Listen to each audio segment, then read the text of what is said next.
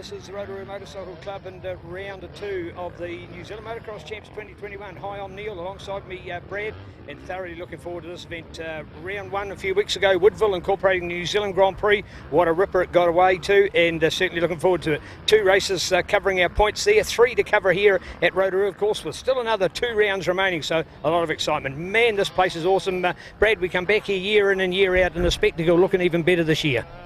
Absolutely, yeah. Rotorua Motocross Park, it is one of the premier venues in New Zealand motocross, and they have completely reversed the track. It goes completely the wrong way from last year, a different way I should say, and it flows really, really nicely. It's going to be some awesome racing. There's different corners opened up, a couple of dual line sections as well, so we should be in for some really good racing. We're round 2 now. We had the Grand Prix, we've had some different winners already that we weren't used to. It's going to be spectacular racing. You always come here, you see the red plates on some of the bikes, you start getting really excited. Round 2 of Motocross Championship. It's going to be awesome, and just having a look at Rotorua Motocross Park, it is an iconic venue really, one of the best venues we have in New Zealand motocross, and you see the pits all backs onto the start line, a big awesome start line, one of the really cool starts in New Zealand. They drop the hammer here and flow right down. It's about 800 metres before they even touch the racetrack. That's how cool this place is, and we're going to go and check out a few parts of Rotorua Motocross Park right now. Well, an opportunity to venture out on this fabulous Rotorua track, and man, on a cloudless day like this, looking absolutely beautiful. Are we getting excited about it or what?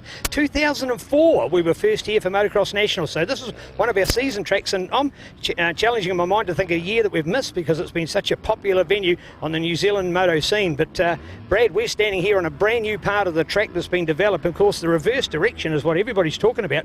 Cam Negus this morning referred to the fact that he was coming here 20 years ago, closing the gate, only lives a few farms down the road, and he was riding it. He always favoured the reverse direction, and during COVID lockdown last year, Mikey P said what a good opportunity. So before the club came back after hibernation, they'd completely changed it. But hey, this turn 2 and this whole corner has completely changed. Take us through it. Yeah, so this is completely new, this track. We come down this same whole shot corner we used to come down to, and instead of going straight on, we come right around the sweeping left-hander. It's about 3 apexes all in one, and it joins back up to the racetrack that goes in a completely reverse direction. This is going to be absolutely spectacular. It's all banked up and bermed up nicely, so if we're going to get a big field of MX1 and MX2 around here, it's going to be spectacular. So in the past, Rotorua, you come around the whole shot corner, if you're not in the top 10, it's almost curtains really, you're in big trouble. But now you can be anywhere up to about 15th, 20th, and still be in with a sniff of getting right at the sharp end of the track. So this is going to be real here. So look out for the whole shots here. Rotorua Motocross Park round 2, getting really excited. Well, if you just sit on the couch and watch it at home, you'll get a fantastic view of what's going on here with skysportnext and this unique coverage of Rotorua round number 2.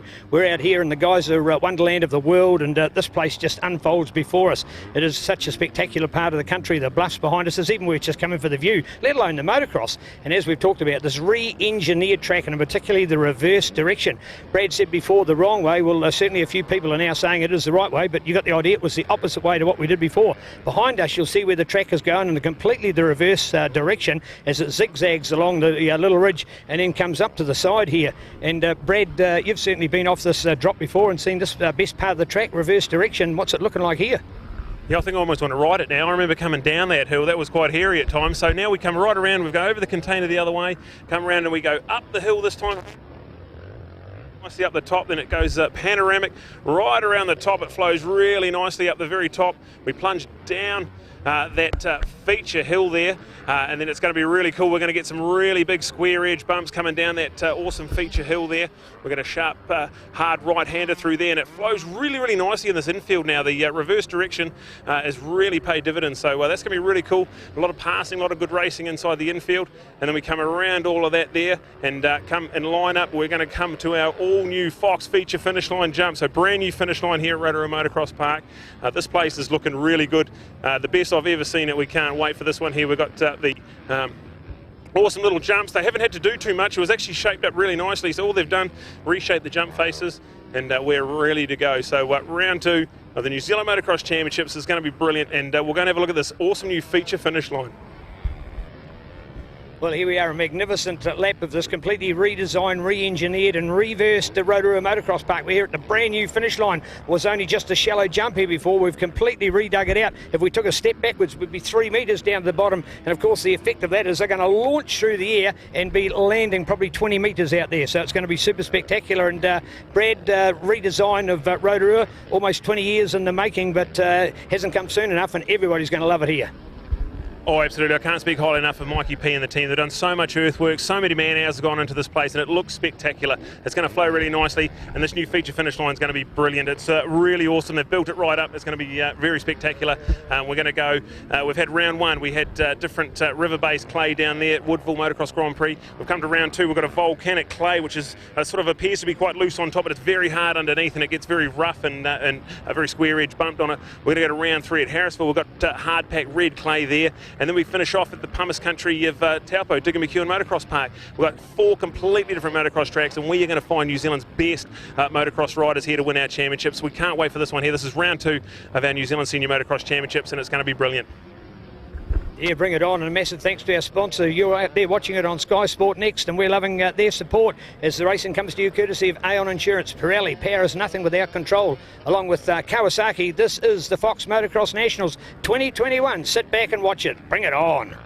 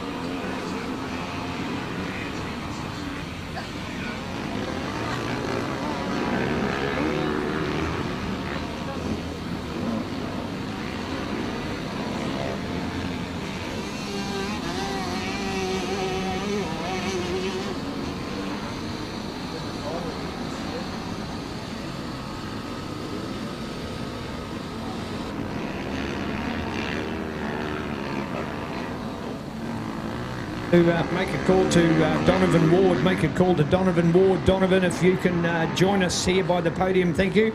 Donovan Ward, a call for Donovan if you've got, won't take long, Donovan, thank you. A couple of seconds. I know it's you're probably coming up to your next race, but somebody, if you can just whip over here, thank you.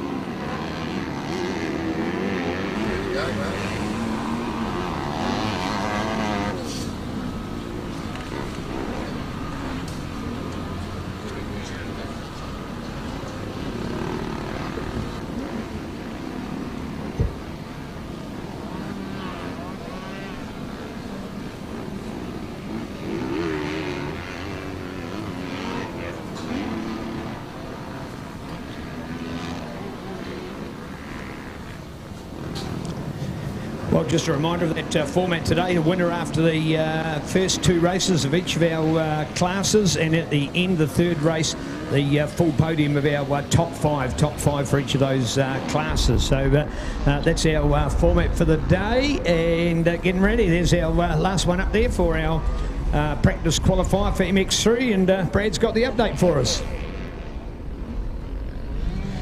Yeah, here we go, this one here. And now checkered flag out. So in the books now, our MX3 qualifying session, and all done and dusted. The track's forming up really nicely. This looks fantastic. So Josh Nighthouse see it. He was leading this one here. And then go back to Hadley Dudunsky. Lance Pratt gets up for 3rd place there as we roll through this one here. MX3, awesome to see 25 MX3 entries. That's going to be quite a feature on the program. They get 3 races, race 4, race 8 and race 12 on the program. Josh Nighthouse, Hadley Dudunsky, Lance Pratt, Arthur Horn up in 4th place, Caleb Franklin, Daryl King DK in the P6, Darren Capel, Jacob Burke Palmer. Then go back to Zach Nolan and Bradley Lauder. Our awesome top 10, Shane Robinson, Mitch Rowe, Brendan White, Roma Edwards and Josh Fitchett there for the top 15. Awesome stuff. MX3 racing. And that one there in the books now. So that's our qualifying sessions all in the books, done and dusted. We're about to start race number 1, which is our awesome MX2. They're getting loaded up on the line at the moment.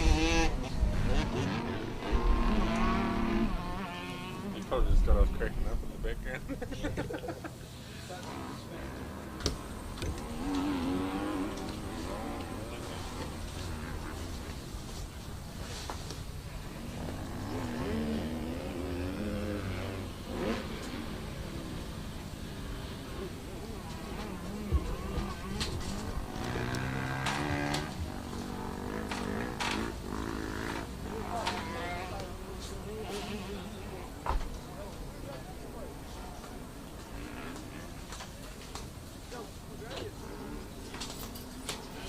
Well, one of those things we've got is the fact that the car park already is getting nice and full, which is great to see. Crowd coming in already. Conditions are great. People are realising motocross is starting early. Got a big day to get through with our classes. Remember, of course, we're rocking our points through from our classes from the first 2 races at Woodville. Remembering, so don't look at a Woodville result and think that's what it was. That was for the GP. That was a unique feature because of the length of time for the last race of the day, which was a sprint race, which is at various times we've done that. So a mixed format, whereas the Motocross Nationals are the same format for every race, for every round. And that then means that we've got a consistency across the championship. And that then implies that we're really doing the same thing at all those events. So it's races 1 and 2 from Woodville. As you heard from briefing this morning, MX2 is still only provisional. That means it's unconfirmed. And we're then going to add those points to it from the 3 races today, the 3 at Pookie in 4 weeks' time, and a week later to Taupo, and add those points. So effectively, the other reason, that's giving us 11 races. Good to have an odd number. It's always better odd numbers than even numbers, less chance of getting double up of points. So here we are, ready to count them down. Look at this, the fog just clearing beautifully on time. We're going to see some great racing for the first time. Couldn't see the finish line better. Couldn't see the Patterson O'Connor motorcycle sign. So an opportunity to just see what's going on. Here's the whole shot line being painted on the ground as well. So there's the whole shot line. If the riders want to have a look at that, somebody wants to have a look at it for it. There it is. Thanks, Scott. Well done, guys. So there we have it. So we've just been on down. You'll see it's because there's $100 on every race. You see clearly that point there, and it's between where there's a double peg. There's both a yellow peg and a white peg to mark it. Other points have either got yellow or white pegs, but the point for the whole shot is the yellow and white next to each other. So that's the whole shot point. Who's got their knobbly? That's all they need. One knob of their Pirelli tyre to be in front at that point. So we're going to be keen to see that, and Scott's going to be down there to do that for us, and then we'll have the update. And we'll do those whole shots at the end of the day as well. So whole shot money, $1,200. Thanks to Tony Livingston, thanks to SDM, that's SDM Mechanical. And thanks to our other sponsors like the Rotorua Motorcycle Club and John Newton Panel and Paint.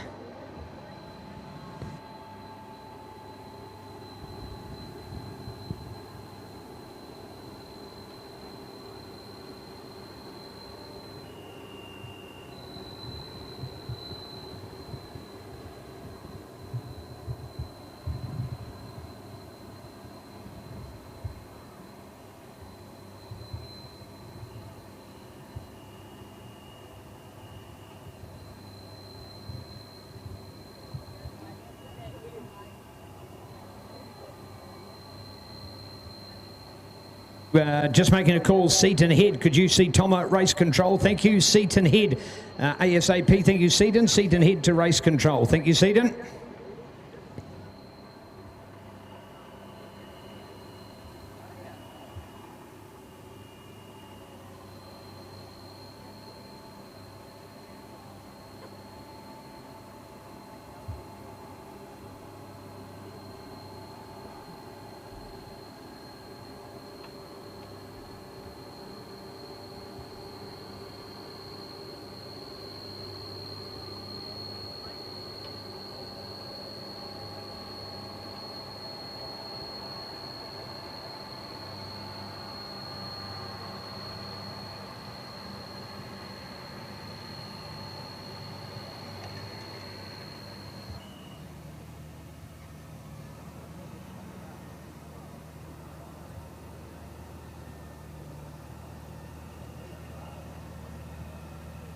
Hey, just about to get underway with our event here today. Awesome to see BG Brad Groombridge back. First of all, Brad, Rotorua reverse direction. What's your immediate reaction?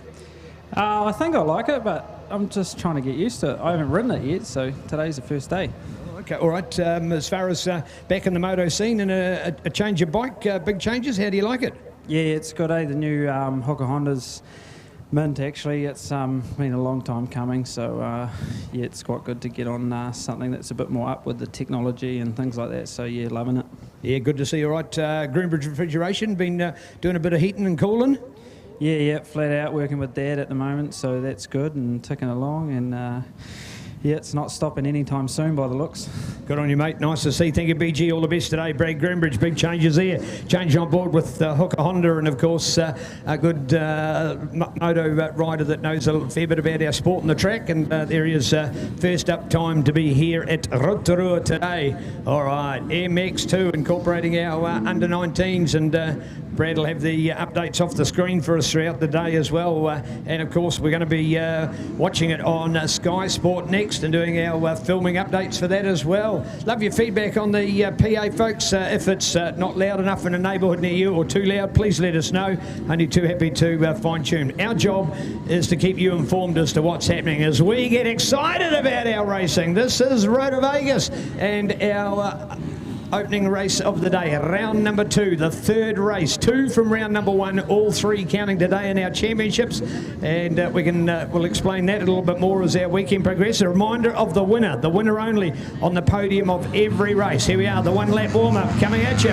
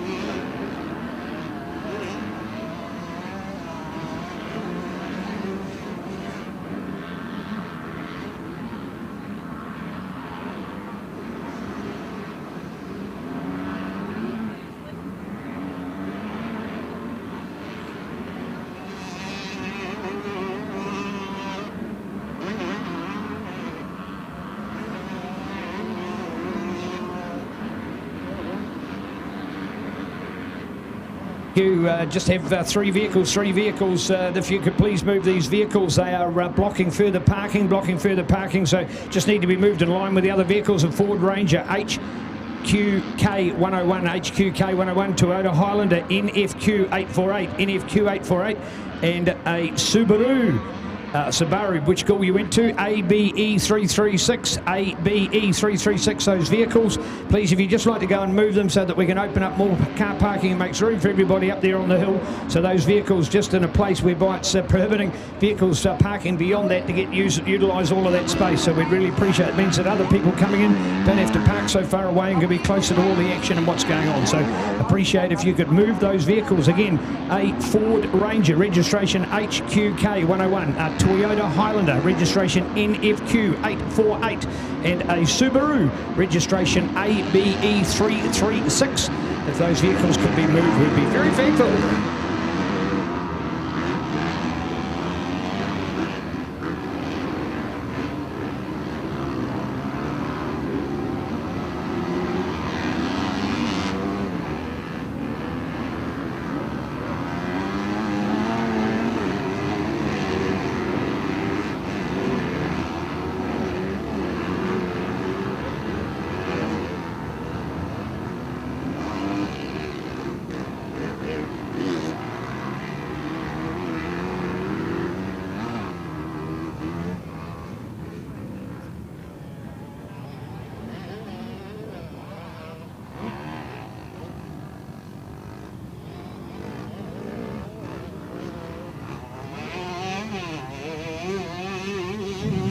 Yeah, slip, slop, slap and wrap today hasn't been a better excuse for it, folks.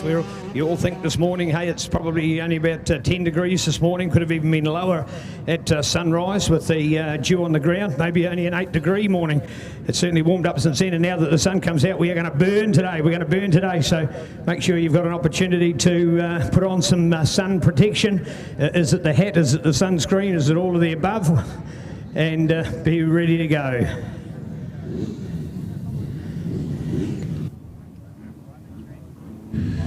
All right, here we go. This one here, the warm-up lap is complete. They did a look lap, and a very important look lap. The track is in a complete reverse direction than most of these guys come here last time, so we're getting warmed up here. They load up, back up, and get ready to go. Our qualifying results, Maximus Purvis up fastest by nearly a second, so look out for the number 44 with the red plate on board, the JCR L-Therm Window Systems Yamaha.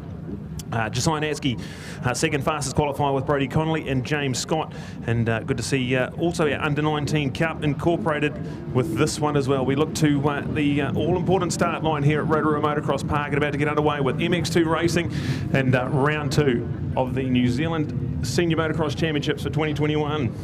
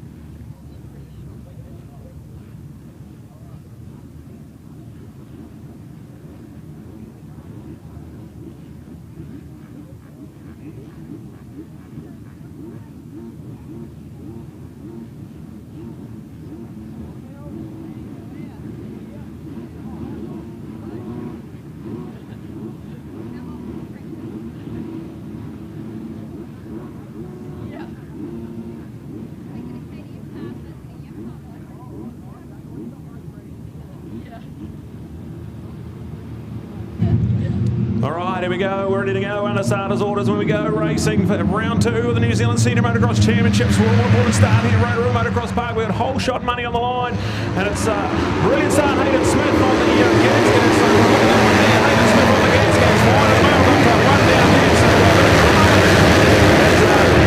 boys in the amazing action there. Turn number 1, 2. Awesome new double apex left hand of the whole shot talking at Rotorua Motocross Park, but it is the gas gas of Hayden Smith flying at the moment. Have a look at this one here. They all get away pretty clean. We see Maximus Purvis didn't get a great start, but he's up there at about the top 6 or 7. Keep an eye on this one here. Looks to be James Scott as well. Great start from James Scott on the number 3. We've got Brody Connolly right up the pace as well. Have a look at this one here. Next to thanks to Light Force, our local sponsor for the evening as we look up. And it looks like James Scott piling on the pressure, but can't quite find his way around there. This one is going to be awesome. The new improved reverse direction Rotorua Motocross Park is coming alive already.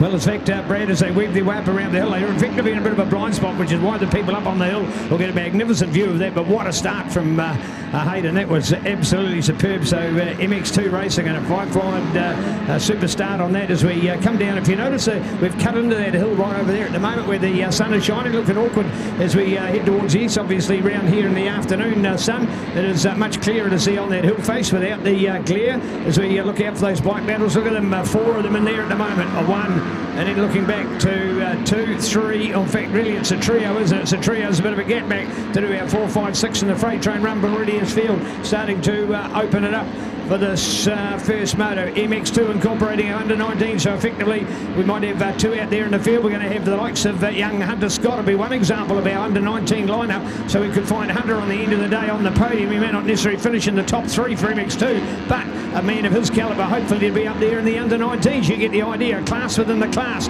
as we encourage our younger riders to get out in MX2 racing as we're coming through. There it is from the start over that brand new finish line. Look at the air, looks super spectacular. Around for the corner. Wow, that is awesome. Alright, how good is this look? Rotorua Motocross Park coming on 35 MX2 entries, and we right in the thick of this one here. So these guys get 20 minutes plus a lap. Full feature length races, 3 of them on the program. We have race number 1 at the moment. And James Scott leads, Maximus Purvis, Hayden Smith now back into 3rd place for Brody Connolly ahead of Reese Lister. That's our top 5 updated here now, Mike Force MX2. Here at Rotorua, this is going to be brilliant. Everyone gets away pretty cleanly. Track's got some good moisture locked into it, so look out for some great racing updates. The unfortunate start for Luca Fremantle. He's buried way down in about last place. He was one of the ones tangled up in the first corner pile-up, so a bit of drama for him as we carry on to go racing. James Scott got the, I didn't quite get the whole shot, but he certainly got handed the pace, got right out in front, and now he is leading ahead of our points leader, the dominant Maximus Purvis at round 1. He was 3 from 3, taking out the New Zealand Grand Prix and taking a points advantage into this one here. The first 2 races from the Grand Prix 3 weeks ago count towards your national points. And have a look at this one here. James Scott already absolutely flying on the best build Motul Honda. He is looking classy at the moment. Maximus Purvis tucked him behind him. And then we look at a great little battle from the stablemates of Hayden Smith and Brody Connolly. That's a good little update there as we keep an eye on this one here. The new awesome infield. It flows quite nicely. They go down the hill and then swing round, loop through and get some cool air over the Rotorua Quarries jump and fly through there. Some ruts already forming up. This track looks immaculate at the moment, so full credit to Mikey P and the rest of the track team here at the Rotorua Motorcycle Club. This is going to be good. So we've got 3 races per class as we see James Scott over the feature finish line jump, ticks off another lap, and 16 odd minutes still to go in this one plus a lap. He is flying at the moment and got a 3.5 second lead almost over Maximus Purvis, so keep an eye on these times. He was the quickest man on track by over a second that lap around, so the bit is between the teeth. He's flying. James Scott, Maximus Purvis, Hayden Smith coming to Brody Connolly. That's your top 4. Then we look to Adam Moss on the 873. He got a great start, which is on Nancy, top 6 down for Josiah, so he's on the move. He logged in a 158 lap time that last time around, so look out for Josiah on the Bridgestone Kawasaki. He's flying Jack Trelaw, Logan Blackburn. Then we go to Reese Lister, Sam Blundell. That is our top 10. Steve Luke Vanderlei and Tyler Brown, our newly crowned, newly minted junior, 14 to 16 years New Zealand champion. He is flying there top 13 with Tyler Woodman and Carlin Headley rounding out top 15 as we keep an eye on this tantalising battle out the front. James Scott, certainly the quickest man on this racetrack, but have a look at Maximus Purvis. He is coming for him. He's reeling him in nice and neat there. We go back to the 2 young men, Hayden Smith, Brody Connolly, awesome young men. One on the Gas Cats, one on the Husqvarna. They are sort of stablemates, but on the different teams now at the moment. So impressive stuff from Brody Connolly and Hayden. They are both double classing here this weekend and did a phenomenal job at the New Zealand Grand Prix, double classing on a brutal Woodville track there. So check out that one there. The 88 of Brody Connolly sitting in 4th place at the moment, and just ahead of him on the track is the beautiful red Gas Gas of Hayden Smith. Formerly retired, he'll be now in the Auckland area, but great to have Hayden back in full level New Zealand motocross. Brilliant stuff as we keep an update. The top 10 at the moment when they cross the line. James Scott ahead of Maximus Purvis, hanging back to Hayden Smith, Brody Connolly, Adam Moss, Josiah Natsky, Jack Trelaw, Logan Blackburn, Reese Lister and Sam Blundell. Absolutely phenomenal stuff here. MX2 race 1 out on track at the moment, and have a look at Maximus. Maximus is certainly coming for him. And then we go back to the battle for third and fourth, heating up as well as we see Brody. He has reeled in his teammate, made a little bit of a mistake after the finish line right-hander, so check out that one there. Battle for the lead, starting to squeeze up, and also the battle for third and fourth, also nothing in it at the moment. MX2, this is awesome.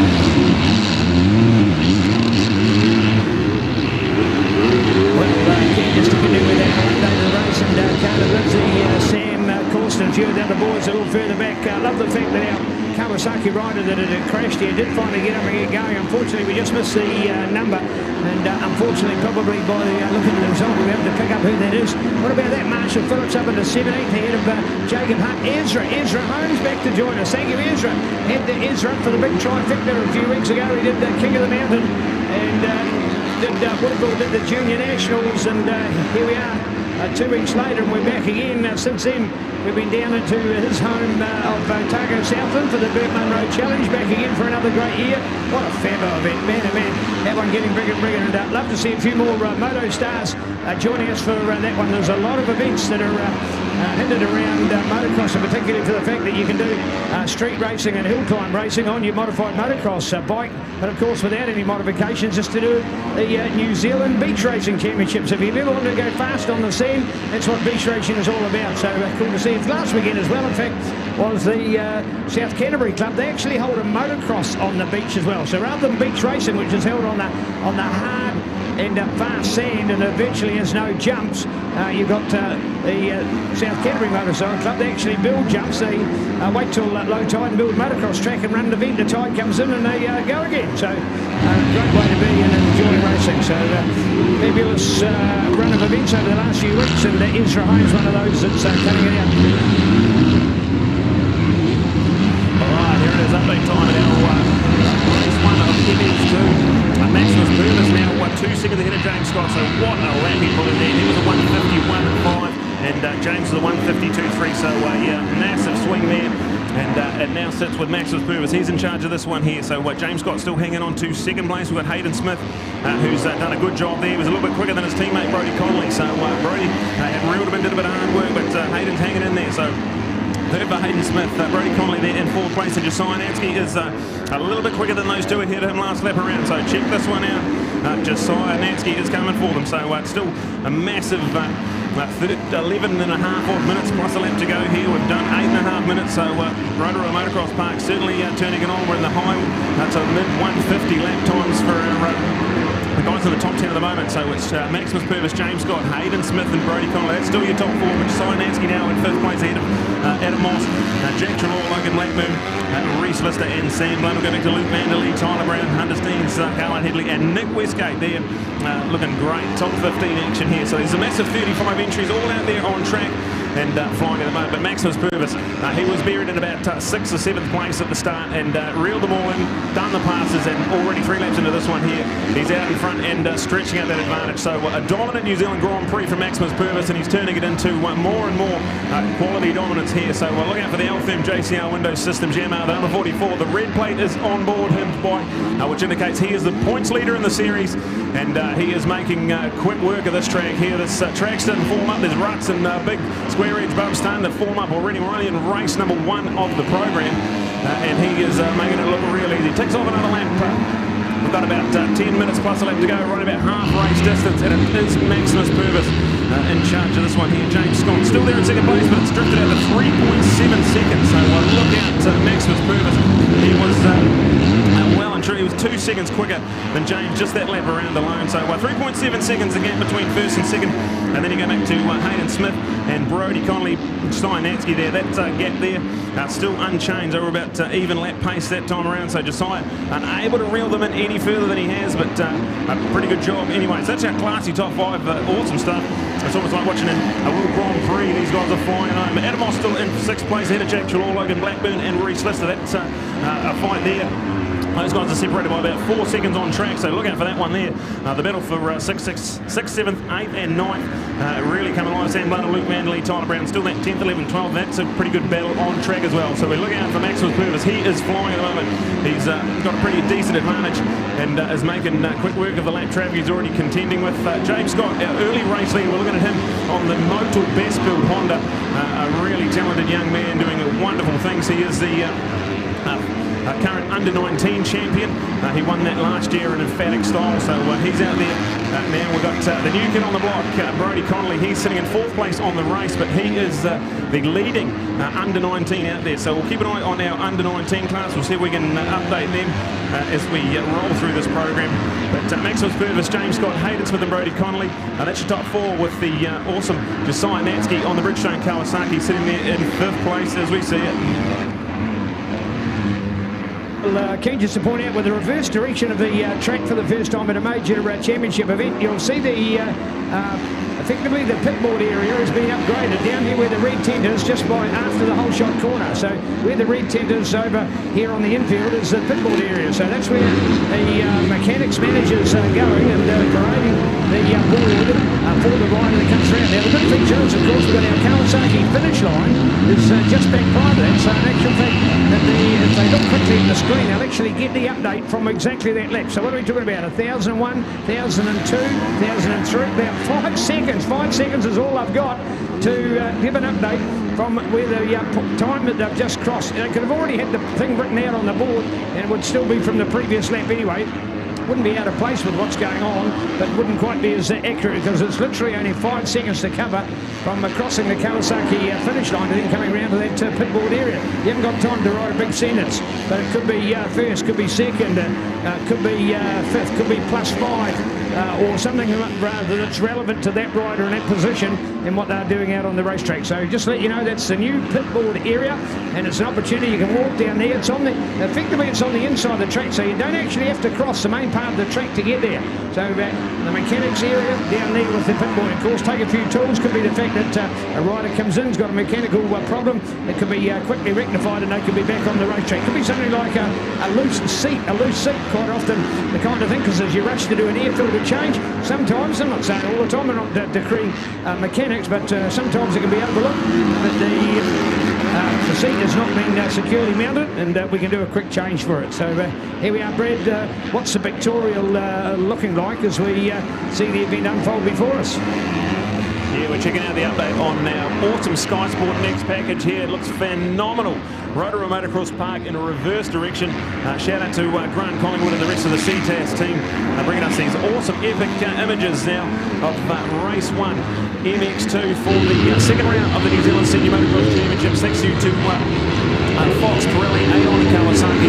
Good times rolling along with Sky Sport Next and Motorcycle New Zealand. This is a great sport to be in.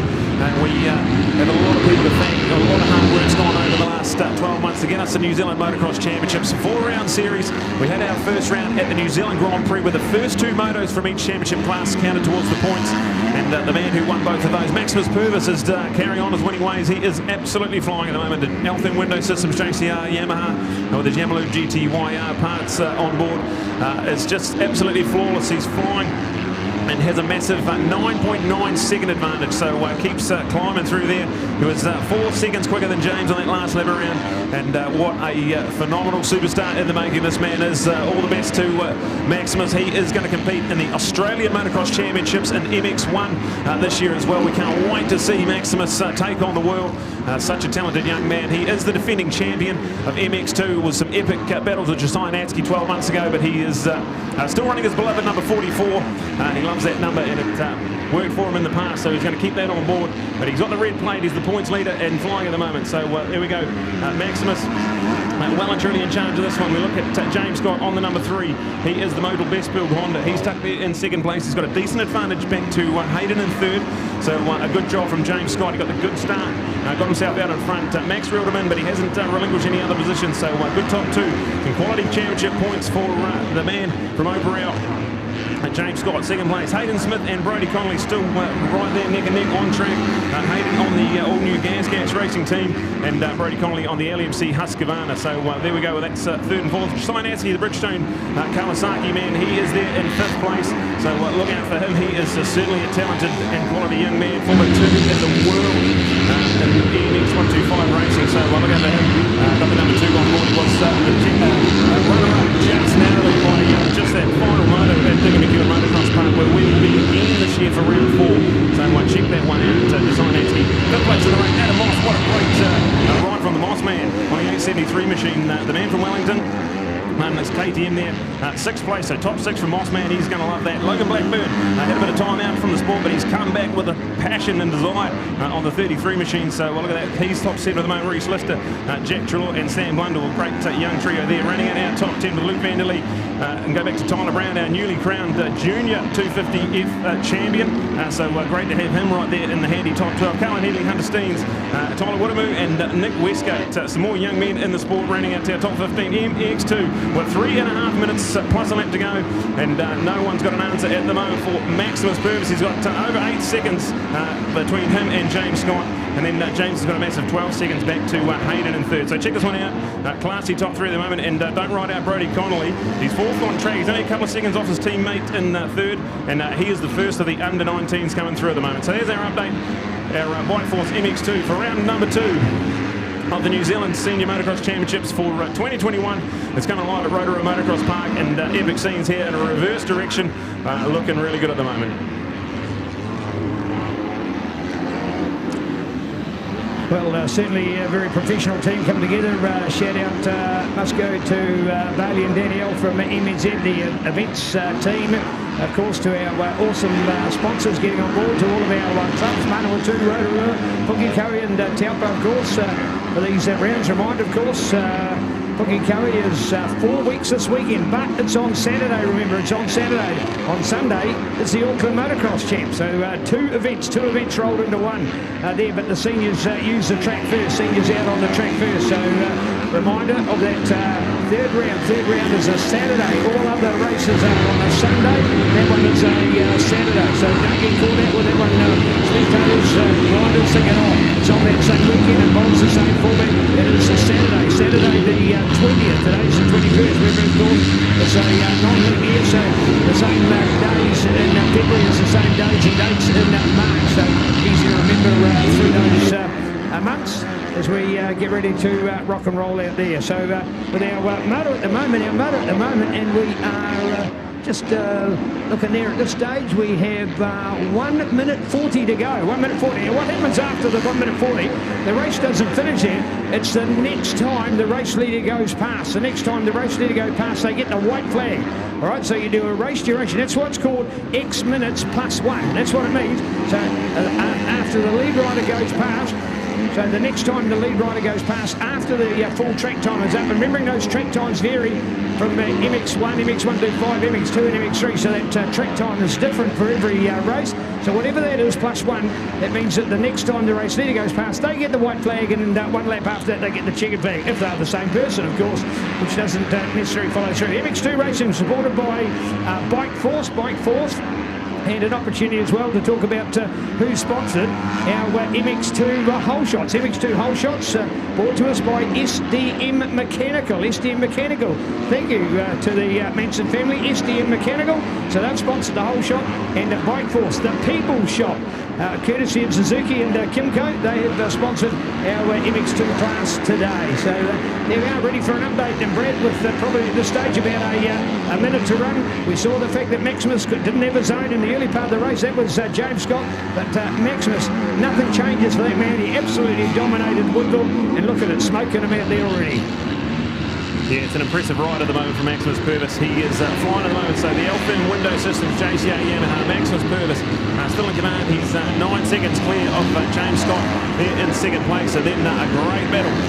Third and fourth. There's not much, less than a second in it now. So Hayden Smith, Brodie Connolly. We've got time about to expire, so we've got about 2 laps to go in this first race for MX2. And have a look at this one here. So Maximus and James pretty set there in 1 and 2. Only a mistake there would really cost them from this stage. And then Hayden Smith, Brody Conley, look out for that one there.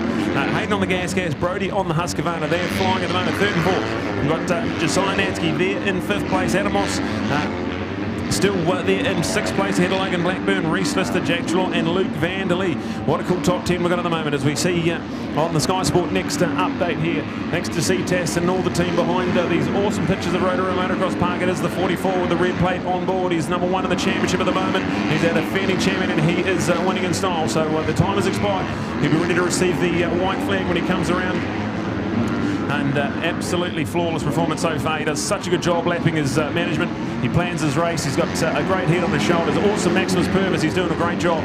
James Scott, Hayden Smith, Brody Conley, Josiah Natsky. That is such a quality top 5. We'll talk about them throughout the championship, but really good to see them out there. Adam Moss, that's a good top 6 from Mossman at the moment. He's over a minute off Maximus in the front, but he'll be loving that top 6 at the moment. Logan Blackburn, he's right there in 7th place, so don't ride him out. He was a little bit quicker than the Mossman that lap around, so look out for Logan Blackburn.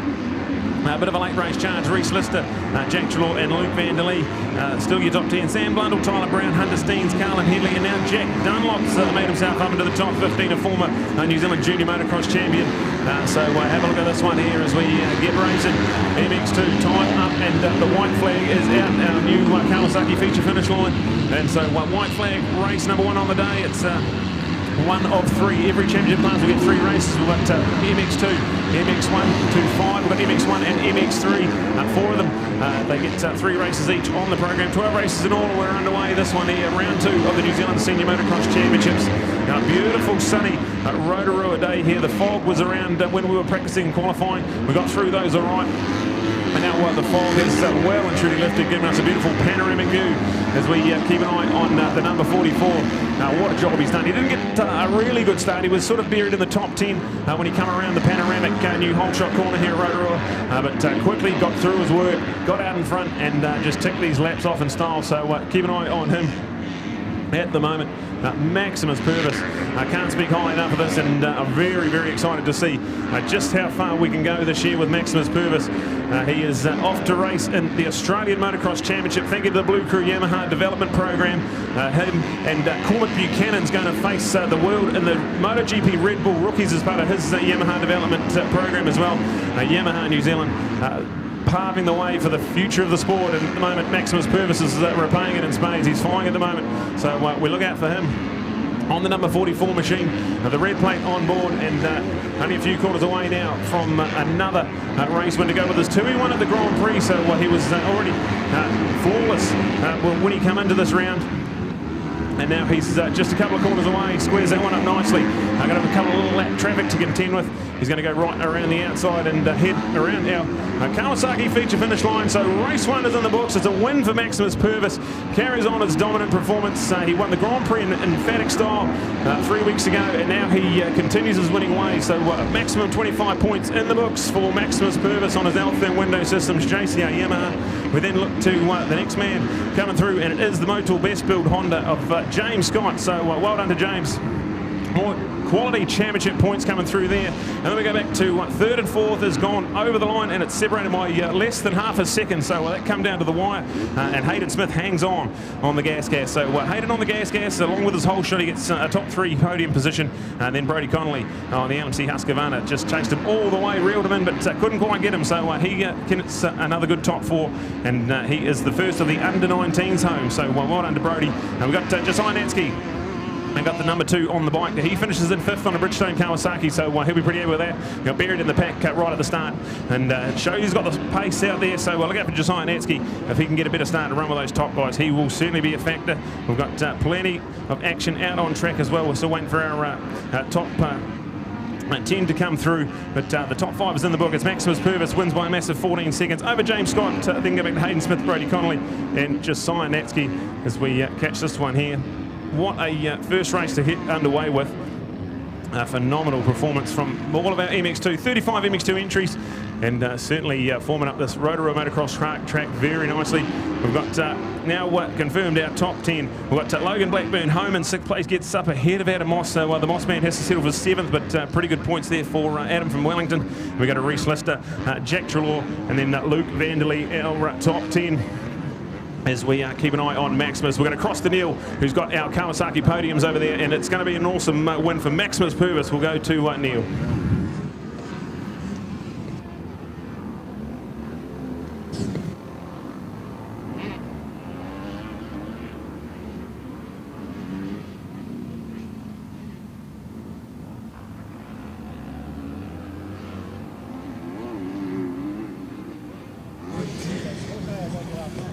Yeah, nice work as we get our podium here at the moment, and for Maximus to come and join us. So well done, Maximus, rock and rolling. Maximus, last year in the championship, you won it and you only won 2 races. You've already just gone and won 3 of them. What are you doing this year? Yeah, definitely been training hard and yeah, just working on everything, and yeah. All right, what do you think's the secret? Like, is it being your extra preparation? Do you think you're faster this year than last year? How does it feel like for you? Yeah, I definitely feel a bit smoother and faster than last year, but yeah, just been working hard, and yeah. Great to see. All right, how's Rotorua today? What do you think of the reverse direction? I think it's a bit better, you know, a bit faster, and track's formed up not too bad, and be a good day. All right, indeed. What's the condition of the track like? Will the boys, do you think they'll have to do some more watering, or do you think it'll hold for the day? It's pretty primo at the moment. We'll start to form some more new lines when it dries out, but yeah, it'll be good. All right, here you go, courtesy of Pirelli and Fox, of course. This man is on fire. He's our number 1 to win our opening race here today. This is MX2 at its best, won by Yamaha's Maximus Purvis.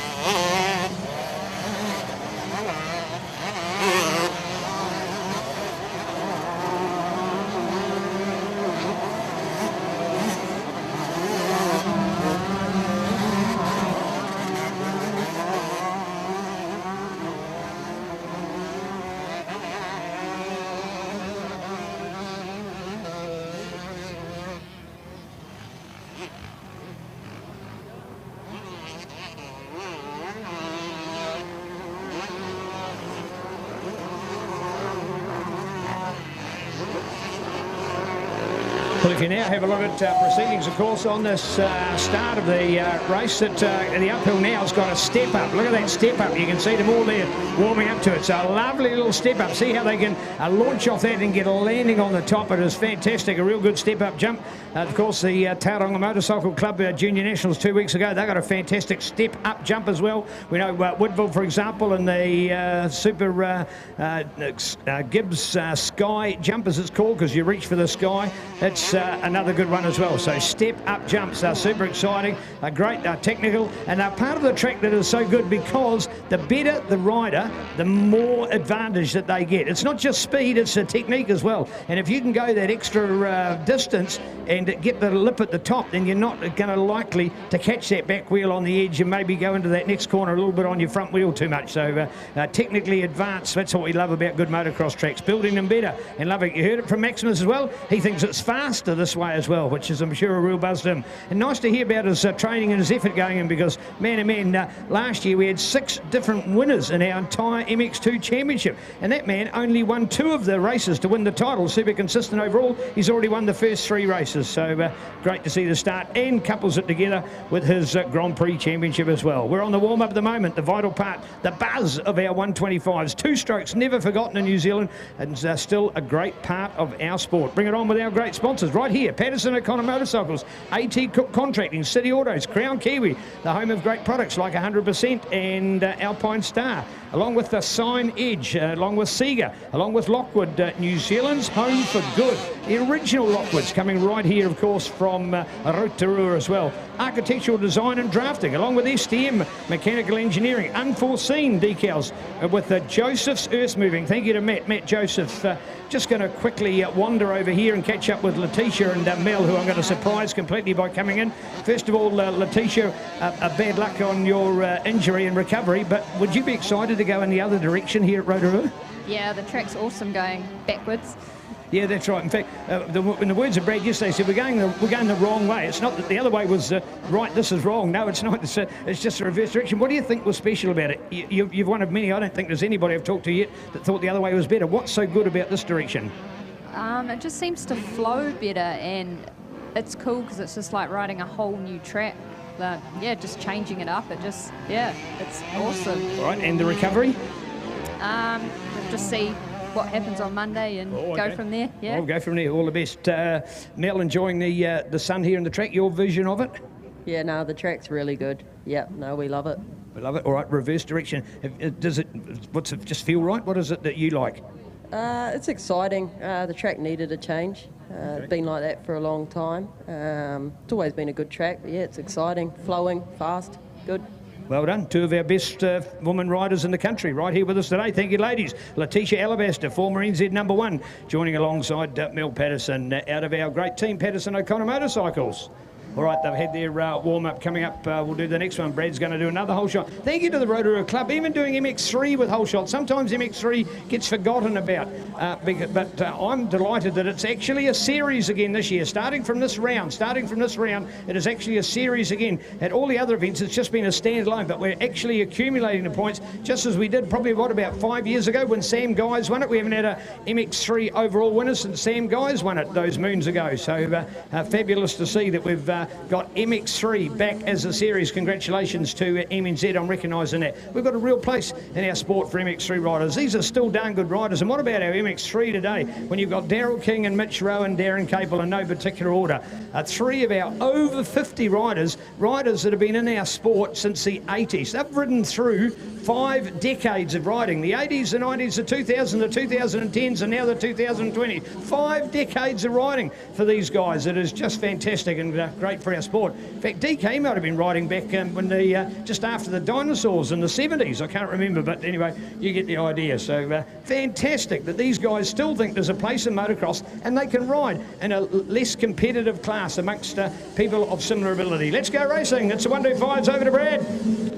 All right, we're underway, Gate Dross. We are flying with this one here. The John Newton Mellon Paint 125s, the buzz of the 2 strokes. We're coming round.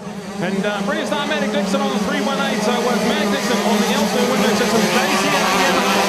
Our second box ball from the middle of Kobe Burke. It's a good start as well. So we'll look out for Kobe. We've got plenty of action here. 17 entries in our MX 125. And how cool is it to see the MX 125s come, that new panoramic triple apex left-hand corner around the whole shot Rotorua Motocross Park, where we fly out there at the moment. These guys get 18 minutes plus 1 lap, so slightly shorter, but awesome to watch. So Matic Dixon, we just saw his teammate Maximus win the MX2 race 1, so doing a good job for his Altherm Windows Systems JCR team at the moment. Matic Dixon on the 318, recently crowned 2-time defending 15 to 16 years 125cc junior motocross champion, and now flying in senior motocross as well. So the 318 of Matic, he is in charge of this one. Kobe Burke on the CML KTM, great job from Kobe there, second place. We've got Brody Connolly, and we've also got Hayden Smith double classing in these ones as well, so look out for those boys. They were flying at MX2 racing. Nothing to suggest they won't be right up the thick end of this one as well, as we see all 17 of our MX 125s flying right up the top end of Rotorua Motocross Park. It looks really cool coming that way. It flows really nicely down that hill, and then they brake hard, go hard right and fly at the moment. Look at Matic Dixon already stretching out a little bit of a buffer. Back to Kobe Burke, but look at that one. You see the bright yellow Husqvarna of Brody Connolly's got the #1 on his bike. He is not only the defending champion, he's the points leader as well, but only by a couple of points to Hayden Smith. They shared the honours at round #1 at the New Zealand Grand Prix. Brody went on to win the Grand Prix, but didn't win race #1. That was with Hayden Smith. So check out this one out here. Nothing in it in the points at the moment as we fly with MX 125 Racing. And thanks to our local sponsor, John Newton Panel and Paint, for bringing us this action on behalf of the Rotorua Motorcycle Club. Looking really good at the moment. So check this one out. They get 80 minutes plus a lap. And the MX1 guys, quickest lap Max was Purvis. He ended up doing a 1:51. So interesting to see what sort of lap times we get when we cross the line. At the moment, it is still Matic Dixon on the 318, ahead of now Brody Connolly. He's got himself already into second place. Kobe Burke there in third place. And then we fly with Hayden Smith on the gas there in fourth place. We've got updates all over this racetrack. It's looking immaculate. The ruts are forming up really nicely, and I reckon this is about the perfect time to ride before it gets too before it gets too rough. The ruts fly up nice so you can trust your lines, and some great racing in store here. MX125 out on track at the moment. Race number 1 for these guys. They get 3 today, all of them 18 minutes plus a lap. But still Matic Dixon ahead of Brodie Connolly, but Brodie's quickly reeled him in, so this is going to be some fireworks here. These two young teenage sensations, lock horns. They've had some great battles over the last 10 years or more, and they are flying at the moment. So Matic Dixon, Brodie Connolly, then go back to Kobe Burke and Hayden Smith. Your top 4, and that's streaking away already as we see them. They're up the top end of the track, right up the top of the hill, and we see Brodie, he's on the Husqvarna, but it's got the yellow plastics on it, so check out that one there. He's got the number 1 on board. He is the points leader as well. New Zealand Grand Prix champion. He's a 3-time defending New Zealand Grand Prix 125 champion, so he is a talented young man, and he's flying at the moment. So we're looking at him at the moment. He is getting involved this one here. Kobe Burke and Hayden Smith still in striking distance as well, so we've got a top 4 runaway train at the moment, and then we go back to some classy performances all around. Our MX125, we've got Dylan Westgate, Reece McBride, Ryan King, Nick Darcy, Jack Simon and Connor Hart. That's your top 10 as they cross the line last lap around. Logan Denise, Christian Crane, Jared Hannon and Nico Voren and Luke Maisie. That's the top 15, so some really good talent out there at the moment. MX125 flying at the moment with Matic Dixon, but look at Brodie Connolly. He has reeled him right in, and we'll keep an eye on this gap. When they crossed the line last time round, it was 1.5 seconds. It's certainly a lot less than that now, so keep an eye on this one here. The MXT Motocross and Track timing update is down to 0.7, so we've got 1 down, so Brodie's gone down just after the finish line. He's just coming over the finish line and lost the front wheel, so drama for our championship leader, who's given Matic a good bit of breathing room out in front. Check that out. Got the end of that, Brad. Remembering, of course, that corner is probably going to be one of the tricky corners. Why? Because it's like a Y. It's a perfect Y. It's the point where the the hole shot joins up with the track. So from the start, they're pushing the dirt wide on that corner with everybody going past so quickly. They'll be moving a power of dirt through there. And, of course, that's built up a rut. And you see a tricky little hole developing on the inside. So as well as having the loose dirt there, it's got that hole. That is tied to the 90 degrees too, by the way, folks. It's going back on itself. Probably about a 100-degree corner. And with what we call the one pegger, right? So there's only one peg on the inside. They're literally turning on a dime and going through there. So and that's claimed a victim there in Brodie Connolly. Luckily all okay for Man and Machine. He's back on the bike and he's away again. But that's a tricky part of the track, Brad. And don't think that Brodie Connolly is going to be the only one there today. And don't think that it's only an average rider that might take a fall there. Even the champions can go down. Yeah, absolutely. That is definitely quite a slippery part of the track there. It's quite hard packed under that newly formed feature finish line, and just got his front wheel caught in the wrong rut and lost the front wheel. So classic fall there, but looks to be okay. Got the bike going again, and we'll keep an eye on where he forms up. Didn't lose too many track positions. We go racing still with Matic Dixon out in front on the 318 machine, ahead of now Kobe Burke, who's in second place, and Hayden Smith in third. Look out for Hayden because he is second in the points, but only by about 2 or 3 points. So check out Hayden Smith. He's got a lot to play for here. Now he's got a clear top 3. He's ahead of his stablemate and Brodie Connolly. He'll be keen to maximise as many points he can get here. So MX125, the championship, is well and truly alive. We've got Matic Dixon flies over the Kawasaki feature finish line. He is in charge of this one, ahead of Kobe Burke, and a decent advantage too. So well done to Matic. He won the Junior Motocross Championship just 2 weeks ago at Tech Park. And now he's flying in senior motocross. So that one there, Matic Dixon, Kobe Burke, Hayden Smith, your top 3. We'll keep an eye on where Brodie Connolly finds his way in there. This is awesome stuff. We've got the update here. We've got about 11 and a half minutes to go. We've had 6.5 minutes, so 18 minutes plus a lap. And this is going to be magical to watch.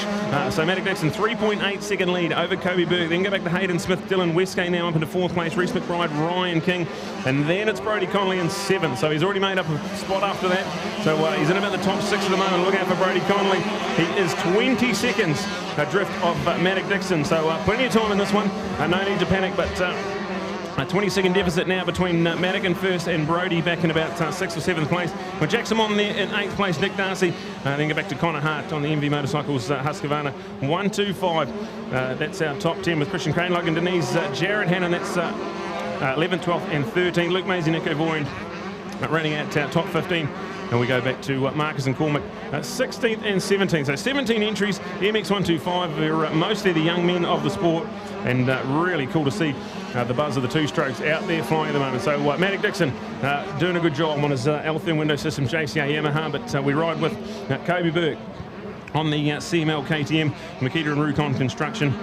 Awesome presentation there from the CML KTM team, and he's the man in second place ahead of the Gas. Hayden Smith did a great job, top 3 in MX2 race 1, and quickly gets on the bike, and he is flying top 3 at the moment.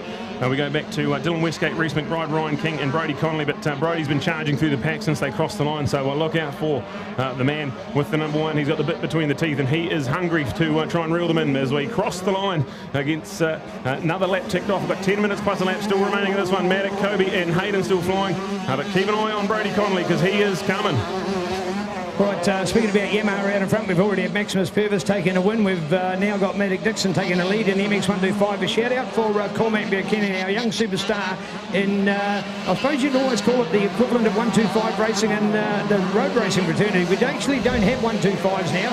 We've got 150s and 300s, and he's the man that leads both those championships, and we've got a real chance of having a Kiwi rider on the international stage this year. We're backing him to the max, and his name is Cormac Buchanan, and he'll be part of Red Bull Rookies, so you'll be able to get that free in here if you have anything to do with Red Bull TV. Red Bull TV, the Red Bull Rookies will have the coverage on there. So we're actually going to have a Kiwi on the world motorcycle stage of road racing this year. We know in motocross we've done pretty well, but road racing has been a bit lax. But this is a young 14-year-old kid who you really want to get to like, folks. If I can't push it enough, and go on and Google him and start to follow his exploits. He'll be up at Hampton Downs in 2 weeks' time for the penultimate round of the New Zealand Superbike Road Racing Championship called NZSBK. His name is Cormac Buchanan. He's the new Mac attack in that field, and the Mac Squadron, and all-round nice guy, and all the best to his parents. And he's actually got to give a little page,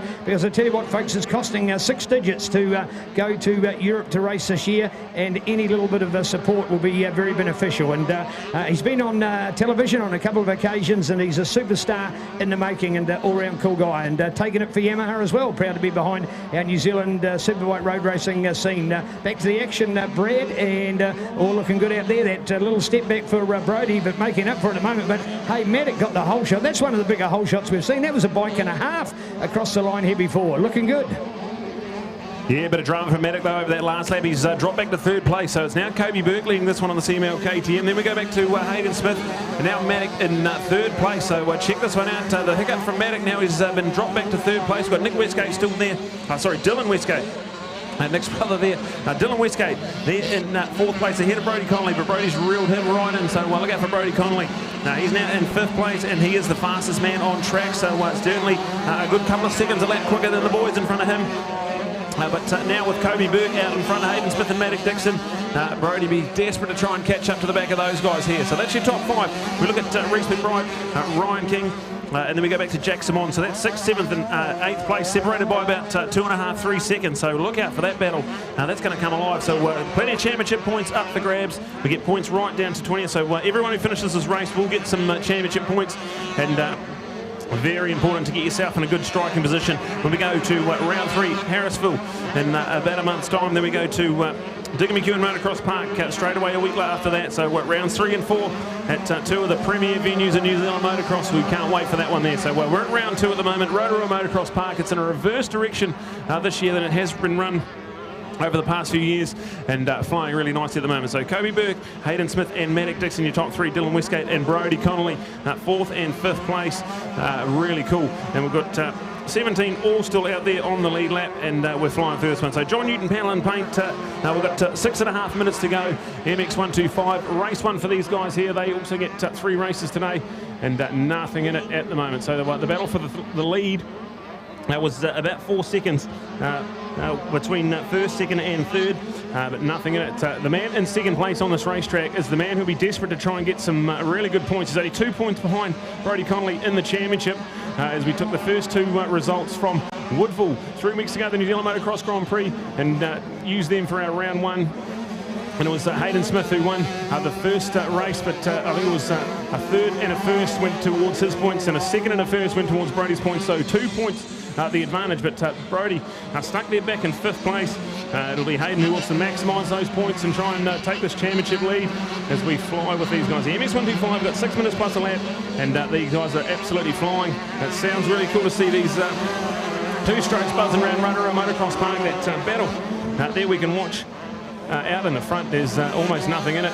They're really flying at the moment. So these guys are lapping in the mid 150s, so not too much slower than the MX2 boys. So great to see these guys as this track starts to just shine up a little bit. There'll be some really slippery parts coming up, really hard pack square edge bumps. You've got to be really careful around Rotorua Motocross Park. It's a very physically demanding, very mentally demanding track as well. You've got to be fully focused the whole lap. But at the moment, we see Kobe Burke, the number 3 machine. He's double classing as well. He'll be out there on his 252 stroke in the 2-stroke cup, which is incorporated in the MX1 racing. So awesome to see Kobe Burke, one of these youngsters out there double classing. So take my hat off to them. It's a brutal, already about 22 degrees out there in Rotorua, and it's only early morning, so 10 to 11 local time. And very physically demanding day at the office for these youngsters at the moment. So Kobe Burke, Hayden Smith, Maddock Dixon, still your top 3. And then we go back to Dylan Westgate and Brody Connolly. That's a really good bike battle going on for 4th and 5th. With Reese McBride still there in 6th place, Jack Simon and Ryan King, 7th and 8th, Nick Darcy and Logan Denise. That is still our top 10 as we catch an update here. John Newton Palin Paint, MX125 for round 2 of the New Zealand Senior Motocross Championships at Rotorua Motocross Park.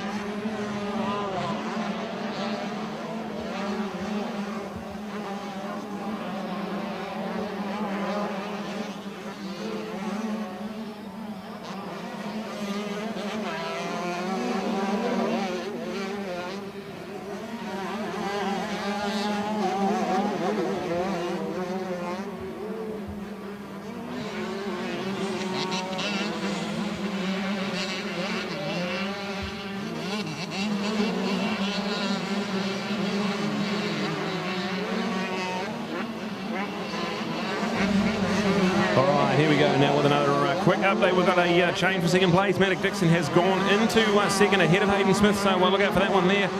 There was nothing in it when they crossed the line. A 10th of a second in it when they crossed the line. So Maddock Dixon now in second place, chasing down Kobe Burke, who's got 4.8 seconds the lead there. So well done to Kobe Burke on the CML KTM. He has just got himself in the lead, inherited the lead off Maddock Dixon a couple of laps ago, and he is now charging through this one here. So last lap around, he was a 157. He was a couple of seconds quicker than anyone else on the racetrack. So Kobe Burke doing everything right at the moment. He's got 3 minutes plus a lap to go, and he's already got the 4.8 second advantage. We go back to Maddock Dixon on the L-Firm window system. JCA Yamaha, he's the man who got the whole shot. He was leading for a majority of this race, but a little bit of a hiccup gave that position to Kobe, but now he's got himself back into second place. So check this one out, Maddock.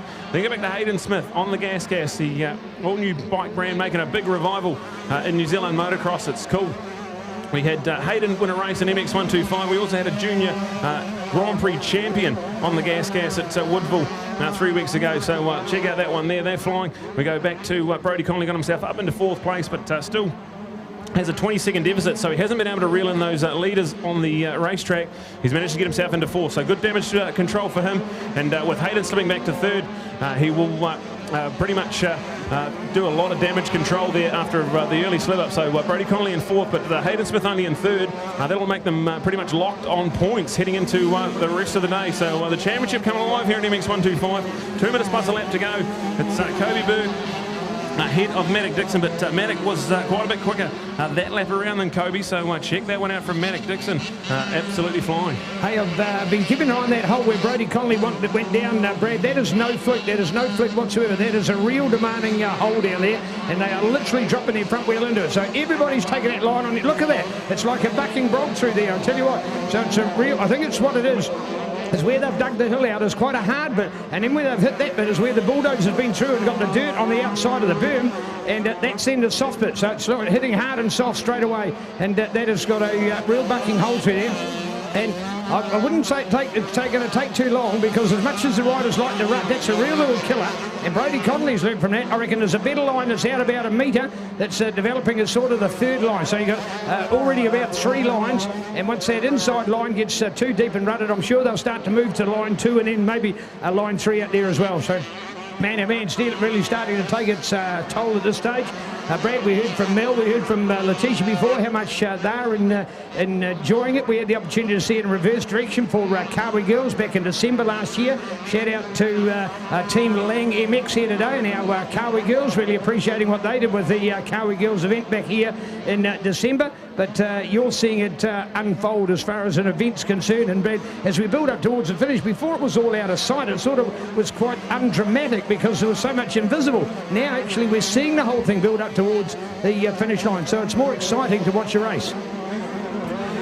Yeah, what I like about it as well is that a lot of the feature parts and a lot of the build-up comes at the end of the lap, so there's nothing in it. So the first bit flows in the uphill, the downhill, all that bit there. But then now the second half of this lap is quite busy, quite technical, so it really makes for some good racing. Kobe Burke crosses the line and gets the white flag. So 1 lap to go. But look out for Maddock Dixon. He is now right on his tail. So a bit of a late race charge here from Maddock Dixon. He was leading this race earlier, a bit of a slip-up, and he's given the lead to Kobe Burke. But now we're trying to do everything he can. He's only got 1.5 seconds now. That was 3.8 seconds a couple of laps ago. So look out for Maddock Dixon. Certainly a little bit quicker than Kobe those last couple of laps, but has Kobe got something left in the tank? This is awesome racing to see. So Kobe Burke leads Maddock Dixon. They've just sort of cleared off from Hayden Smith a little bit. He's 5.8 seconds off the lead, but good job there. He's pretty much got that third place locked away from his stablemate Brodie Connolly. So what a top four. Kobe Burke, Maddock Dixon, Hayden Smith and Brodie Connolly. That's your top four. They've crossed the line and starting their final lap. We go back to 5th place for Dylan Westgate. Awesome stuff from Dylan. Reese McBride there in 6th place ahead of Jack Simon and Ryan King. But that battle there between 6th, 7th and 8th, there's less than 2 seconds between those three guys out on track. So anything can happen here. We've got plenty of championship points up for grabs here. They get 3 races for the day at round 2 of the New Zealand Senior Motocross Championships. It's at the moment with Kobe Burke ahead of Maddock Dixon, but there's not a lot in that battle. We'll keep an eye on it. They've got about half a lap to go. Can Maddock come home? He had his teammate Maximus win race 1 for MX2. It would feel pretty good for him if he could pull off a Yamaha 1 and then another one here. So check out this one here. Maddock Dixon on the 318. He is the fastest man on track that last lap around, but the fastest lap of the race is with Brodie Connolly. One of those earlier laps, he put in a 1:56.7. So to give you an indication, there's only a couple of seconds off Maximus Purvis's fastest time from race number 1 in MX2. So these guys are absolutely flying, and it's a classy top 4 at the moment. Dylan Westgate still hanging on to 5th place, but look at 6th, 7th and 8th, and nothing separating them on the track. But here it is, Kobe Burke. He's got a couple of corners to go. He is just about done enough. One more corner to go, the left-hander before we go. The Kawasaki feature finish is going to be a win for Kobe Burke on the CML KTM. Well done to Kobe. Brilliant stuff from him. And then we go back to Maddock Dixon, who charged all the way home and finished within a second in the end. So he'll be pretty happy with that. He knows he's got the pace, and if he can hang on to that lead, he'll be certainly a force moving forward. Hayden Smith comes home in 3rd ahead of Brodie Connolly. So I believe in my maths that is now a points tie in the championship. So check that one out as we got all this action unfolding here. Kobe Burke, Maddock Dixon and Hayden Smith, they've crossed the line. They are your top 3. We're waiting for Brodie Connolly. He was challenging for the race lead, lost the front wheel in a rut and went down. He managed to charge back through there and get 4th place. So 4th place in the books now for the number 1, Brodie Connolly, but relinquishes the point lead. He's now tied with Hayden Smith, I believe. So what a cool championship unfolding here at the moment. Brodie Connolly, the fastest lap of the race though, so of course if he can stay out of trouble in race number 2 and 3, he could still be on here. As we got Dylan Westgate finishes in 5th ahead of Jack Simon, Reese McBride and Ryan King. So awesome to see those guys there running out our top 8 with Nick Darcy and Logan Denise are still out there on track on the lead lap. So checking out that one there. What a performance. Kobe Burke, he is a 2-stroke machine. He'll be out there in the MX1 as well. So double classing today. He's got the 125 here, and he's also got the 250 KTM 2-stroke out in the MX1. That's going to be next up on the line. So that one there in the books, and we'll see if we can get an interview with Kobe. Hopefully he does have enough time. He has got to get straight to the line. He's double classing today, so we'll see if we can make that one happen as we get that one there. The results in the book. Kobe Burke, Maddock Dixon, Hayden Smith and Brodie Connolly, your top 4. We've got Dylan Westgate, Jack Simon, Reese McBride, Ryan King, Nick Darcy and Logan Denise. That's our awesome top 10 for our John Newton Panel and Paint MX125. They get 2 more races later on in today. And that one there underway. We'll cross down to Neil, who will do a bit of a wrap for us, but not sure about Kobe Burke. He does have to get straight to the start line, so hopefully we can get an interview with him, and we'll see what we can do here as we roll through the program at round 2 of the New Zealand Senior Motocross Championships. We are at Rotorua Motocross Park on a beautiful sunny day, and we are starting to look really good. Track's forming up nicely. We're in a reverse direction, and it's awesome to see a pretty good crowd coming in here too, so we're going to cross to Neil.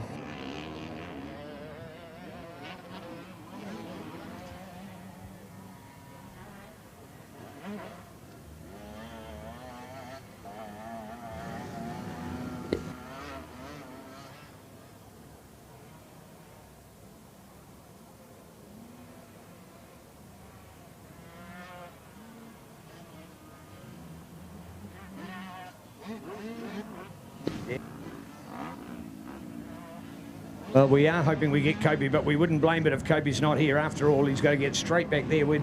That's part of the reason why we're only doing the winner only, that it takes no time at all between each of our 2 races. But that's all up to Kobe and his race team. But an opportunity to do it if he so desires. But at this stage, it doesn't look like he's coming here, and no reflection on Kobe as a rider or the team. It's just that with back-to-back races, and some are doing back-to-back with MX2 and MX125, like we just saw from Hayden Smith, for example. Others are doing it like Kobe is doing it between MX125 and MX1. So it just depends on how that all flows and forms as to what happens in that idea. Here they are going for their 1 lap all at the moment. Don't look like we've got Kobe here. That, as I've said, folks, no influence on him as a rider. It's more the opposite. We want to congratulate him. When you're doing back-to-back motos, it's like, going to an event and running the triathlon twice. That's the kind of thing that he's doing. Motocross is really a real physically demanding sport, and to be undertaking 2 classes of event here, you're talking about doing 25-minute motos out there. It is so influential what one race effect has, but then when you add another one to it, like, man, that is just mega. So pleased to see that these guys are taking on. Hey, if they want to be the best in the world, if they want to go to Australia, if they want to go around the world to do motocross, you've got to be at your peak, and there's no substitute for fitness and for motocross experience. So no Kobe, but no worries for us. But hey, folks, more importantly, the beautiful panoramics here at Horohoro in the beautiful Bay of Plenty. We're just southwest of Rotorua, here in the Geyserland capital of the North Island. It is a beautiful place. When you have a look around here, you can see why people from around the world love it. And right in the middle of this, we've got a great motocross track as well. This is Sky Sport Next, coming to you live, loud and proud here from Rotorua on this Super Sunday, round number 2 of our Fox New Zealand Motocross Nationals. We kicked off a few weeks ago with the Woodville Grand Prix, and now here we go. We've got another 4 weeks, and we're at Pukekohe, up on the red clay, different track surface again, and 1 week later back to Taupo, the home of motocross,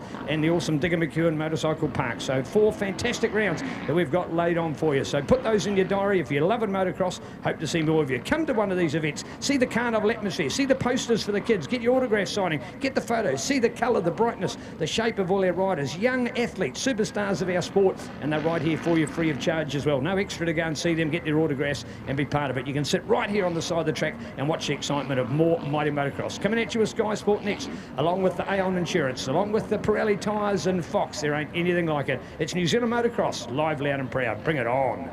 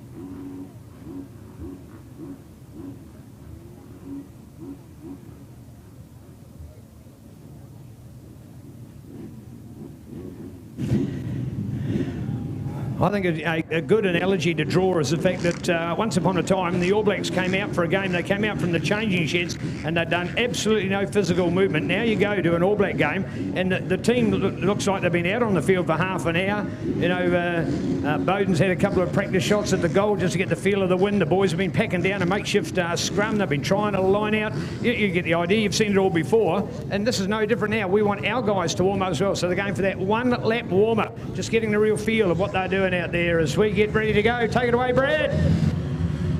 All right, here we go, MX1. The big one is underway. We are flying at the moment, so check this one out. We've got so many guys who can win races in this class. We're coming around. It's going to be the toughie. Number 4 gets it done, so Tough's in charge. Hamish Harwood takes a corner on the outside. It's going to go off on Hamish Harwood. We're going to go right around the big left-hand sweeper. He's going to take the first one here. So Hamish Harwood leads from Kane Lamont. We're going to wide chase the Cody Cooper, so our top 4. The points is the top 4 on the track as well, as we see a bit of drama. Some of us, Royd and White, Brad Groomage, a bit of a hiccup there on the start, but this one here is 22 minutes plus a lap, and it's Hamish Harwood, the number 3. He is the man who leads the points. It was White Chase that won the Grand Prix, but Hamish Harwood come away with the points lead after round number 1 at the New Zealand Grand Prix. So check this one out, Hamish Harwood on the CML KTM. We just saw his teammate Kobe Burke win an MX125 race, and he would love to repeat the dose here. So Hamish Harwood leads. Kane Lamont, that's the man you can see in second place. He is on the L-Firm Windows Systems JCR Yamaha. Then we go back to the Chaseworks man, Pro Moto Yamaha, White Chase, our New Zealand Grand Prix champion there in third place. Then go back to Cody Cooper, so 9-time motocross champion Coops. He is flying at the moment, so he'll be a factor around here. Certainly qualified very well, and he loves this place. And when this place gets rough, you'll see Coops come alive. So check this one out, MX1 out there at the moment, 22 minutes plus a lap. It'll feel like a marathon for these guys in this brutal hot sun, and this track already starting to cut up. It's looking pretty gnarly already, and we've still got a lot more motocross to do on this racetrack. So check this one out. Hamish Harwood already trying to sneak out a bit of an advantage. He is in charge of this one well and truly.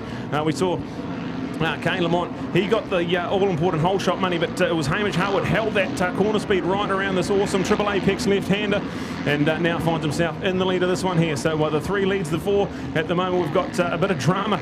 There's guys going down left, right, and centre. There's plenty of lines to choose from. This is so cool, this Rotorua Motocross Park in reverse direction. Check it out with Hamish Harwood. Crosses the Kawasaki feature finish line, ticks off lap number 1. He is well in command now. He's got a decent advantage. Back to Kane Lamont, second place. Third place for White Chase. We go back then to Coops in fourth place. We've got some good updates there all through this one. Tyler Steiner gets a good start as well as we get flying through our MX1. There's so many guys in here that can win these races. We've got Jacob Steele up there with a good start. Tommy Watts as well. Campbell King all the way from Dunedin to Dunedin. On the MacGyver and Beach KTM, he's right up there, handy to the pace as well. Look at this one here, MX1. We've had 1 lap down, and it's Hamish Harwood who's he did this at Woodville, got out of the blocks in race number 1 and really just cleared out. He was so dominant, but then it was White Chase who come back stronger in the later part of the day. So check this one out. The man on the CML KTM Fox Raceway on board, the number 3. Talking to Hamish, and he is feeling as good as he's ever felt coming into a New Zealand Senior Motocross campaign, and he's got the 450 this year as well, so this is going to be something special to watch. The number 3 on the bike, he was top 3 NZ last year. This year, a fitter, stronger, healthier and faster Hamish Harwood out in front of this one here. Kane Lamont, he is also a man who's done a lot of work in the off-season. He's working really hard, and he finds himself in second place at the moment on the number 4 machine. He was 4 NZ last year.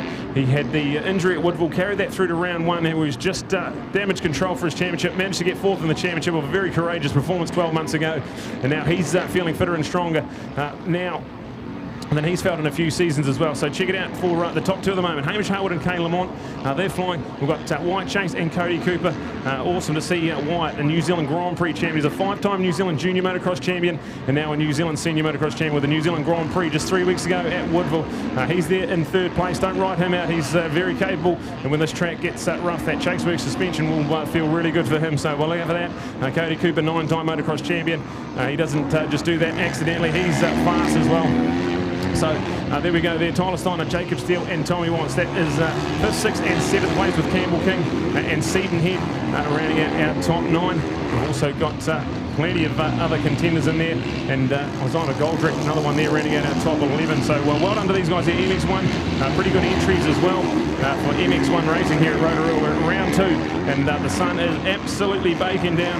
This is going to be a very physically demanding day at the office, and at the moment, Hamish Harwood trying to catch an update there. He's got a massive 5-second advantage back to Kane Lamont, so 5.2 seconds, and logged the fastest lap of the race that lap around. So certainly here, and he means business. Hamish Harwood in command. We've got a pretty good battle starting to form up there. So White Chase caught right up to Kane Lamont, so we'll look out for that one there, second and third. And then don't ride out Coops as well, so three of them all now really battling it out for the final two spots on the podium as we watch Hamish Harwood try and run away with this one here. Tyler Steiner, Jacob Steele, Tommy Watt still your 5th, 6th and 7th, but there's only 3 seconds separating those 3 guys on track. But awesome stuff from Campbell King, and Kobe Berger's the man at 9th place. So that's the first of the 2 strokes home. So the 2T Cup, awesome innovation from their MNZ Commission team. They've brought us a 2-stroke cup to try and relive. There's still a lot of good 2-stroke motorcycles out there, and now they're getting recognised within our MX1. So Kobe Berg leads that one there. He's in 9th in the races. I'm McGoldrick, Seatonhead, Hadley Knight and Brad Groombridge. So Brad Groombridge, after that horror start, has managed to get himself up into 13th ahead of Richard Horn, and we go back to a massive 27th place. So awesome stuff, MX1, and we're flying with this one at the moment. Right, keen to watch as well, and massive thanks to Tony Livingston putting up our whole shot, $1,200, 100 for each of our 12 races a day, $100, and the number 4 of Kane Lamont deserving the credit there. Thank you, Tony, and we'll be awarding that, of course, at the end of today. Maybe somebody wins all 3 of them, maybe 3 different riders win 1 each. That'd be pretty cool, actually.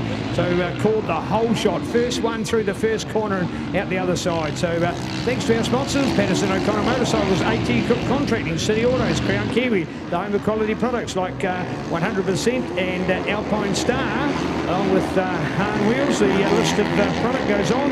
You've all got to love it at Crown Kiwi, along with Sign Edge, your sign graphics and trophy specialist. Lockwood, New Zealand's home for good, along with Sega, with architectural design and drafting. And you have SDM, that's SDM Mechanical and Engineering, Joseph Contractors, and Unforeseen, your total decal company, with design and graphics to suit your make or model. So thanks to our sponsors here at Rotorua, couldn't do without them, as Brad gets back to update our racing. Yeah, looking really good out there at the moment. Number 3, Hamish Harwood, he is flying on the CML KTM with Rubicon Construction, Makita, Demon Energy and Fox are all on board. The man here, number 3 on board, and he's got the ability to run the red plate. He hasn't run it this weekend, but he is the points leader after round number 1 at the New Zealand Grand Prix at Woodville 3 weeks ago. He is flying 7.2 seconds ahead of anyone on this racetrack, and the battle for second place is electric. There's nothing in it. So Kane Lamont just ahead of White Chase at the moment, so keep an eye on that one there. Absolutely nothing in it, handlebar to handlebar. The 2 young men are going at it. So Kane on the 4, White on the 32. As they're about ready to come into sight to get it. It is still toughy, so number 4 of Kane still ahead of the 32, but look at White, he's got right on the back wheel now, so good to see this battle unfolding. We've got the 9-time champ and Cody Coops on the 121. That's the modal best build Honda there. So good to see Coops, good top 4 at the moment. We've got Tyler Steiner, Tommy Watts and Jacob Steele. Keep an eye on that battle there. There's plenty of action and some awesome quality championship points all up for grabs here. We've still got a massive 14 minutes plus a lap to go, so still plenty of time in this one. But Hamish Harwood just slightly slower than the 2 boys behind him, but still got a 7-second advantage. So look at that one there, 7 seconds, and then go back to Kane Lamont at White Chase. They are having a great little battle there. So 2nd and 3rd on the track. Go back to Coops. He's lost a little bit of touch with those podium battles there, so he's 16 seconds off the lead and about 8 seconds back from White. So look out for Coops. He's sitting there in 4th place. We go back to Tyler Steiner, who's just got a little bit clearer of Tommy Watts. So look out for that one there. Tyler Steiner, what a great top 5. The man from T. Pookie on the bottom, the Honda from Crown Kiwi and board. Great top 5 result from there. Tommy Watts, Jacob Steele and Campbell King, they've been sort of toing and froing, mixing their positions up. There's nothing, there's about 2 seconds separating those 3 on the racetrack. But then get back to Kobe Burke. They're still there in 9th place, ahead of Hadley Knight up into 10th place. So awesome stuff. Hadley Knight on the Apex Window Systems machine, and Pro Moto on board. Hadley Knight, the number 91. That's our top 10.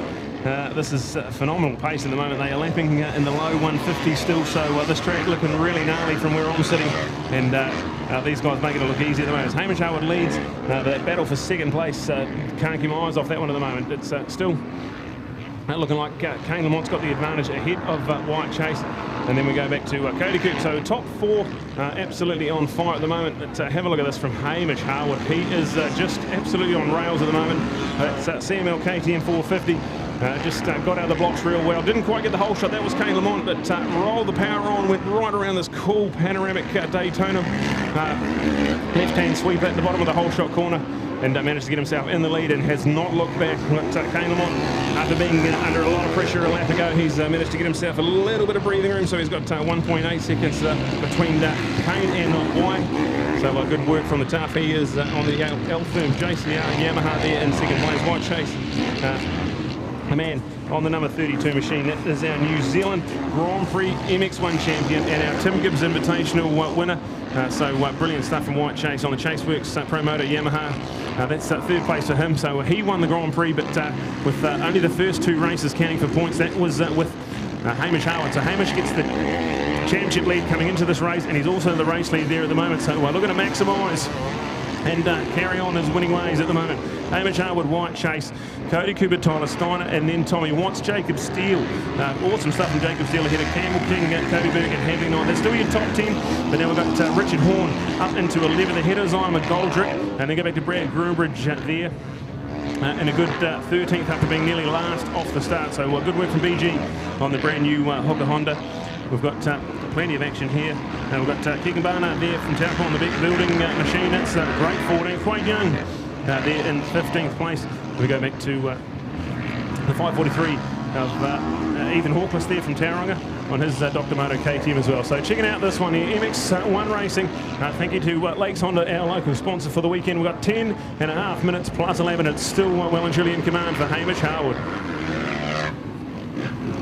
Well, one of those things, of course, some of the build-up events that we get through the early part of summer, late part of spring, Hamish is generally not involved with those, and you sort of gauge a picture of who you think is going to be at the front end of the field, and you're watching those events as we build up.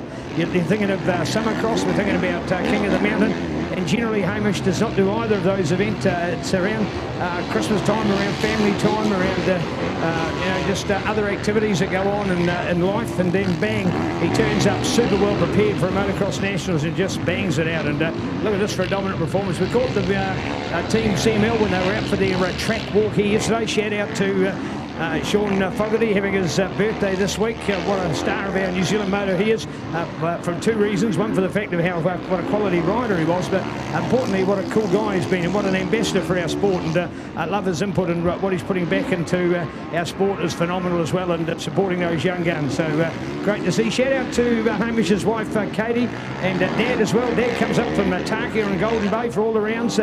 Katie and Hamish, of course, have made a home for themselves in Auckland, where they're working, and a busy lifestyle when you live in the city of sales, of course, just for the fact that it is our largest city and everything that goes with it, and the challenges around COVID, for example. And we see just sort of the added pressure that go with it, and then bang, they can turn up to events like this and just get out and smoke them. And it's a real compliment to Hamish and just how well prepared he is for an event like this. The ultimate of sports professionalism is summed up with his riding, so great to see.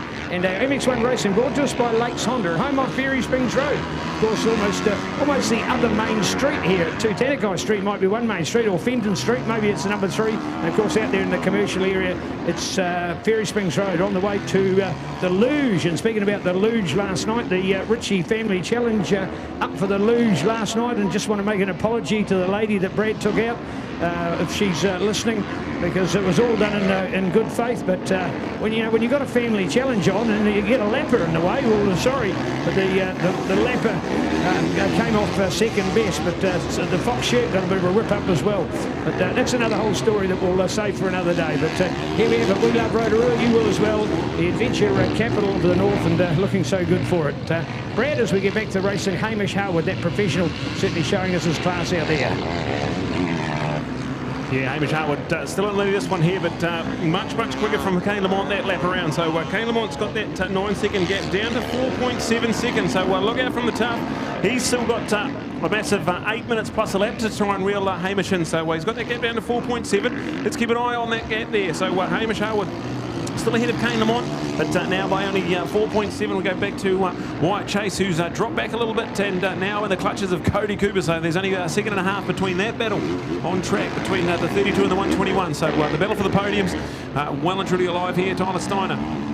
What a wonderful drive from Tyler Steiner on his Botany Honda. He's doing top 5 there. He's got a 9-second advantage back to Jacob Steele, so pretty comfy there. Some good top 5 points in store here if he can hang on for another 7.5 minutes plus a lap. We've got Jacob Steele, Campbell King and Hadley Knight. That battle there is raging at the moment, so great to see those guys out there. Jacob on his Honda. We've got also Campbell there on his MacGyver KTM, and Hadley Knight on the Pro Moto YZF 450 Yamaha. So that's 6th, 7th and 8th. We'll go back to Kobe Burke and Richard Horn, 9th and 10th place. We've got Brad Groomer, Josiah McGoldrick and Keegan Barnard there. Rounding out our top 13 with Craig Young and Ian Hawkless, our top 15. Royden White got caught up on the start line, and he's managed to get himself up into 16th place ahead of Cam Negus. Cam there, the real legend of the sport. He is there in 17th place, so checking it out as we get this one well and truly into the business here. We've got 6.5 minutes plus a lap. It's still Hamish Harwood. He's got now out to 6 seconds, so he was a little bit quicker than Kane that lap around. So get the pit board out and realises just needs to put a little bit of a squeeze on there and keep that buffer nice and handy. So Hamish Harwood still in command of this one here. Kane Lamont ahead of Wyatt Chase, but there's only a second now between Wyatt and Coops. So check out, Coops is coming and really desperate to get himself on the podium. So that's your top 4 flying at the moment. This is really physically demanding conditions. The track's starting to get pretty brutal already. We're only in race 1. We've got 3 races per class. We've got MX3 they're on the line. They've got 12 minutes plus a lap coming up for their first moto. So this track is going to be very, very technical, very, very difficult to get around later on in the day. So checking it out, Hamish Harwood ahead of Kane Lamont, and then the battle for the podium, there's nothing in it at the moment. It's Cody Cooper and Wyatt Chase. So check out that one there. And Coops, the man, he'll get better and better on this track as it gets rougher and rougher. So look out for Coops up there flying, and then go back to Wyatt Chase as well. So checking it out, MX1, race 1, 5.5 minutes plus a lap still to go. Well, one of the New Zealand's major motorcycle events no longer run is the Battle of the Streets and the famous Pyador Street Race up there on the Hauraki Plains, the home of LMP, the great little Hauraki town. And probably now, what, about 30 years ago when they first concepted the event, they did their homework, and they found out that the third weekend in February is actually New Zealand's best weather, and they used Met Service facts and statistics to prove that, and this weekend is New Zealand's hottest and driest across the country, and that's used many years of weather stats to find out what was the best weekend, and they chose it.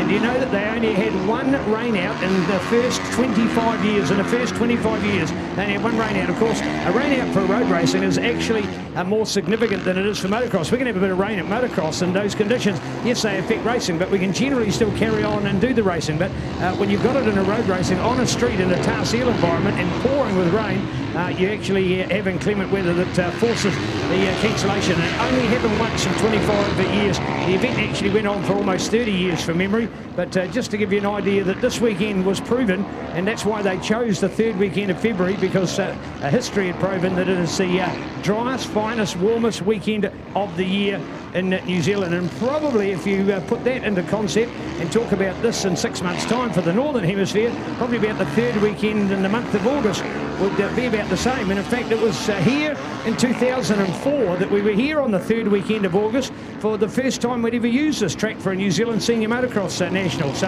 there you are, we did the dead opposite. We went into the cold of winter that year. We turned up here, what had been some adverse weather, and it turned beautifully fine. It was a beautiful frost that morning, clear skies, blue skies, and it was an absolutely magnificent day for motocross, a great memory of our sport. So there we are, 17 years on and still using this great venue. But the big change this year is we've reversed it, re-engineered it, and we're going in the reverse direction for the first time. What does that mean? It means the first corner has to loop back on itself and not just carry on round as it is, so it's effectively becomes a massive big hairpin corner. And the other thing then, of course, reshaping all the jumps. So what was a landing has become a launch, so they need retapering. And the best one is the old famous step down, which has now become a step up.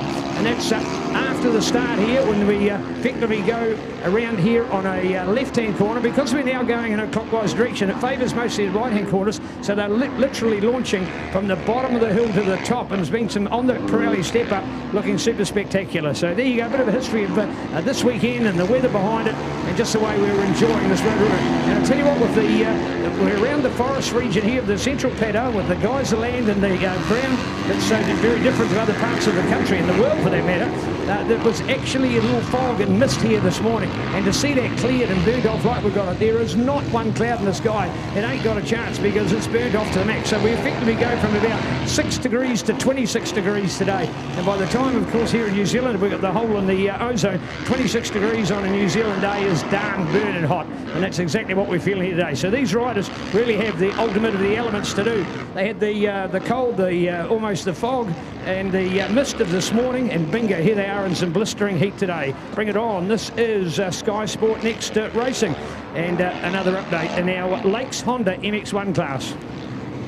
All right, this one here is getting exciting. We have just on a minute and a half to 2 minutes to go. So this one here, we've got a couple of laps left in this one. Hamish Harwood still leading this one by 7 seconds. He was a 1:57.3 that lap around, but the man who is the quickest on the track is Cody Cooper. He is coming for Tuffy. He is right there. Check him out. Cody Cooper right on the back wheel, so he's getting himself right in the mix, and that battle for second is red hot. There's nothing in it. So Hamish Harwood on the 3, he's almost running away with this one here with a minute and a half to go plus a lap. He is in cruise control. Well done to Hamish Harwood, doing a great job. But it's the battle for second. It's red hot. We saw Coops sitting in 4th place. He was right behind White. He chased him up and passed him. Now he's got right on the back of Kane Lamont. And we'll see how this one can unfold here. Cody Cooper, we always thought when this track gets rougher, the conditions get worse. That's when Coops gets better and better. He is so good on rough motocross tracks and flying at the moment. So Hamish Harwood, the number 3, he is there in first place, crosses the line and ticks off another lap. So time will expire on this lap around, but now it is a new man in second place. Cody Cooper has passed Kane Lamont and is running second place. So the 121 now, the modal best build Honda. Cody Cooper, 9-time motocross champion, on his way to another top 2 result here, so he'll be loving that. Kane Lamont in third place there, so not out of this one yet, but certainly now with work to do to try and get back into the fight. Cody Cooper's done such a wonderful job to reel both White and Kane in. So that's that one there, the top 3 set with White chase now 31 seconds back off the lead, so slipping back a little bit further and further, but still well and truly top 4 position there as we rock through this one here as time expires on the clock. So the white flag ready and waiting for the man on the CML KTM, but it's the man on the 121 who is about 3 seconds quicker than anyone on this racetrack at the moment. So look out for Coops. He is flying. He is on a mission, and I wouldn't put it past Coops to try and win the next 2 races here. So don't rule him out for the overall, even if he's going to finish second here. We've still got a lap and a half left in this one, so anything can happen. But the 8-second advantage that Hamish Harwood's got certainly looks like only a mistake from here could cost him. 121 Coops, this is a very impressive ride. He was well down in 4th place at the early stage of this motor, but didn't panic, just got himself in a groove, and he's riding flawlessly at the moment. So that's the update. It's Hamish Harwood ahead of Cody Cooper, then go back to Kane Lamont and White Chase. Still your top 4 as we keep an eye on that. This one here coming down, Tyler Steiner still ahead of Hadley Knight. He's got himself up to 6th place, so a great late race charge from Hadley Knight. Done a wonderful job to get himself right in that top 6. Campbell King, Jacob Steele, Kobe Berg ahead of Richard Horn. That is our top 10 as we catch the white flag coming out. So Hamish Harwood is about to start the final lap of race number 1 here in MX1 for the round 2 of the 2021 New Zealand Senior Motocross Championship. We'll see you tonight on that split time back to the 121 because Coops was a little bit quicker on those last couple of laps, but certainly looks to be quite far back off Hamish. Can he do it? He's got 1 lap to go here. Hamish Harwood, he is the points leader It wasn't 8 seconds now, it's only 5.8, so Coops has taken a couple of seconds off him, but certainly running out of time. The white flag's there on the last lap. We've got Kane still there in third on the L-Firm JCA Yamaha, and then White Chase. Good job from White in fourth place. Tyler Steiner, Hadley Knight, Campbell King, Jacob Steele, Kobe Berg and Richard Horn. That's still your top 10 unchanged at the moment as we're on our final lap here of MX1 Race 1. All right, final lap to count. We can let you know, folks, no lunch break. No lunch break after this. No lunch break. So going straight into MX2. Going straight into MX2 up on the start line now. There is no lunch break. Making that call out to everybody, whether you're watching live, loud and proud with Sky Sport Next or you're here today, there is no lunch break. For those of you with the program, you would have seen a half an hour that's been scheduled. We've got no lunch break. We're rocking straight through. Thanks to all our volunteers, man. That's the heat of the day. These guys aren't getting a break, or somebody will come out and give them a little bit of a breather, but not going to have a lunch break on our program. So we're rocking straight through at MX2, MX125, MX1 and MX3. They're your 4 classes.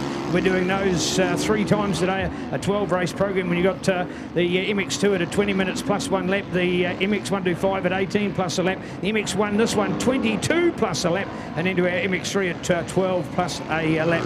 We're going straight through them. So this is of course MX1, MX3 is the one on the line now. Just to correct, I was saying MX2 before was it being the next race. So just that call again. No lunch break. No lunch break on our program. Continuously going from MX3 to MX2 and 125 straight through it. Bring it on, bring it on, bring it home. Checkered flag time.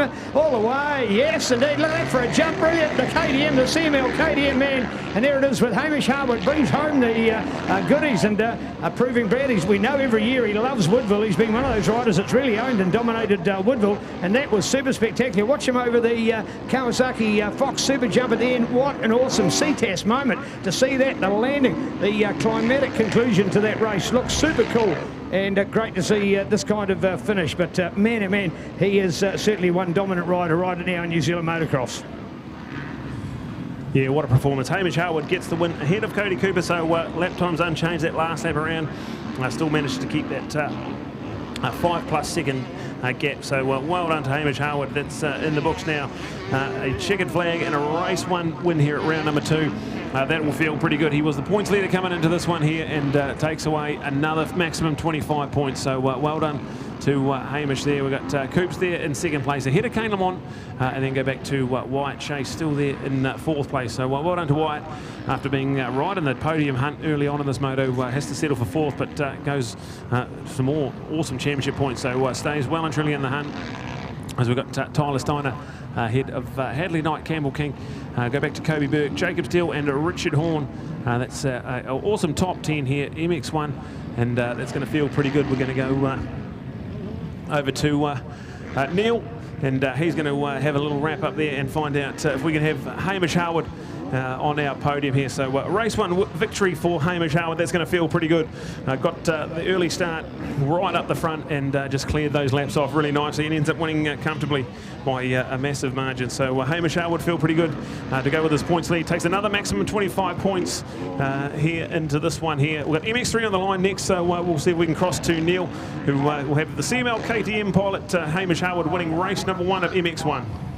All right, just as we're there, you'll hear in the background the warm-up of the bikes for an MX3. What an MX3 class today. This is the best one we've had in a long time. Congratulations to MNZ, acknowledging that MX3 is actually deservedly a class, not just for each round, but for a series. From here on, we've got MX3 at Rotorua, at Pukekohe, and at Taupo. So we're going to actually have a championship for them. So that is magnificent. So MX3, a real place. Hey, when you've got the 50-year-olds, how cool. Daryl King, Mitch Rowe, and Darren Capel, all guys that have been New Zealand motocross champions. That's how cool it is to see. So over 50 years of age, you've got a combined age between them of probably about 162 if my quick maths is any good to go by. That is sensational. So the guys that have proved, no, they're not at the peak anymore. You know, they've got families, they've got jobs, they've got career paths, but those guys are still out there to do it. So they're on their 1 lap warm-up at the moment. So hopefully we'll get Hamish. Doesn't look positive at this stage, but that we won't be too exhaustive of that. But more importantly, an opportunity to profile our classes that we've got on the program here today. So, all right. So just going through. The cool thing about it is we repeat that order as well. So you'll need to get used to that, folks, as we walk through our format here today. So our program, man and man, it is all on. So here we are, final race of round number 1 at the moment. This is MX3, was scheduled to run at 11:15. There we are now at just after 11:30. That's the reason why we've got no lunch break today as we rock on through. Then again, MX2, 1, 2, 5, 1 and 3, and we'll repeat that for the remaining 2 rounds here today. So looking like we are in for some real excitement, and man, we're packing out. The comment I made before was one that stuck with me for a long time in this weekend. Was when Pyro did the stats about the weather for New Zealand, and that this weekend was our warmest, driest and hottest. All of those facts together. If you're looking to hold an event, they did the homework and they locked and loaded and realised that this was the weekend to select in the year. So this is going to be our 1-2 cover, and Rotorua have locked and loaded on this one. Yes, we can see Hamish coming towards us. This will be awesome. This is a guy that's putting so much into his moto at this stage. He's really laying it on. Another winner with Fox, another winner with Pirelli as well. So Fox Moto has won all 3 classes so far, and so too for Pirelli as well. First of all, Hamish, welcome back, mate. What's Rotorua like? It's a different sort of track. It's quite a funny soil. It changes from different sections of the track, and you've got to be quite careful out there because it's quite tacky, and then the next corner is quite slick, but it's hard to visually see the difference. So it's got to ride hard but smart at the same time. But all in all, the track's good. They've done a real good job of the prep considering it was so dry, and I think they've really nailed it. All right, hey, the step up, what was before the drop off, now the step up, it looks so technically advanced. If you're nailing that, you're really getting an advantage. Yeah, for sure. It's quite tricky. It's quite a rutty, soft run up to it. So it's not too bad on the big bikes, but I can imagine the smaller bikes are struggling in the other classes. But yeah, I enjoy it more than the downhill, but it's definitely going to get chewed out towards the end of the day. All right, as far as the re-engineering and reversing of the track, a yes or a no from Hamish Harwood? I prefer it, yeah. I reckon it's better, flows better, yep. Well, everybody now, it's as if it was sort of stating the obvious, because there's not one person that preferred it the other way. Isn't it cool that we've got clubs and Mikey P and those that are continually rethinking about making our tracks better all the time? Yeah, it's good. It definitely helps with the Phillips boys. They obviously been ex-racers, so they know what's good, they know what to do, and they always have a good prep track. All right, hey, no coincidence, there are already 3 on the podium are all Pirelli and Fox users. Tell us about your Pirelli tyres out there. Well, I've run Pirelli tyres for the last 8 to 10 years, and that's sort of all I want to run. Got me off to a good start and then keep me on 2 wheels.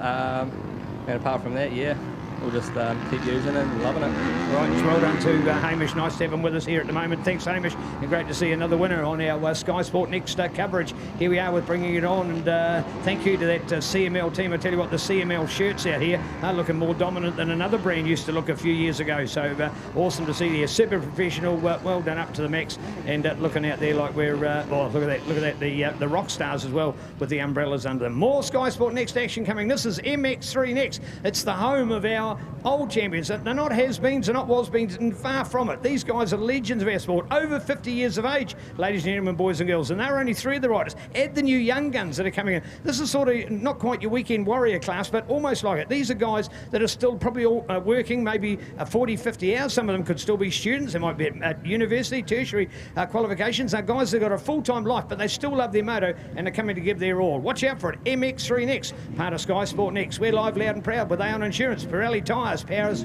nothing without control. Kawasaki let the good times roll, and right here with the #1 action sports and apparel wear, Fox.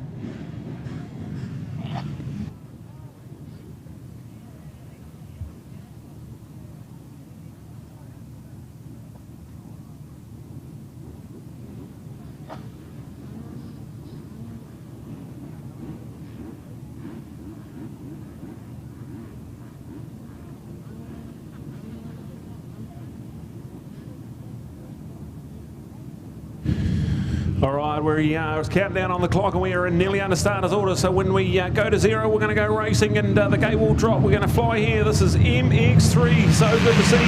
But this one here scheduled with whole shot money up for grabs.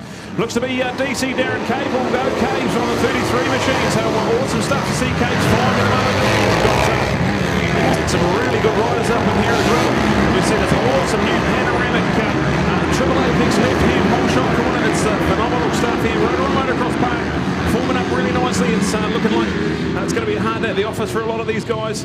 But DC Darren Capel, he's done a few laps around here and he is flying at the moment. Legend of New Zealand motocross flying. He's got his good old racing buddies, Mitch Rowan, Daryl King out there as well. So I mean, like racing motocross back in the 80s and 90s, these guys were the pinnacle of the sport then, and now all flying here. MX3 in 2021, so these guys certainly showing us what's going on at the moment. 33 DC Darren Capel, he is flying at the moment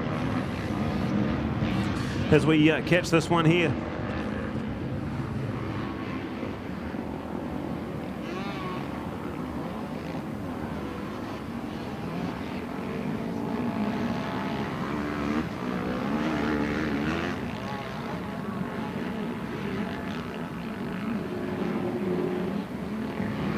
Cool to watch our update here with Sky Sport Next in the bright, brilliant blue of Darren Capel. Man, oh man, the Taibi-born, Taupo-raised, Whakatane worked man, has been part of our sport for so many years. Awesome guy. In the heyday of when the King Trilogy were overseas doing world motocross, it was guys like Mitch Rowe and this man Darren Capel that were racing New Zealand motocross at their best. How many times has he been in those second, thirds and fourth places over the years, New Zealand championships, and still doing and still riding as well today. And of course, what are we up to? MX Fest now, what, number 36 or something I think we're up to, something close to it. And he has ridden every one of them. Labour weekend every year. He's been in no other place other than Taupo, New Zealand. So great credit to this man, Darren Capel. And to still think trying so hard and going so well after all these years. And here he is showing he's still at the peak game in his motocross. And it doesn't matter whether he's now past 50 years of age. Complete surprise 50th birthday for him at the Taupo Motorcycle Club rooms a couple of years ago, and here he is still as the class competitor to show us his excellence out there. I'll tell you what, the Sky Sport Next coverage does not do all the credit of this topography and the layout here, because it is just what Hamish Harwood described it, all different race surfaces. So where the club has dug into the ground, of course, and gone down into the harder pack, so it's not just about what you're doing on the top. You then, of course, carpeted the ground, and at some points you're probably an equivalent of about 2 metres underground, and particularly where you go for the up ramp at the finish line, where they've dug it out to give a projectile for the bikes to be launched off and out into clear the tabletop and land on the down ramp, which is probably close to a 20-metre jump from distance, but you're only probably doing it at any stage about 1 or 2 metres off the ground. But to get that dig out from the start, it's really given that hard pack at that point. Then you've got other parts where we've bulldozed the dirt on the outside to build up a Daytona-type berm or a wall around the outside where the riders can run. And in this softer ground, it doesn't compact the same. Oh, there you got somebody busting it out, lands completely off the track, just makes a recovery. Only just. How do they do that? That was a lucky escape. If ever you've seen one, there's another mighty moment. So there's the launch. There's what we're talking about. See that? Gets slightly cross-rutted. There it is. And look at that. Oh, the back wheel lands off it. The front wheel lands on it. Is that the save of the day? Oh, right off. Man, oh man, that could have been really, really ugly. What a save. Absolutely brilliant. So there you go. That's what is just so demanding about motocross. Did you see that just on the slightest of angle when you took off the jump? It all looked normal. There was nothing wrong with it, nothing bad about it. It's just that being on a slight angle, you go through there, by the time you've landed, you're off the side of the track. It's a bit like the famous Andrew Hardesty leap at Wanganui, where the wind caught him and took him off the side of the track and effectively ended his racing career almost instantaneously. But there you go. They're the kind of things that go on in motocross, and that was a lucky escape out there. All right, quite a few of our stars up there. Oh, there we go. Oh, the same rider. We've gone down. Things have not been good. We're just looking to get a restart out there at the moment. Oh, there we go. Another one for us. And there it is. Cross. Oh, no, I tell you what. If this day is going to get bad, it might as well just get worse. You've already been down once in a moto. Coming back at you. I tell you what, that guy would appreciate... oh, look at that. He's still back on the bike and going up over the finish line. How do you do that? So is that Caleb Franklin? Unsure at this stage. We'll try and get an update. There's the 007, there's the mighty man himself, Mr. Mitch Rowe, racing last weekend in Invercargill at the Burt Munro Challenge. Rode it on his motard bike, rode the sprint races, rode the street races, and more importantly rode the beach race and became New Zealand Open Beach Racing Champion. So 007 Mitch Rowe riding so many cool events, and here's another good example.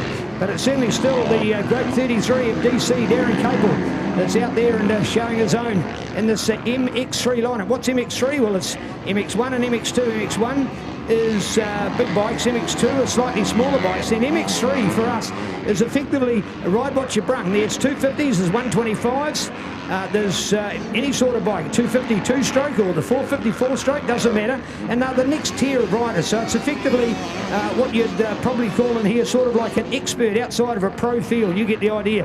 And these are still very, very good riders in the New Zealand motor scene. And as we've talked about, at least 3 of the over 50s in this field, with class leader Darren Capel, along with the great Mitch Rowe, who's back in about 5th place, and to the number 21, who's in fact right behind him in 6th place at the moment, Daryl King. Now catching up with DK this morning. Remembering this man, 2 times world champion, nothing less for Daryl King, 2 times world champion at motocross, sorry, world runner-up, I should say, my apologies. Brother Shane, of course, was 1-time world champion, but for the glory of this, in fact, he rode the Sand Prix at Mercer in September last year. He's only done 1 local ride since then, and that's all he's done with lack of preparation. But he loves MX3, he still wants to come out, loves the sport so much, got an opportunity to bring his family out for a great day, and for his love of motocross to continue. So we salute him for the champion he has been and still is, for my money, and doing so much good racing on the track. So there we are, check out number 33, he's your fast and flying race leader, none other than the great Darren Capel, out to lead them at the moment. Oh no, in fact the change, Hadley's got the advantage, so looking out for Hadley Dudunsky,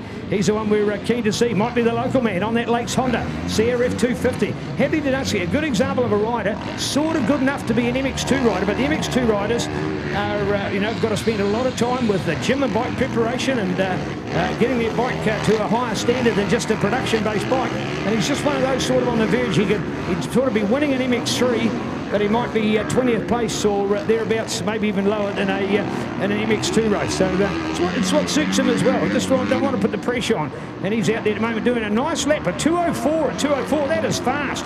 Actually, we want to make a comparison. That's a very fast lap. Hey, Hadley Dudunsky, your new race leader, ahead of Darren Capel. Go to Josh Niehaus in there. Arthur Horn is up there. Daryl King's got the 5th. Where's Mitch? He's gone. Heath Podden, Caleb Franklin, Lance Pratt, Bradley Lout. Oh, there's Mitch back in 10th. 007 for Mitch Rowe. Then go to Seton White, Jed Bixley. Want to talk about the Carter's Tyre team, Jed Bixley, along with his new teammate and Quade Young in the lineup. Josh Fitchett back there as well in the 13th place. So there we are, an MX3 race. It's 7 minutes and 52 seconds old. Remembering for these guys, they're doing a lesser race duration before we put the white flag out. So remembering, of course, they're only the weekend warrior concept that we've been talking about before. So they've got the smallest race duration of them all. These guys aren't as fit and aren't quite as demanding. So there we go. In fact, we've now got 6 minutes and 53 still to run. So Hadley Dudunsky, Darren Capel and Josh Niehaus are your top 3 for racing at the moment. Opportunity to acknowledge our sponsors. Couldn't do it without them, including Patterson O'Connor Motorcycles, AT Cook Contracting, Artimuri, City Autos, Crown Kiwi, the home of Alpine Star, and 100% goggles. Sign Edge, number 1 for graphics, number 1 for signs, number 1 for trophies, along with Lockwood, New Zealand's home for good.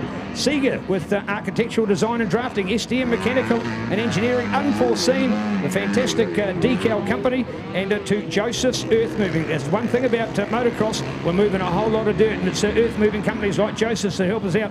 Farm tracks, dairy races, driveways, roading, land contouring, and house sites, to name but some of the features for the Joseph's Earth Moving guys. So ready to update, but Brad, I'll tell you what, there's somebody, and I'm going to now go to trackside, because each time he fell we couldn't quite see the number.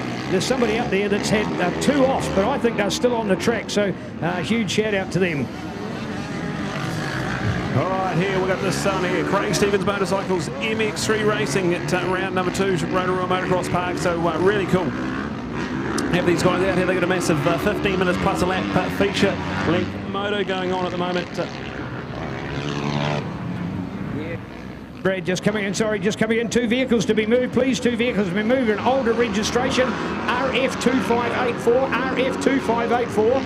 and also to a model vehicle KZK633. KZK633. Those vehicles blocking entry exits over there. Plenty of other places to park, folks, but just in the position you are at the moment, unfortunately, blocking that area. Sorry, Brad, back to you. All right, there it is there. So Craig Stevens Motorcycles MX3, we've got this one here with 5 minutes plus a lap still to go. Hadley Dudansky still ahead of Darren Cable, Josh Neuhaus, Arthur Horn and DK Daryl King in top 5 place there. So on the 21 machine, RMZ 250, I think that makes it every single manufacturer Daryl King has ridden on. So awesome. The DK there, top 5. Heath Podden in 6th place ahead of Lance Pratt, Brady Lauder, Caleb Franklin, and then go back to the 007 of Mitch Rowe. So that's their top 10. We go back to Brendan White and Jed Bixley, top 12 for them, and Zach Nolan 13. Josh Fitchett, Roma Edwards, awesome to see Roma out there, and she's running in 15th place on the number 79 machine. So wicked stuff. MX3, thanks to Craig Stevens Motorcycles, our local sponsors here, as part of the Rotorua Motorcycle Club presenting round 2 of the New Zealand Senior Motocross Championships. We're in a reverse direction for the first time in the track's history, and it is really cool. A lot of the riders are raving about it. It flows really nicely, and the spectacle of it all. A lot of earth moving's been done, and a few of the steep hills have been cleared out, and a really cool spectator spot now right on the hill. You get to see most of this track, so phenomenal stuff as we get this one here with 3 to 4 minutes to go, so about 3 minutes and 53 seconds still plus a lap. We've got Hadley still out there on his Lakes Honda. He's leading this one here, but DC Darren Cable will get the whole shot money here, and he is still top 2, but he's under a little bit of pressure. Josh Neuhaus, our fastest qualifier on the 741 machine, he is there on his Max Gear KTM in 3rd place, and starting to climb in into Darren Cable. So it's got a 5-second gap between 2nd and 3rd at the moment, but look out for that one there to start shrinking rapidly, because we've still got 3.5 odd minutes plus a lap. So DC Darren Cable trying to hang on to that top 2, but DK up into 4th ahead of Arthur Horn. So Arthur on the Horn MX racing machine. Great to have Arthur back racing motocross. There in 5th place, Lance Pratt on the 769 from Wanganui. Great to have Lance there, top 6. Brady Lauder, Heath Podden, Brendan White and Caleb Franklin. That's your top 10, with Mitch Rowe just slipping back to 11th. This one here is looking cool at the moment, but take nothing away from 997, Hadley Dudansky. He is flying. Didn't get the best start, but carved through the pack. Quickly got himself in the lead and has ticked those laps off. He's got a massive 6.8 second advantage ahead of Darren Cable. So 2 minutes 36 seconds plus a lap to go. He's well in command. These massive 15-minute plus a lap MX3 races. We've got 3 of them on the program, and no lunch break after this one here, so we're going to go straight into the second round of racing after this one. It's going to be MX2 on the line next, and phenomenal stuff. So looking at the moment, update of the top 10, it is still Hadley Dudansky on the Lakes Honda. He is there. He crosses the Kawasaki feature finish line, so starts another lap, another one in the book for Hadley, and then go back to DC Darren Cable. So still there, 2nd place for DC, ahead of Josh Neuhaus. So check out that gap there. That was about 3 or 4 seconds that last lap around. Now it's gone down to just 1.8 seconds, so look out for that one there. Josh is certainly reeling DC in, so look out one there. 2nd and 3rd, red hot at the moment. We go back to the 21 of DK Daryl King. Awesome to have DK on the Arrow Alpine Stars 100% machine. Daryl King on a Suzuki this weekend. We go Arthur Horn. He crossed the line. He's still there in 5th place. So wicked stuff there from Arthur. Top 5 MX3. Bradley Loud is now up into 6th place. So he is flying at the moment. He's been carving his way from the outside the top 10 now, get himself in the top 6. Brilliant stuff. So that's your top 6. Lance Pratt still in 7th, Heath Podden and Brendan White. So that's pretty good battles going on there. Caleb Franklin, Jed Bixley, Mitch Rowe still in 12th place. We've got Roma Edwards up into 13th, ahead of Zach Nolan, Josh Fitchett. That's our top 15 stuff. So 26 riders out in MX3, and we're down to the final 1 minute plus a lap. So check this one out. It's going to be touch and go. We've got Hadley out there on his lap at the moment. He's about halfway around this track, so it'll be interesting to see if that time expires before we get out. If it's still going, he'll get to cross through another lap, as we see a change for 2nd place. Josh has gone up into 2nd. So Josh, I think the one who had the big moments earlier on in the race. He was our top qualifier earlier this morning, and certainly red hot pace at the moment, but I think he's had a couple of big moments during the early parts of this race, and now flying at the moment. So look out for Hadley, Josh and DC Darren Cable. That's your top 3 as time is nearly expiring on the clock, so the white flag will be ready and waiting to go. We'll see this one here. We've got Hadley down the short chute into the Pirelli tyres, right-hander, before we cross here and go through for our feature finish line, the new improved Rotorua Motocross Park, and white flag out, so 1 lap to go for Hadley Dudunsky. He is out there on the 997 machine, and the white flag now, so 1 lap to go in MX3 race number 1. We've got Josh Nyas there in second place with 7.3 seconds, so certainly well and truly Hadley's to lose at the moment. 7.3 seconds with 1 lap to go, but that man there in second place, he was nearly 5 seconds quicker than Hadley on that lap around, so he's lapping in the 2:06s, and everyone else around him's lapping in the 2:10s and 2:11s, so look out for Josh getting quicker and quicker as this race unfolds. He's in second place at the moment. DC Darren Cable ahead of DK Daryl King. Then you go to Arthur Horn, Bradley Lauder, Lance Pratt, Heath Potton, Brendan White, and Caleb Franklin. That's our top 10 as we catch an update of all our action here. This is race number 1 for MX3. They get 3 races on our program, and plenty of drama unfolding on the final lap here of MX3. Plenty of drama as we see our race leader's gone down at the top of the hill, so looking out for this one here. We've got maybe a new race leader as we keep an eye on this race. This is drama packed, absolutely crazy stuff here. MX3 won the final lap, and Josh Nyhouse has got himself right in the mix here. They had a couple of big moments earlier on in this race. He's managed to get himself carving through the pack, ticking off those people ahead of him, and now flying down the bottom of the hill. So half a lap to go, and drama aplenty for MX3. We've got Josh Nyhouse now, I believe, inherited the lead. We've got Hadley Dudunsky still there, Darren Cable and Daryl King, our top 4. But what order are they going to finish in? We've had plenty of action, plenty of drama. DK on a Suzuki for the first time racing motocross, so brilliant stuff from this one here. MX3, so drama-filled MX3. We've got Josh Nyhouse now ahead of Hadley Dudunsky, and DC Darren Cable. Still our podium at the moment. All right, keen to watch as that unfolds at the moment. Hadley Dudunsky, the man from Rotorua here, riding on the Lakes Honda CRF 250. Yes, a very good rider. In fact, with a 204, we get the idea that Josh Nyhouse also on a 204. If it hadn't been for the fact that anybody else had matched him, you'd say a little bit of a probably a burgle. But I don't really want to say that from the point of view of the fact that when Hadley goes into the MX2, he's actually a long way back, and this is his Rotorua event, and when I talked to him how well he'd done with pre-events, and he was saying, oh, but I don't travel around a lot. So one of those things that as a young working man has an opportunity to be on a limited budget, in all honesty. So when it comes to your home track, why not do it? And there it is. In fact, he has slipped back. So it's Josh Nyhouse that's got the advantage. Darren Cable back there in second place. DC up again, down again, and back up again. Best time there at a 2:08. Not along with those young guns, but the super consistent Darren Cable does it again and again and again.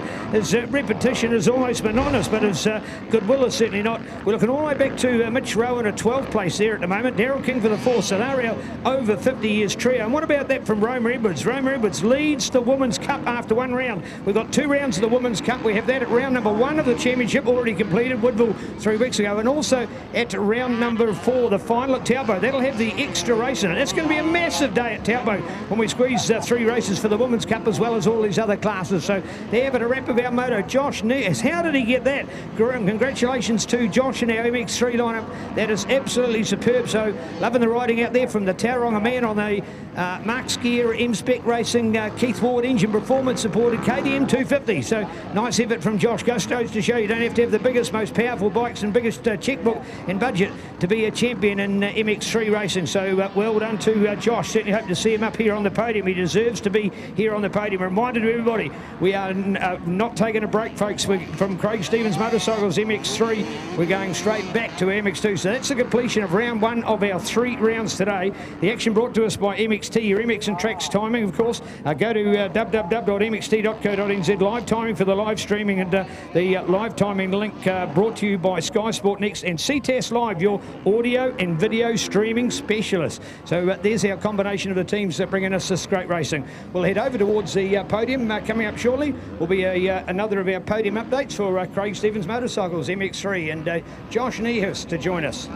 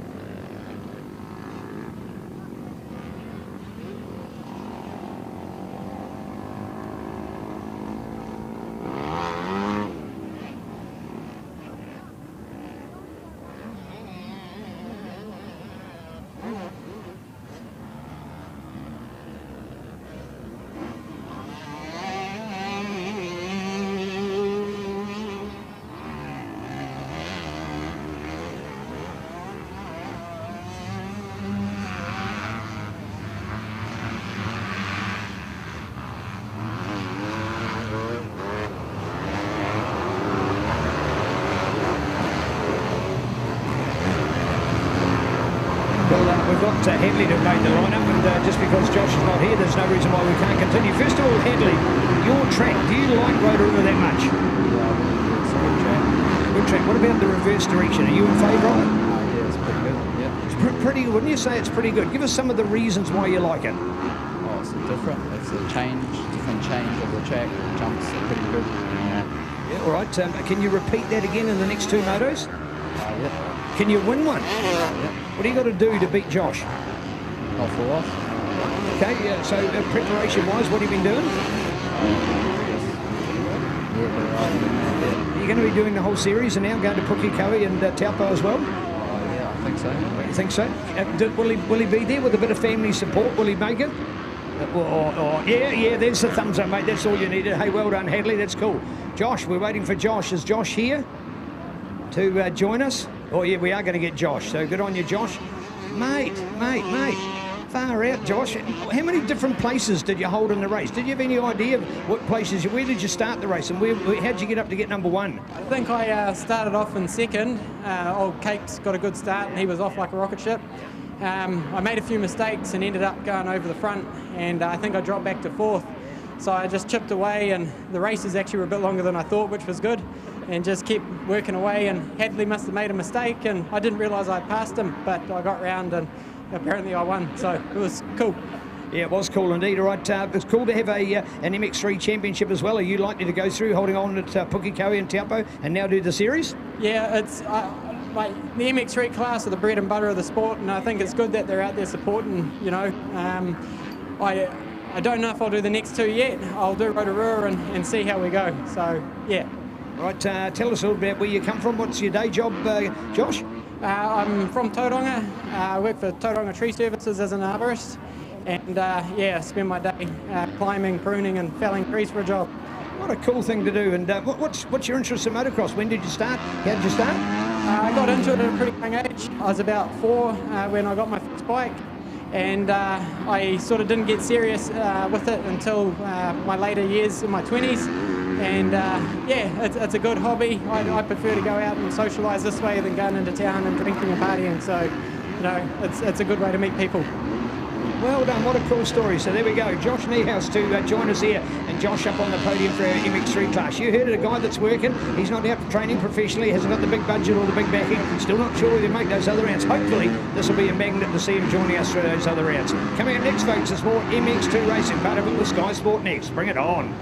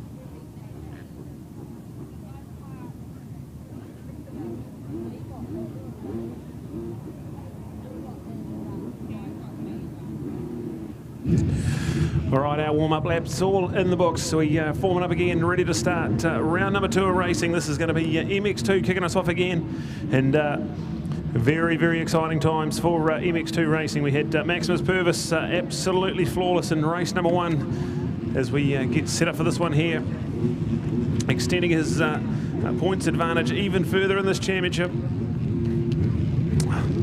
Last time around we had Hayden Smith take the hole shot. We've got all-important hole shot money up for grabs again here at the moment. So we're counting it down. When we get to 0, the gate will drop and we'll be underway with race number 2 for MX2 here in Rotorua. And absolutely flying. This is a phenomenal new start line here. We go right. And then we go down. It's Hayden Smith again. Hayden Smith's going to do it again on the gas gear. So well done to Hayden Smith. Great start from Brody Conley up here. Brody Conley to the score. Then Corey Lilly inside the corner. Side to side. Still coming. Hayden Smith hanging on to that one there. Maximus Purvis stuck in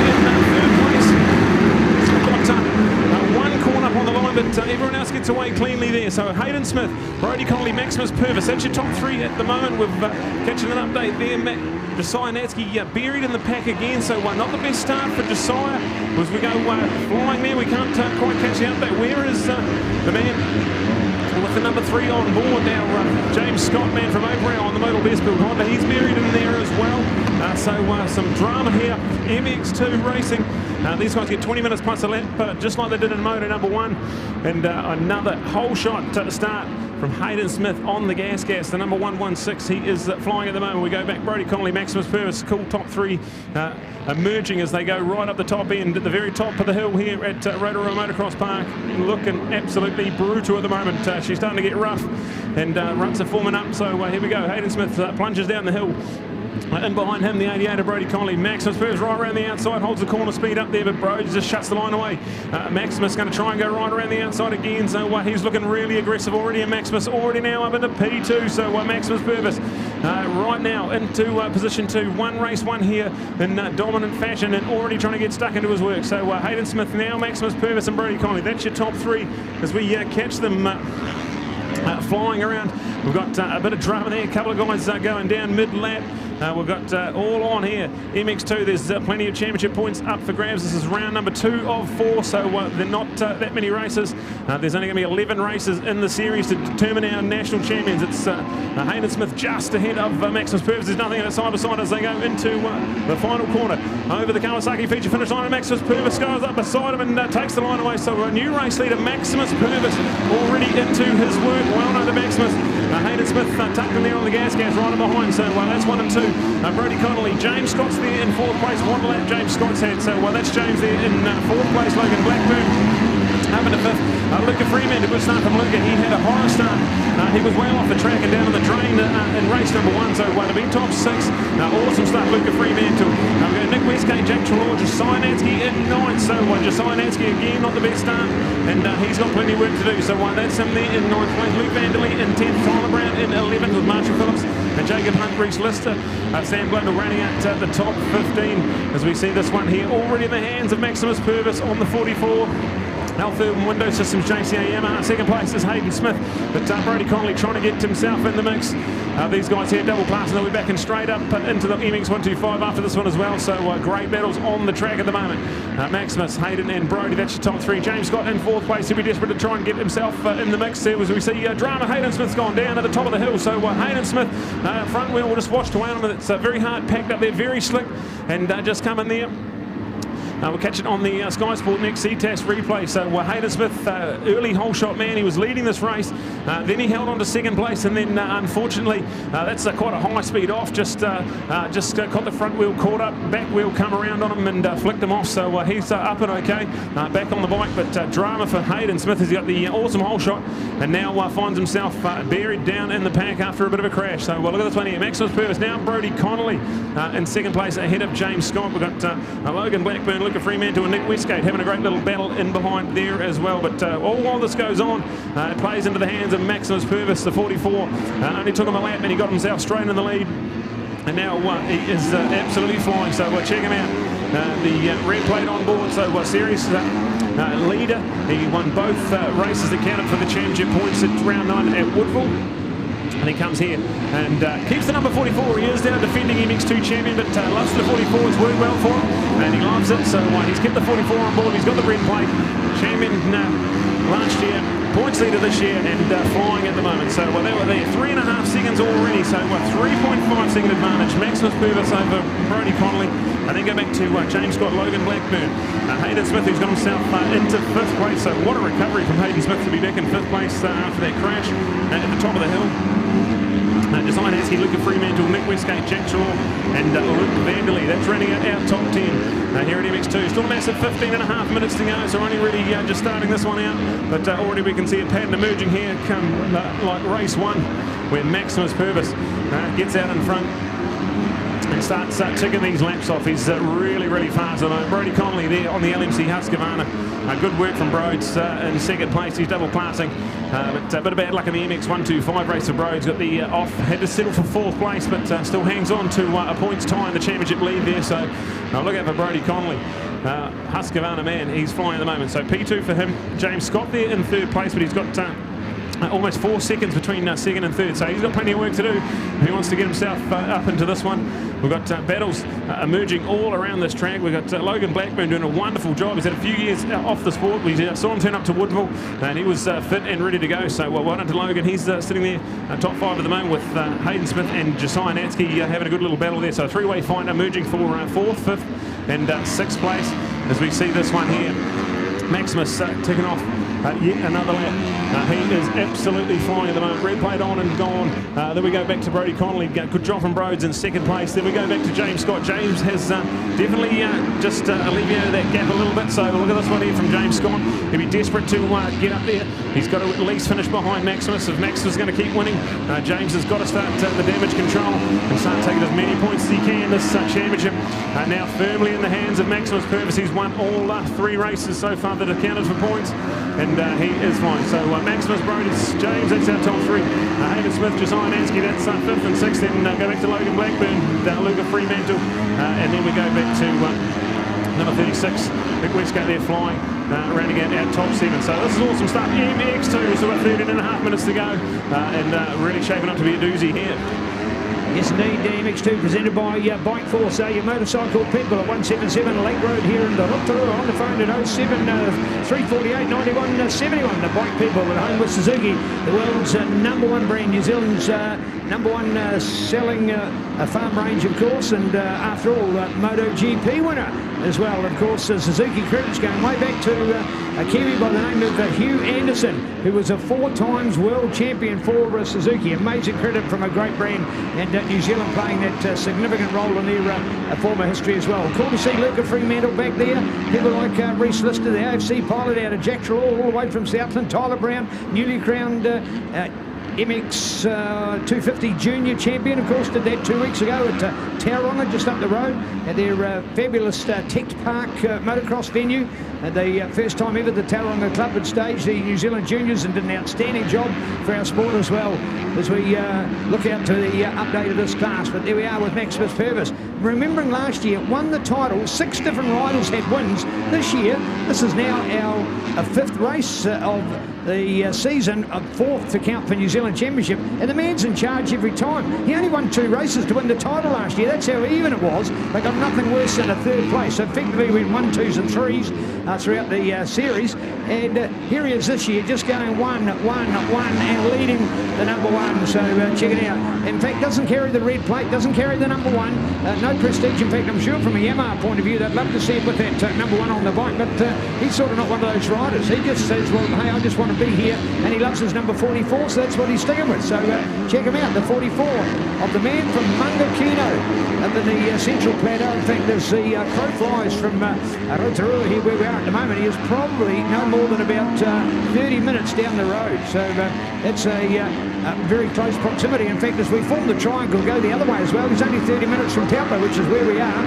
And out from here for the final round in 5 weeks' time on Sunday the 28th of March. Bring it home with Taupo Motorcycle Club at taupomcc.co.nz and Digger McEwen Motocross Park, right on the outskirts of Taupo. You'll find it, of course, on the ETA, the Eastern Arterial route, so right on the edge of Taupo Township. So a great place to be in 5 weeks. I'm sure it'll be great weather. We know it's always great excitement to go to Taupo for any weekend, and that one for the Motocross Nationals final will be epic, to say the least. All right, here we are on our comeback at the moment, finding him in fast-flowing style at this stage as we open it up out here, and the big battle's getting on all the way. Going for it now, putting all that pressure on. Of course, the graphics and you're seeing out there for the Brodie Connolly picture at this stage is the fact that he's got the Husqvarna, and the LMC team have sort of given it a bit of a custom redesign, a little bit of I suppose you'd say, a package presentation, and it's that sort of off yellow coverage. So from its conventional white colours to make the LMC Husqvarna into a different kind of livery, it just shows that it's a different kind of vest. There we are, on the inside, yes, getting through. Spectacular on the number 16 here. So well done out there. This is MX2 Racing, and out to watch the championship contenders. But I'll tell you what, the 16 under pressure now, is we're all out there for racing at this stage. So keen to watch out in our update at the moment with Hayden Smith, the former typing man now out of Auckland, getting some great racing in here and showing what a demon rider he is. He'll be back-to-back with this one, folks. The next race is the MX 125, and he'll be out on the little Gas 125 as well. Of course, Gas having an incredible debut year on the world moto scene and coming away with title victories, and already, of course, to have won a junior Grand Prix with their 85cc bike in the hands of the young Auckland, Lachlan born back 3 weeks ago at Woodville, and then, of course, picking it up with the likes of Hayden Mackay on the new red Rocket in our racing at the moment. So they've got 2 strokes and 4 strokes and all alike on the racetrack. So keep looking out for them. Bike 4 sponsored MX2 Racing as we watch the update at the moment, and keen just to see 44 Maximus Purvis, 3 James Scott, 2 Josiah Natsky, 116 and Hayden Smith out there, 33 and Logan Blackburn. He's on the CNC profile cutting now. Logan only got the call about a week, 10 days before the Motocross Nationals. We've got the bike, the team said we're looking for the rider, and Hogan, sorry, my apologies, Logan did the step up, and that's a massive step up. Effectively, he's gone from the couch on a hot day to out on a racetrack on a hot day, and that's not the kind of preparation you really want. Had he been given a month's notice, could have done a lot better preparation, but an all-round cool guy. I go way back to his 125 senior debut, lost the title by 1 point, or missed out on the title by 1 lousy point. So don't worry, folks, he's been good enough to be close to a champion then. I'm sure he can do it again, and give him some more preparation and experience and training through this season with another 4 weeks to the next round, and the final 1 week later, I'm sure we'll see him better and stronger than ever. Check him out, Logan Blackburn on the comeback. Sky Sport next time coming at you at 12:15. No lunch break here, folks. We are rocking through our massive program today. Bring it on, Brad. Yeah, shaping up really nicely here. 7.5 minutes to go, plus 1 lap, and it's still Maximus Purvis well in command. He's 12.7 seconds ahead of James Scott. So definitely Maximus continuing his dominant ways. We've got James Scott there in second place, but the man on a mission, the man who was quicker than anyone else on the racetrack last lap around, Josiah Natsky. Certainly starting to get into a bit of a groove. He was way down outside the top 10 in the whole shot corner. Managed to get himself back up to P3, and he's about 6.5 seconds off James Scott. So keep an eye on that one there. Still plenty of time here. 7 minutes plus a lap to go. Look out for Josiah Natsky, the man who's got the number 2 on bike, Bridgestone Kawasaki machine, and he should be right up there in the thick of it. So look out for him. He could certainly make a charge at a top 2 finish here if James Scott's not too careful. Hayden Smith there on the gas, still in 4th place, 1 under Hayden. Logan Blackburn in 5th, Reese Lister still there, top 6. Nick Westgate in 7th on the number 36 machine, so good result there from Nick. And we go back to Luke Vanderlee, 8th place for Luke. Jack Trelaw in 9th, Tyler Brown in 10th, Marshall Phillips in 11th. Then we go back to 12th, Sam Blundell. Donovan Ward is there in 13th. Adam Moss got a top 7 result in race number 1. Now he's back in 14th, but he is charging through the pack. He was very much quicker than anyone else around him, so good to see Adam Moss get himself right in the hunt. Top 14 at the moment. Jack Dunlop rounding out our top 15 as we get underway. We've still got 34 MX2 components out there on the racetrack as we catch this one here. Maximus Purvis still leads by 12 seconds, but it's the battle for second place that we're keeping an eye on. It's certainly going to heat up as we've got the number 3 of James Scott, but the number 2 of Josiah Natsky in 3rd place. He is really coming for him, so look out for that battle on the track. 2nd and 3rd, Hayden Smith, Logan Blackburn, Reese Lister. That's our top 6. So well done to MX2. 6 minutes plus a lap. Our bike 4 supported MX2 here at our round number 2 at Rotorua Motocross Park for 2021. Our Senior Motocross Championship, supported us by Aon, Pirelli, Fox and Kawasaki. Letting the good times roll, and awesome to have the Rotorua Motorcycle Club on board. They've been around of the Senior Motocross Championships for a long time, and there's no secret why. These guys are really good at what they do, and the track is awesome. It's in a reverse direction. They have done so much work to this track over the last 12 months. And all the riders are absolutely raving about it. So flying really nicely, some really good passing and battling going on at the moment. Maximus Purvis leads this one. Josiah Natsky and James Scott separated by less than 3 seconds on track. So check this one out. Nothing in it as we see Maximus Purvis on the Altherm JCR Windows Systems Yamaha. He is flying. He's about 14 seconds clear at the front, and checking out the battle for second. I can't wait to see this one here. Josiah Natsky certainly coming for James Scott. This is going to be a good little battle here for the 5 minutes plus a lap still left.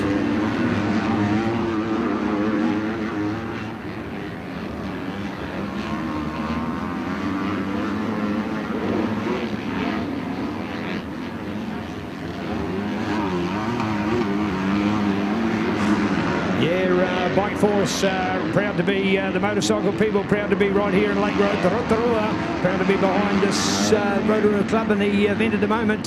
44 with Maximus. Coming at you, doing it live, doing it loud, doing it proud. Man, oh man, what a rider. What a rider. 44, check it out on the blue bike. Is that the way to describe it, the blue bike?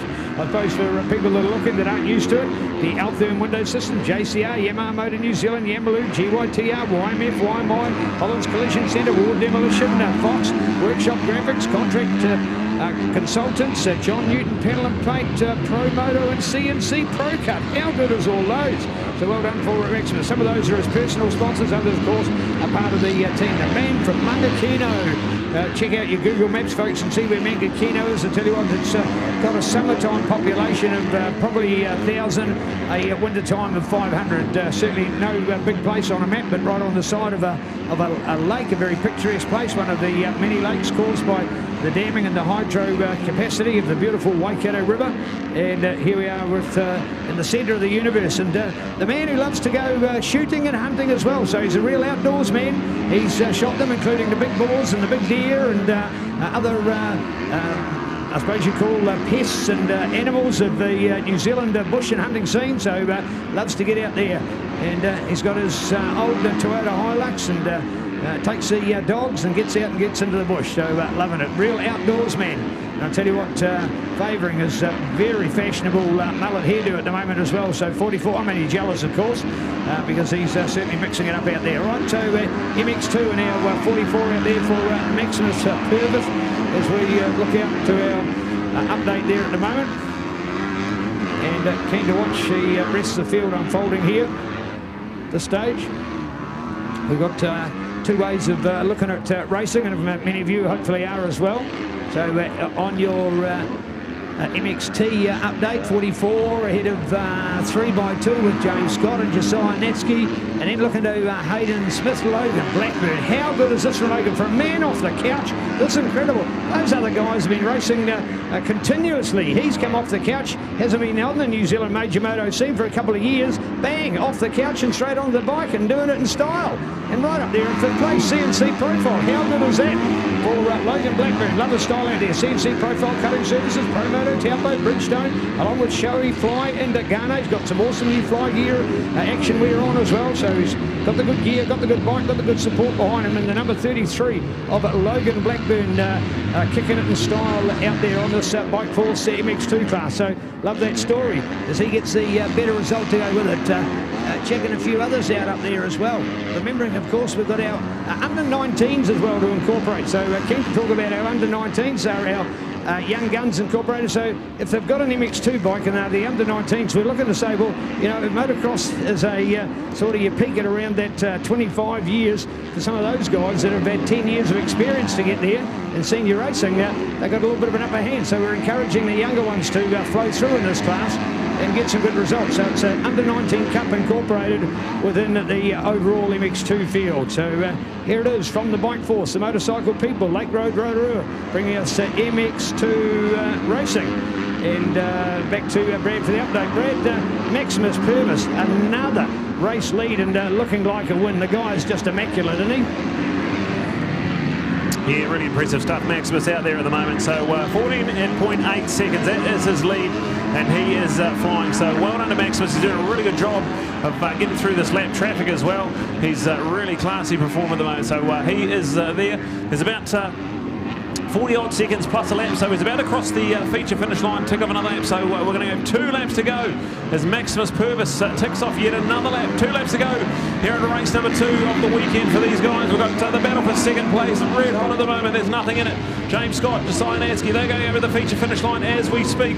We've got nothing in it. They go down into the right hand to turn number 1 and start another lap. So 2 laps to go. Can Josiah get it done? That will do wonders for his confidence if he can get ahead of James Scott and start reeling in Maximus for the championship. We've got plenty of points still up for grabs. We're only at race number 4 of 11 for the championship. So this one here, certainly Maximus is to lose the moment. He is flying at the front, but we go back to James Scott and Josiah Natsky. Second and third, there's nothing in it. and then go back and looking at Hayden Smith, Logan Blackburn, Reese Liston, Nick Westgate, and then go Luke Vanderley, Jack Trelaw and Tyler Brown. That's your top 10 as we keep it on this one here. 2 laps to go, and absolutely nothing in it. Look at James Scott. He has been out there for a while. Didn't get a really good start, but he was still handy to the pace. Got himself into second with a bit of a hiccup from Brodie Connolly.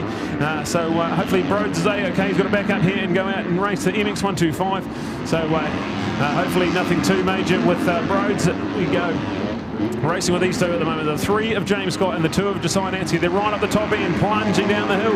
And James just makes a little bit of a mistake. The foot comes off the pegs.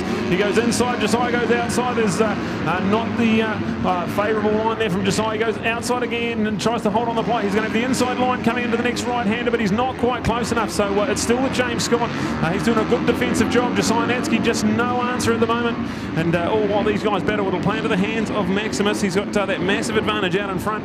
And certainly his to lose at the moment. So Maximus, Josiah and James, your top 3, but there's no way of determining what order they're going to finish in. There's still a lap and a bit to go here. We've got the white flag coming out now for Maximus, so he's about to start his final lap, but it's the battle for second that we're going to keep an eye on here. White flag is out for Maximus. These guys have got a couple of corners to go before they're going to take the white flag. Has Josiah going to dive up the inside? He's not going to quite be close enough there. James doing a good job. He's the one that gets to pick the line he goes to. It's Josiah doing all the hard work. He's got to find the line that he's not going in, and then we're flying with these guys here. So it's still with James in second place, Josiah there in third, as we see Maximus doing a great job, ticking off these lappers, ticking off these laps, and he is on the final lap on his way to yet another victory in MX2 racing. We've got it all on here as we see up the top of the hill, James Scott, he is there. And we go back to Josiah in third place. So that battle there, up the new step up here. Normally the big step down, normally plunge down that big hill, but now we're going up the hill and absolutely flying. So the reverse direction here at Rotorua Motocross Park, it is awesome and flying really nicely, but certainly still the brutal braking bumps, the awesome big deep ruts and the soft fluffy berms here at Rotorua Motocross Park.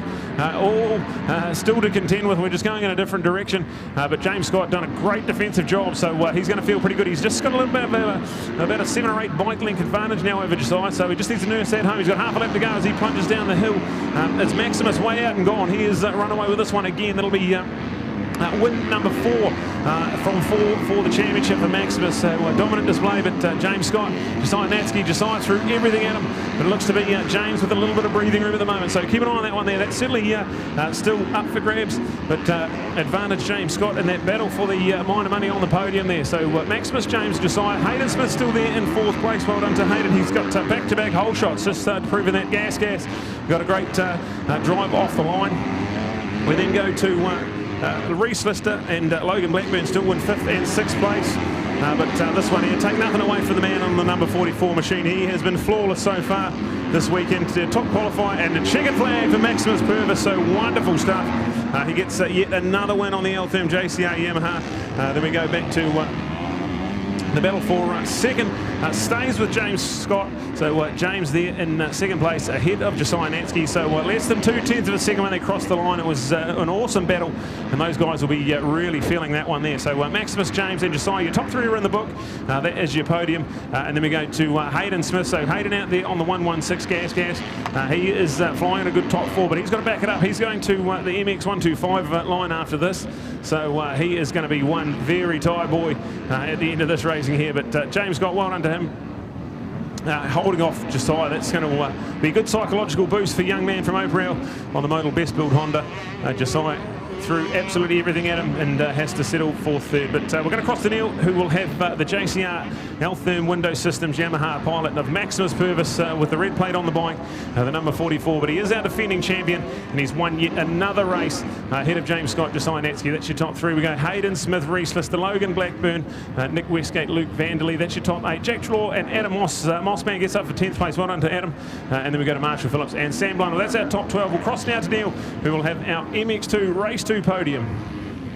Well, unbelievable to think that Maximus Purvis has done it again. What has this man done this year that has turned a switch on? Because last year, in all fairness, you'd have probably thought he could have almost been the number 3 rider in the field, but he was just always there, whereas the other riders, they had their highs, they might have had more wins, but they also had lower lows, if that makes sense. And he was just so consistent with that mark he was in there. If he wasn't first, he was second, he was third, and he only had 2 wins in the entire campaign. To win by less than a handful of points, and yet here he is this year smashing them out moto after moto. 3 at Woodville, now 2 here. This is a huge super summer for the young man from Mangakino. So I can see him heading straight out of the Altherm JCR truck and heading towards us here already. So great to have him with us. The star moving signs are fluttering in the breeze. The Holland Collision Centre team over there doing another magnificent job. The, of course, AME management bring us our Yamaha kids camps as well. So more details as we head to the south, up some of those back in the north as well. Check out the kids camps. They are super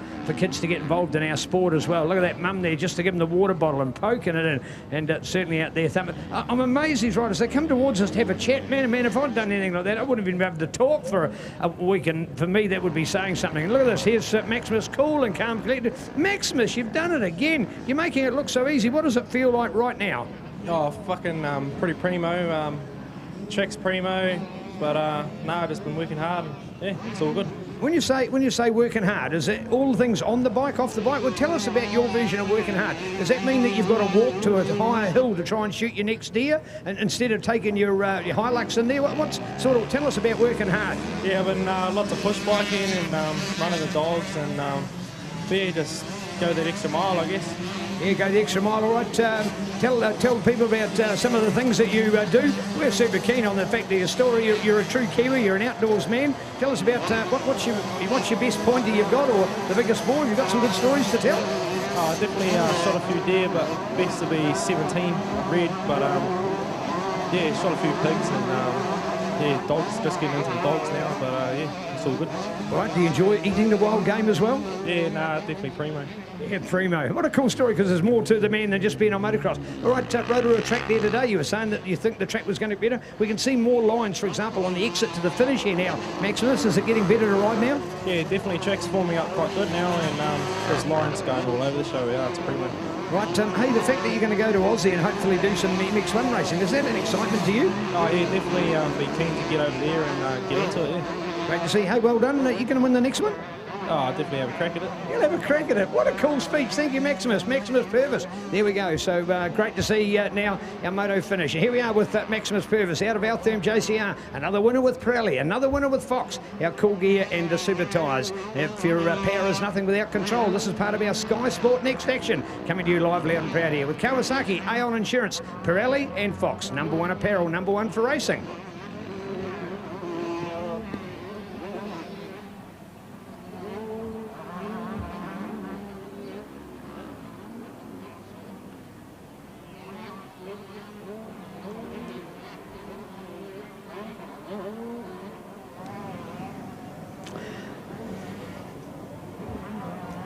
We're just going to take an opportunity while the other guys are out there on a warm-up to catch up with our board member and long-time friend and a man who I almost call motocross mad like myself, Big Mac, Mike McLeod. First of all, Macca, nice to be at Rotorua today. Yeah, fantastic, Neil. Weather's fantastic, track's looking awesome. Racing's been real good and the crowds coming through the gate, it's real good. Yep, great. Right, indeed. Hey, Macca, from a board point of view, that you too, like many, are a volunteer, and just looking at our sport overall, man, sort of 10 months ago with the outbreak of COVID-19, we thought we were in for a disaster. What a magic recovery. Yeah, it's a team effort though, Neil. Everyone from the board down to the motocross commissioners, obviously the club's involved in the putting on the event. It's a team effort and everyone's got together and we've put on the event.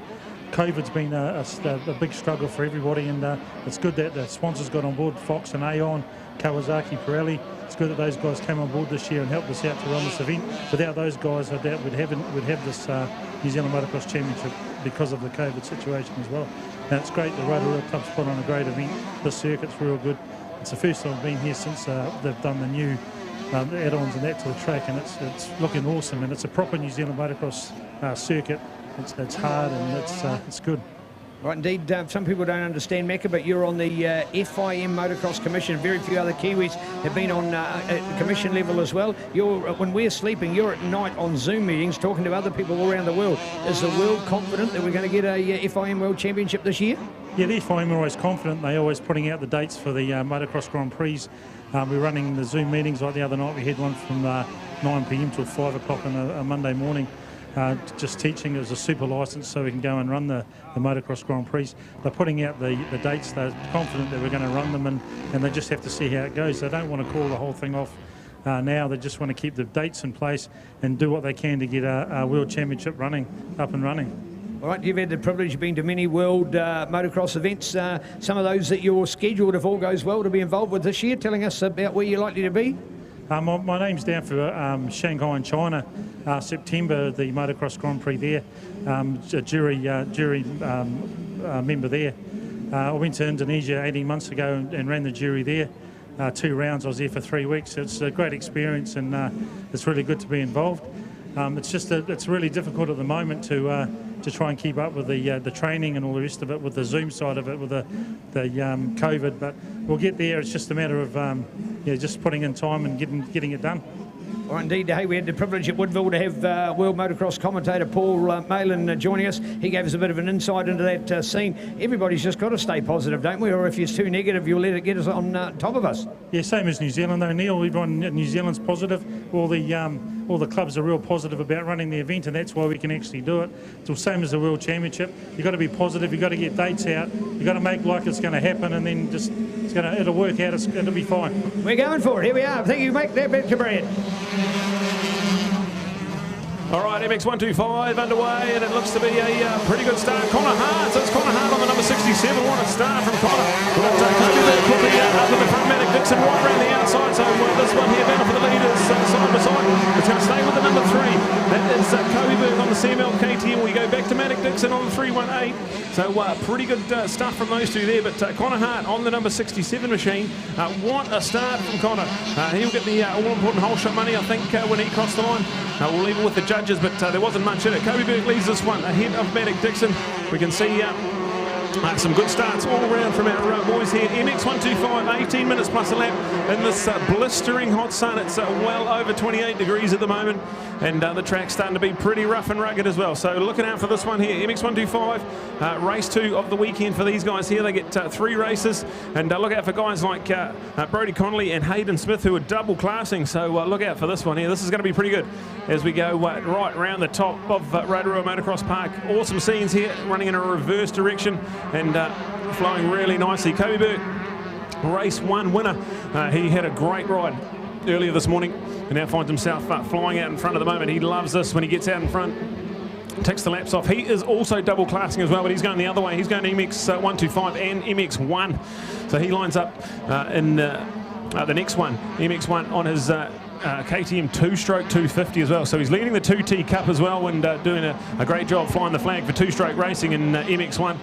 Get some good top 10 results there. So check it out. This one is MX125. What a cool start as we've got a bit of drama going on. We've got one down out of the right-hander. So hopefully he's A-OK, getting to his feet nice and slowly there. So a bit of drama. MX125, we've got plenty of action and just unfortunate stuff from the number 164 machine. So big drama here, the MX125, as we go racing with our race leader. It is still the number 3 of Kobe Burke, flying over the feature finish line and starting us off here. So lap 1 in the books. Kobe Burke, Matic Dixon flying at the moment. We've got a pretty good start there from Brodie Connolly. He's up there in 4th place. Hayden Smith, go back to Jack Simon, and also we've got some pretty good starts all round as the timing screen refreshes on us, and we've got MX125 underway, 15 minutes plus a lap still to go, so only 1 lap into this one. Kobe Burke, Matic Dixon, Ryan King is up there in 3rd place. Go Ryan on the ground, Kiwi KTM 125. Jack Simon, Dylan Westgate, Nick Darcy, Hayden Smith, Connor Hart there, our top 8. We've got Christian Crane, Logan Denise, Jared Hannon, Luke Maisie, Mark and Hilton Knox. and Cormac Murphy with Nick Evorian, they're our top 15. So a non-start from Brodie Connolly. So a bit of drama. Not sure what's happened to Broads. He had a bit of a hiccup in MX2 and hasn't made the start of this one here. So plenty of drama in our championship as Kobe Burke, race 1 winner. He leads this one here on the number 3 machine. He was 3 NZ in this class last year, and he's already won a race this morning. So we've had 3 different race winners in MX125 racing out of the 4 races so far. And here we go with this one here. Kobe Burke leads ahead of Matic Dixon. Ryan King, what a start from Ryan. Him and Jack Simon and Dylan Westgate there. Those 3 were battling it out at Tech Park a week ago with Matic Dixon as well for our 15 to 16 years 125 Junior Motocross Championship. And now they turn up here and they're running 2nd, 3rd, 4th and 5th place in our awesome Senior Motocross Championships. We're at round 2 here, Rotorua Motocross Park, hosted by the Rotorua Motorcycle Club. And the track's starting to look pretty rugged. So these boys are going to have to work for it today in this hot, hot sun. Closing in on 30 degrees at the moment. And this track is pretty tough at the best of times. So having to really, really work for it. Kobe Burke doing a good job, double classing as well. So that is a phenomenal performance. Matic Dixon hanging in there in 2nd place, so looking pretty good at the moment. And we've got some battles all around this track. Look out for Hayden Smith. He's fresh off a top 4 result in MX2 racing and starting to get himself in the mix in this one here. So we've got championship points up for grabs. This is race 4 of the championship. And we've got 11 in total to try and determine our New Zealand Senior Motocross Champions for 2021. And the one in the class here that's sort of the most wide open is our MX125. We've had 3 different race winners in the 3 races we've had. We had Brodie Connolly and Hayden Smith tied on points heading into this race, but a non-start from Brodie Connolly. And now Kobe Burke leading this one ahead of Matic Dixon. It's plenty of drama all unfolding here at Rotorua Motocross Park. Look out for this one here. We've still got 13 minutes plus a lap to go as the battles all around this track really heating up. We've got great stuff from Ryan King and Jack Simon. That's neck and neck. That's the battle for the podium. So 3rd and 4th place at the moment. Dylan Westgate and Hayden Smith, they're 5th and 6th. Nick Darcy, Connor Hart, Logan Denise and Jared Hannon. A couple of the youngsters out there, 8th, 9th and 10th place. This is great stuff. MX125 brought to us by John Newton Panel and Paint, our local sponsor for the weekend. And certainly some of the action-packed racing's come from this MX125 class. Anyone can win it from here, but it's Kobe Burke, Matic Dixon, Ryan King, Jack Simon.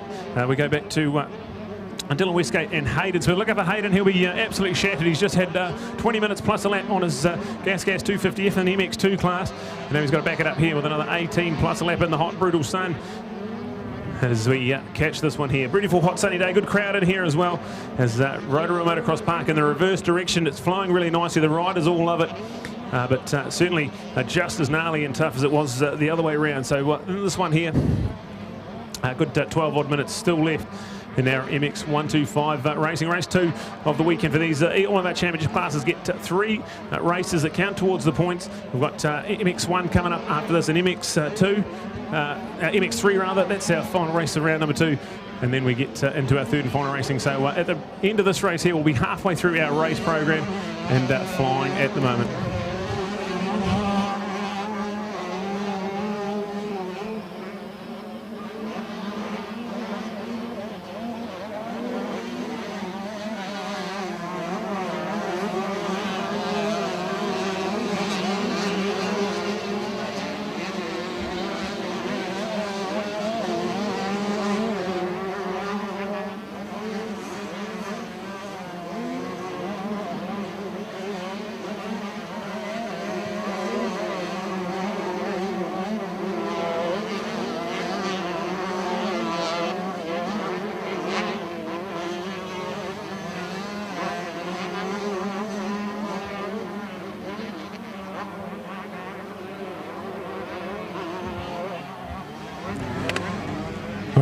Giving you the update here. It's still Kobe Burke out in front of this one here. There's 10.5 minutes plus a lap to go. So Kobe Burke, he's the quickest man on track. Last time around, a 2:01.229. And that was nearly the fastest lap of the race. The fastest lap of the race was the lap before at a 2-minute flat .2. So well done to Kobe Burke. He's out in front by 3.5 seconds ahead of Matic Dixon. So this is good from Kobe. He won race 1 here. And got the great start. Just held that awesome new whole shot corner right around the outside. got himself in the front, and now he is just absolutely loving it. So the CML KTM pilot, number 3, Kobe Berg, is leading this race ahead of Matic Dixon by 3.2 seconds. And then we go back 12 seconds off the lead as Jack Simon ahead of Dylan Westgate and Ryan King. So that three-way battle still living on there. That's the battle for the podium, because Hayden Smith's down in 6th place, but he's not out of this one yet. So we'll look out for that one there. That's 4 of them that could finish anywhere within 3rd, 4th, 5th and 6th. But Nick Darcy, Logan Didiz, Jared Hannon and Connor Hart, still your great top 10. Christian Crane, Luke Maisie there. And that's rounding out our awesome top 12. We've got a Marcus Hildensheim there in 13th, Nick Voren, Cormac Murphy and Reese McBride. So that's our top 16. And Reese out there. Unfortunately, he was the one that had the crash earlier on, so hopefully he's A-OK. We've got non-starts for Brodie Connolly as well, so we're not sure. We're trying to catch an update of how Broads is. He definitely pulled in from his MX2 race, so hopefully everything A-OK with Broads. And a bit of drama here. MX125 is our Brodie Connolly, Hayden Smith tied on points going into this race, and Hayden Smith now up into 4th place with Kobe Berg, already a race winner this morning, now sitting there in 1st place in this one. He could potentially snatch away that points lead. Anything could happen here. The MX125 still got a massive 9 minutes plus a lap to go, so we're only halfway through this race. And Matic Dixon was a little bit quicker again, so he's just hit the fastest lap of the race that time around. So we saw how quick he was in motor number 1, and now he's got himself right in the mix here. So less than 3 seconds separating our top 2 at the moment.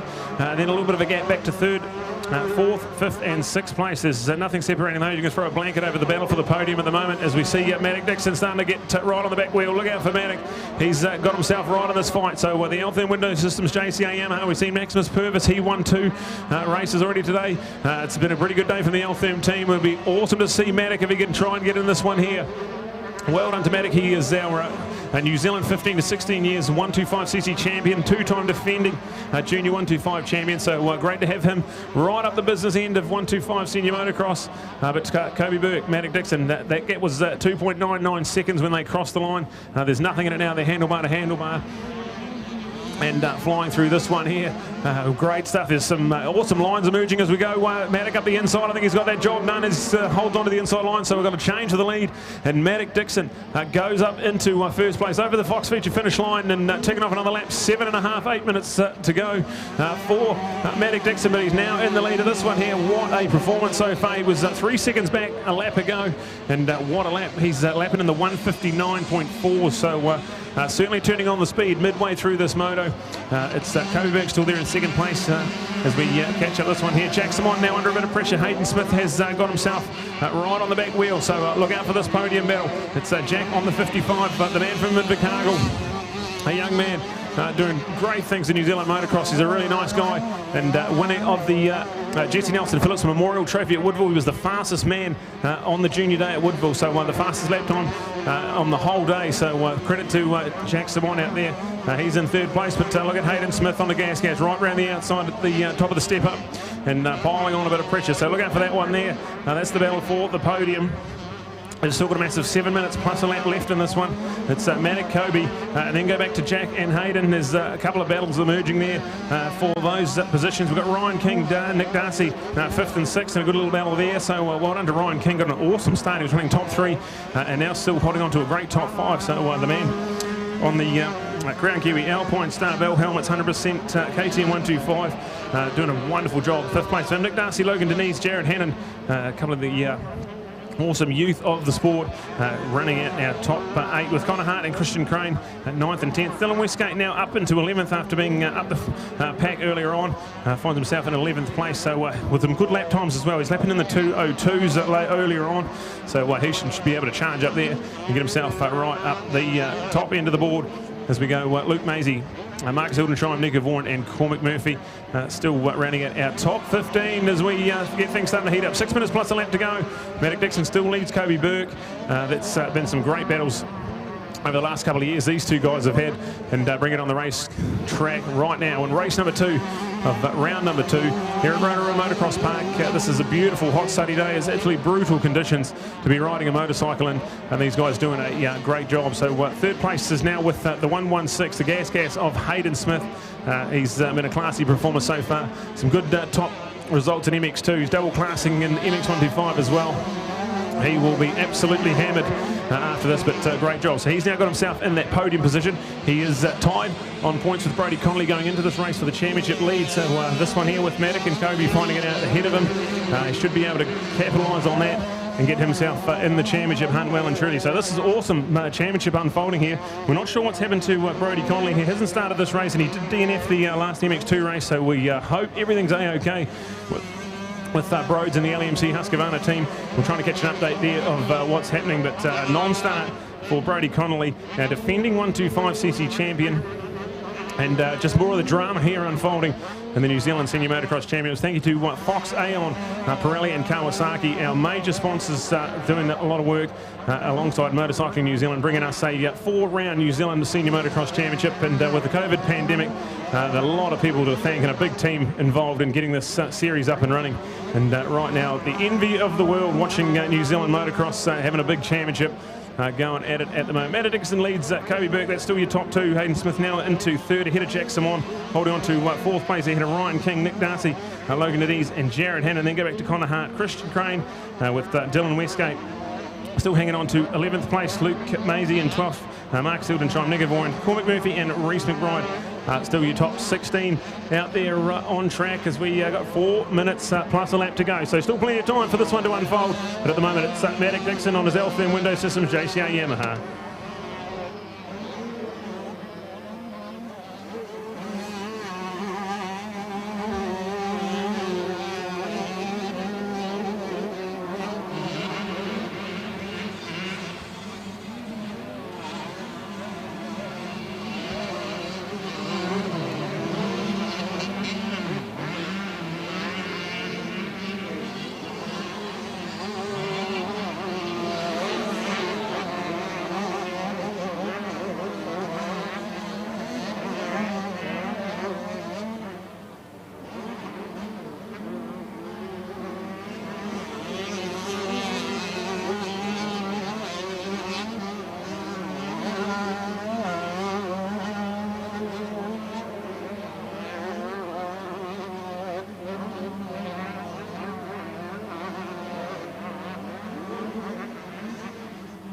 Well, here we go with our update, and it's all on with our MX 125, and wow, what a class. So much history in this class. Let's go all the way back to 1975, first ever World Championships with 125s, and yeah, that's 6 decades ago now, and to think what's happened to those bikes over all the years is great to see. People who have in fact both been to New Zealand, Akira Watanabe and Gaston Ra here. Unfortunately, Gaston no longer with us, taken far too young in life, but that's another whole story. But heroes of mine, because they were heroes on 125 motorbikes. These were the bikes that you thought, how can a 125, remembering of course your average lawnmower is 150 cc's, and how does a bike at only 125 go so well? These machines with a good bit of tuning can almost knock out 40 horsepower, 40. You know, you talk about some of our motorsport racing at hundreds of horsepower. These are just a mere 40 horsepower, yet how well do they go? You know, and taking some of these riders to heights around the world. We've only got to go back to Josiah Natsky, of course, doing EMX, European Motocross 125, a handful of years ago, and here he was with the creme de la creme of world motocross, racing alongside 125s. No, they're not at a world championship level, but we mustn't forget the role they play in building up these riders. Remembering, most of this field are actually still at school. That's a clear factor, folks. Most of them are still at school, so they're out there and they're riding oh so well. And to think that they're the talent of the future as well, it is a real breeding ground. So neat to see. Here we recall a few years ago the Damien Kings and the Cam Negus riding in 125 classes, and certainly now most of that type of rider, the guys that have more seasoned, more experienced, they're more doing the MX3 of the world, and now leaving the 125 to our young guns. So great path. What about young Jack Simon? What a standout young rider this man is. Of course, 2 times already New Zealand Junior Motocross champion. Did it on the 125, and here he goes again with another path.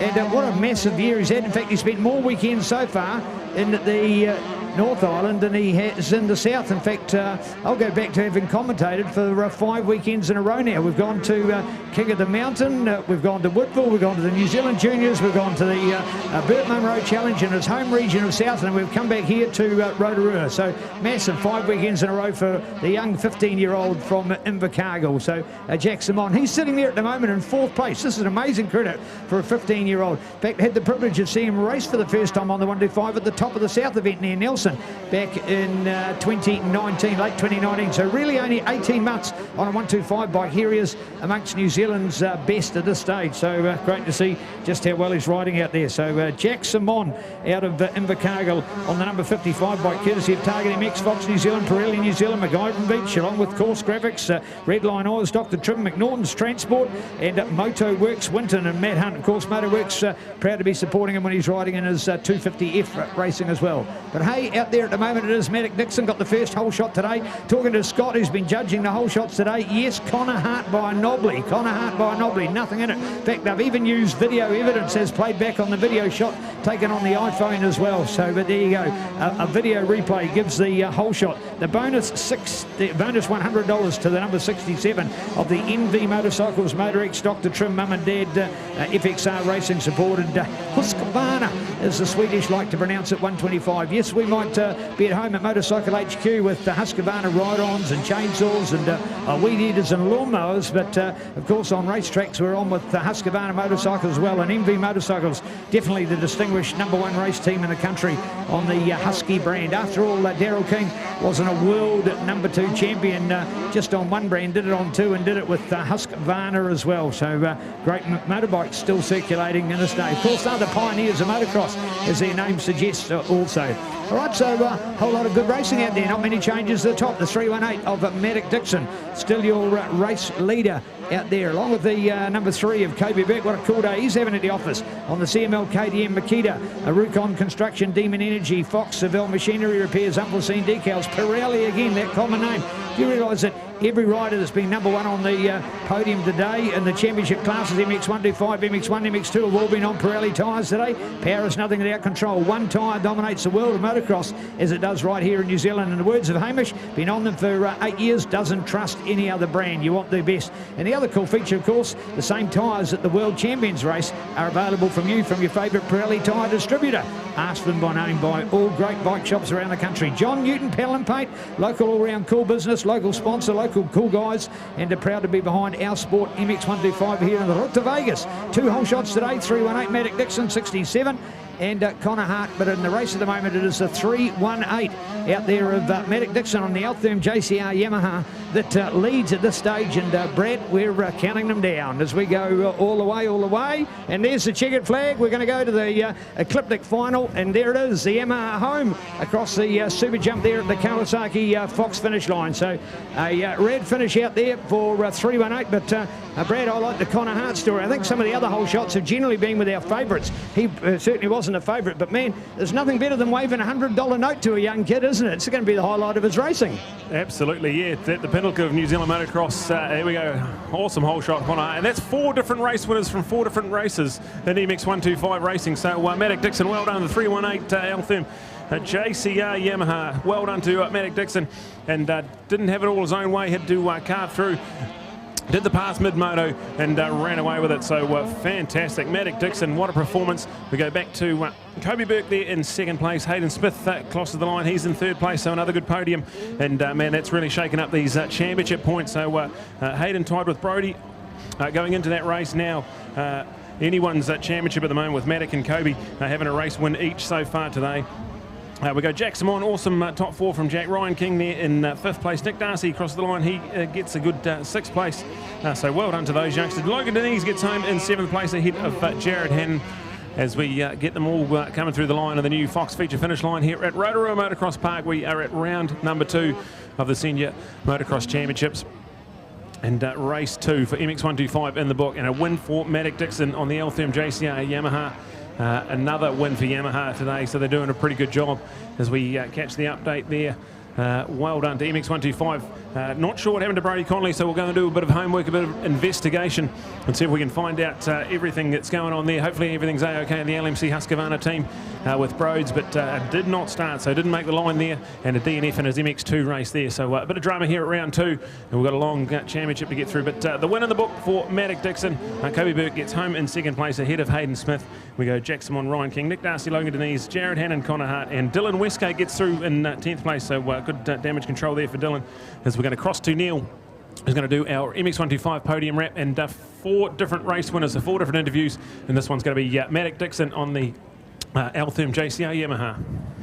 So what Brad's referring to is that only the first 2 races at Woodville counted for the championships. That's why we've got the 4 races, 2 at that round, and then the 2 so far. 4 different winners in 4 motos. How cool is that? Courtesy of Mac Media, Signage Solutions. Personal congrats out there, Matic. Good smile on the face. How are you feeling right now? Yeah, no, I feel good, but I had a little bit of a... I tweaked my wrist in the race and hurt a little bit, so yeah. All right, hey, what do you think of Rotorua? Re-engineered, redesigned and reversed. What do you think? That's awesome. Awesome, yeah. At first ride I raced here when it was backwards, I was like, oh, how's this going to work? Because it was real narrow, but they've upped the game, so it's way better today. Right, hey, the heat of the day, what sort of factor is it, mate? You're just poking down that water. How's your body feeling? Yeah, no, it's feeling all right. It's just, you know, like I said, I just tweaked my wrist and that's about it. All right, indeed. Hey, can you do that again in the last one?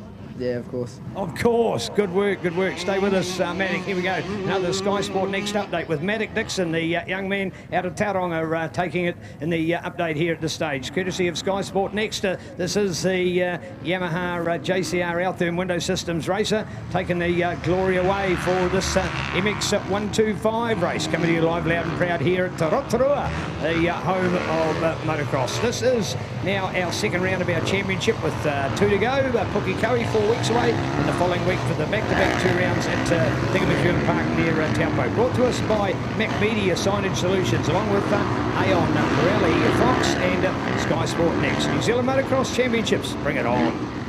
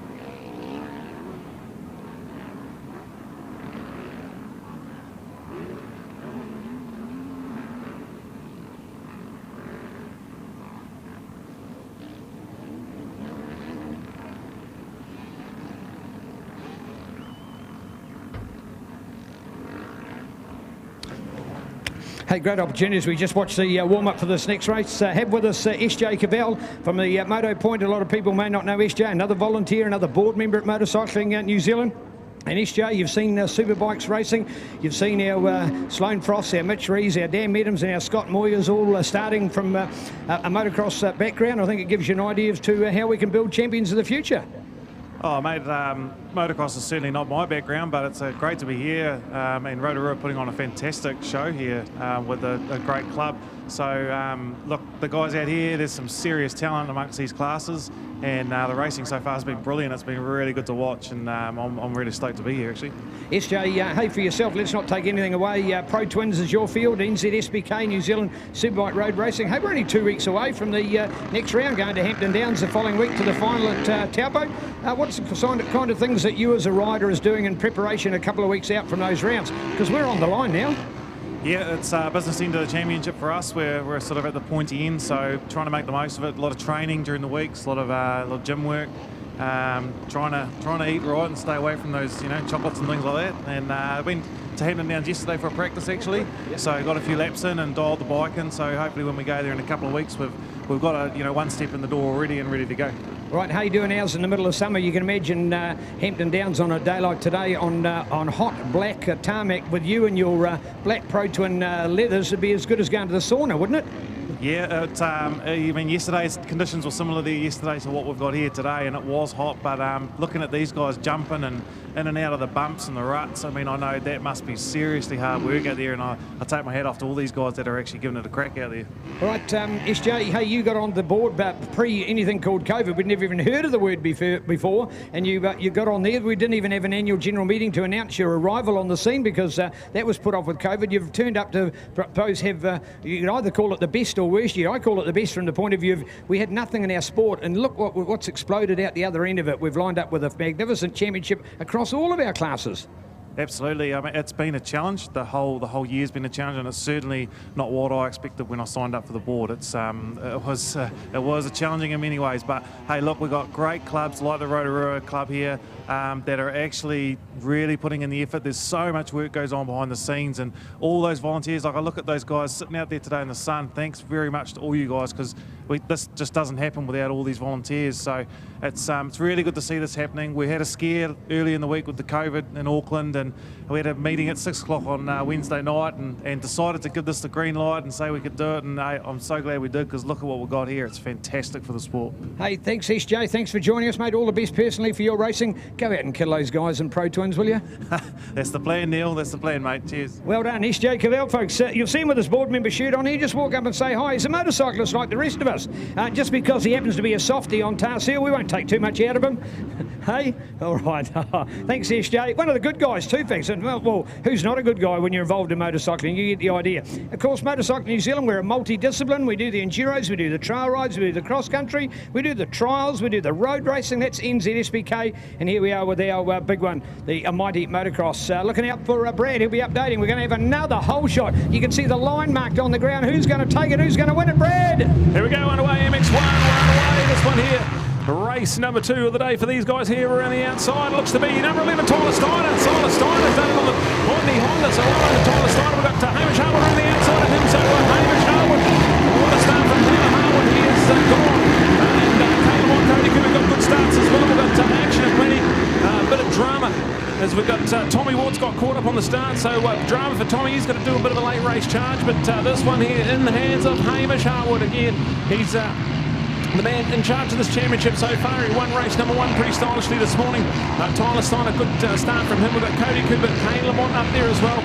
So our good normal contenders right up the business end, and we're going to fly with this one. 22 minutes plus a lap and flying at the moment.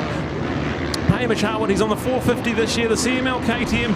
He's a 4-time MX2 motocross champion, one of the most talented riders we've established in the last few years. He's got international experience. He's won races in Australia and all over the world, and now he's got himself right in the firm driver's seat. We're talking to Hamish at Woodville, and he said he's feeling the best he's ever felt coming into a New Zealand senior motocross campaign. So look out for the rest of New Zealand, because Hamish Harwood is making a statement at the moment. He's flying on the CML KTM. Tyler Steiner now back to 3rd place. It's Cody Cooper that's flying up into 2nd. So look out for Coops. He's going to get quicker and quicker as this track starts getting rougher and rougher. So look out for the 9-time champion in 2nd place, Cody Cooper. We've got Kane Lamont there behind Tyler Steiner, so it's Tyler in 3rd. We've got Kane Lamont battling it out with Wyatt Chase. These guys had some good battles in race number 1, and Wyatt's got himself right in there as well. So that's the top 5 as we have a look at it. And flying at the moment, this is MX1 racing. Massive, monstrous, 22 minutes plus a lap at 28 plus degree heat with a brutal Rotorua Motocross Park track. We're going to certainly sort out the men from the boys. We're underway here, and we'll catch an update of this one here. It's Hamish Harwood in charge at the moment, but if the man at 2nd place has got anything to do with it, he's going to have to try and get on the back wheel of Hamish straight away. So Hamish crosses the line. That's the feature Fox finish line. And we've ticked off lap number 1 here at race number 2. We're only 3 out of the 11 races in the book, so still a long, long way to go in this championship. And at the moment, Hamish Harwood is our points leader heading into this one. He won the race this morning. He's certainly got the start. It was Tyler Steiner that crossed the whole shot line, so he'll get the whole shot money, but it's Hamish Harwood, just like he did in race 1, railed that big Triple Apex left-hander and gets himself in front. So have a look at this one here. Hamish Harwood, Cody Cooper, Tyler Steiner, Kane Lamont, Wyatt Chase there. That's your top 5. Brad Groombridge on the hooker Honda gets a good start. So good one from BG. We've got Royd and Wyatt, another good start. So Brad and Royd got horror starts in race 1. They got awesome starts in race 2. So look out for those guys there. We've got Richard Horn, Seaton Head, Zyma Goldrick, Hadley Knight, and that rounds out our top 11 as we fly through this one here. So 19 minutes to go. Plus a lap. Hamish Harwood leads Cody Cooper. This is going to be a great little battle. These guys are going to be battling all through the championship. And have a look at these lap times here when we cross the line. It's a 2-second gap between Hamish and Coops, so look out for that. Tyler Steiner doing a good job in third place, still hanging on to that ahead of Kane Lamont and White Chase, so a lot of pressure piling up on him there, so hopefully Tyler can hang in there. He's doing a great job on the Botany Honda from T-Boogie, flying at the moment, number 11. Great start from Tyler. He'll get the whole shot money and hanging on to third place at the moment. This is our Lakes Honda MX1, and this is looking really good. Hamish Howard leads Cody Cooper. We can't wait to see what happens here. Giz Coop's got a little bit up his sleeve here. He was the fastest man on the racetrack at the end of the race number 1, and he's got himself a pretty handy start here. So we're checking it out. Howard and Coops, these guys have had some good battles over the last few years. This time, Hamish Howard is the man with all the cars at the moment. He's out in front. He's got the championship lead. He's got the bike that he wants under him, and it's Coops with the work to do. So Cody Cooper, the 121, 9-time New Zealand motocross champion on the Motul Best Build Honda. Loves this track. He's done very well here in the past. We've come to Rotorua Motocross Park most times over the last 15 to 20 years in senior motocross, and Coops has always done very, very well here. So Hamish Howard, Cody Cooper. Now we've got Kane Lamont and White Chase up into 3rd and 4th. So Tyler Steiner goes back to 5th place. Brad Groombridge there in 6th place ahead of Royden White. We go back to Richard Horn, 7th head, and Azai McGoldrick. So checking out this one here as we go racing here. 17.5 minutes still left in this one here, and the gap was 2.9 seconds, so he took another almost a second out of Coops that time around. So it's Hamish Harwood, the man at the moment. Is lapping in the 1:53.0, so quicker than anyone else on this racetrack, and brilliant to watch. So it's MLKTM flying at the moment. Coops is in 2nd place, and now you got that battle of the two Yamahas. The L-Firm Window System JCR Yamaha of Kane Lamont on the number 4, ahead of the 32, the Chaseworks Pro Moto Yamaha of White Chase there. So cool, awesome top 4 action here by Tyler Steiner and Brad Groombridge, Royden White, 5th, 6th and 7th. So we'll have a look at those guys here. They should have some great battles as well. It's not a massive, almost 16.5 minutes to go. And this one here, the massive 22-minute motos. These are going to be absolutely brutal. The track is starting to get pretty rough. Some big deep ruts, some square edge braking bumps, and 28-degree temperatures. I can't speak highly enough of the athleticism of these guys out there flying at the moment. So scintillating pace from Hamish Howard. He was nearly a second quicker than anyone else on this racetrack. He's flawless at the moment. He's about ready to tick off another lap and come over the Kawasaki Fox feature finish line.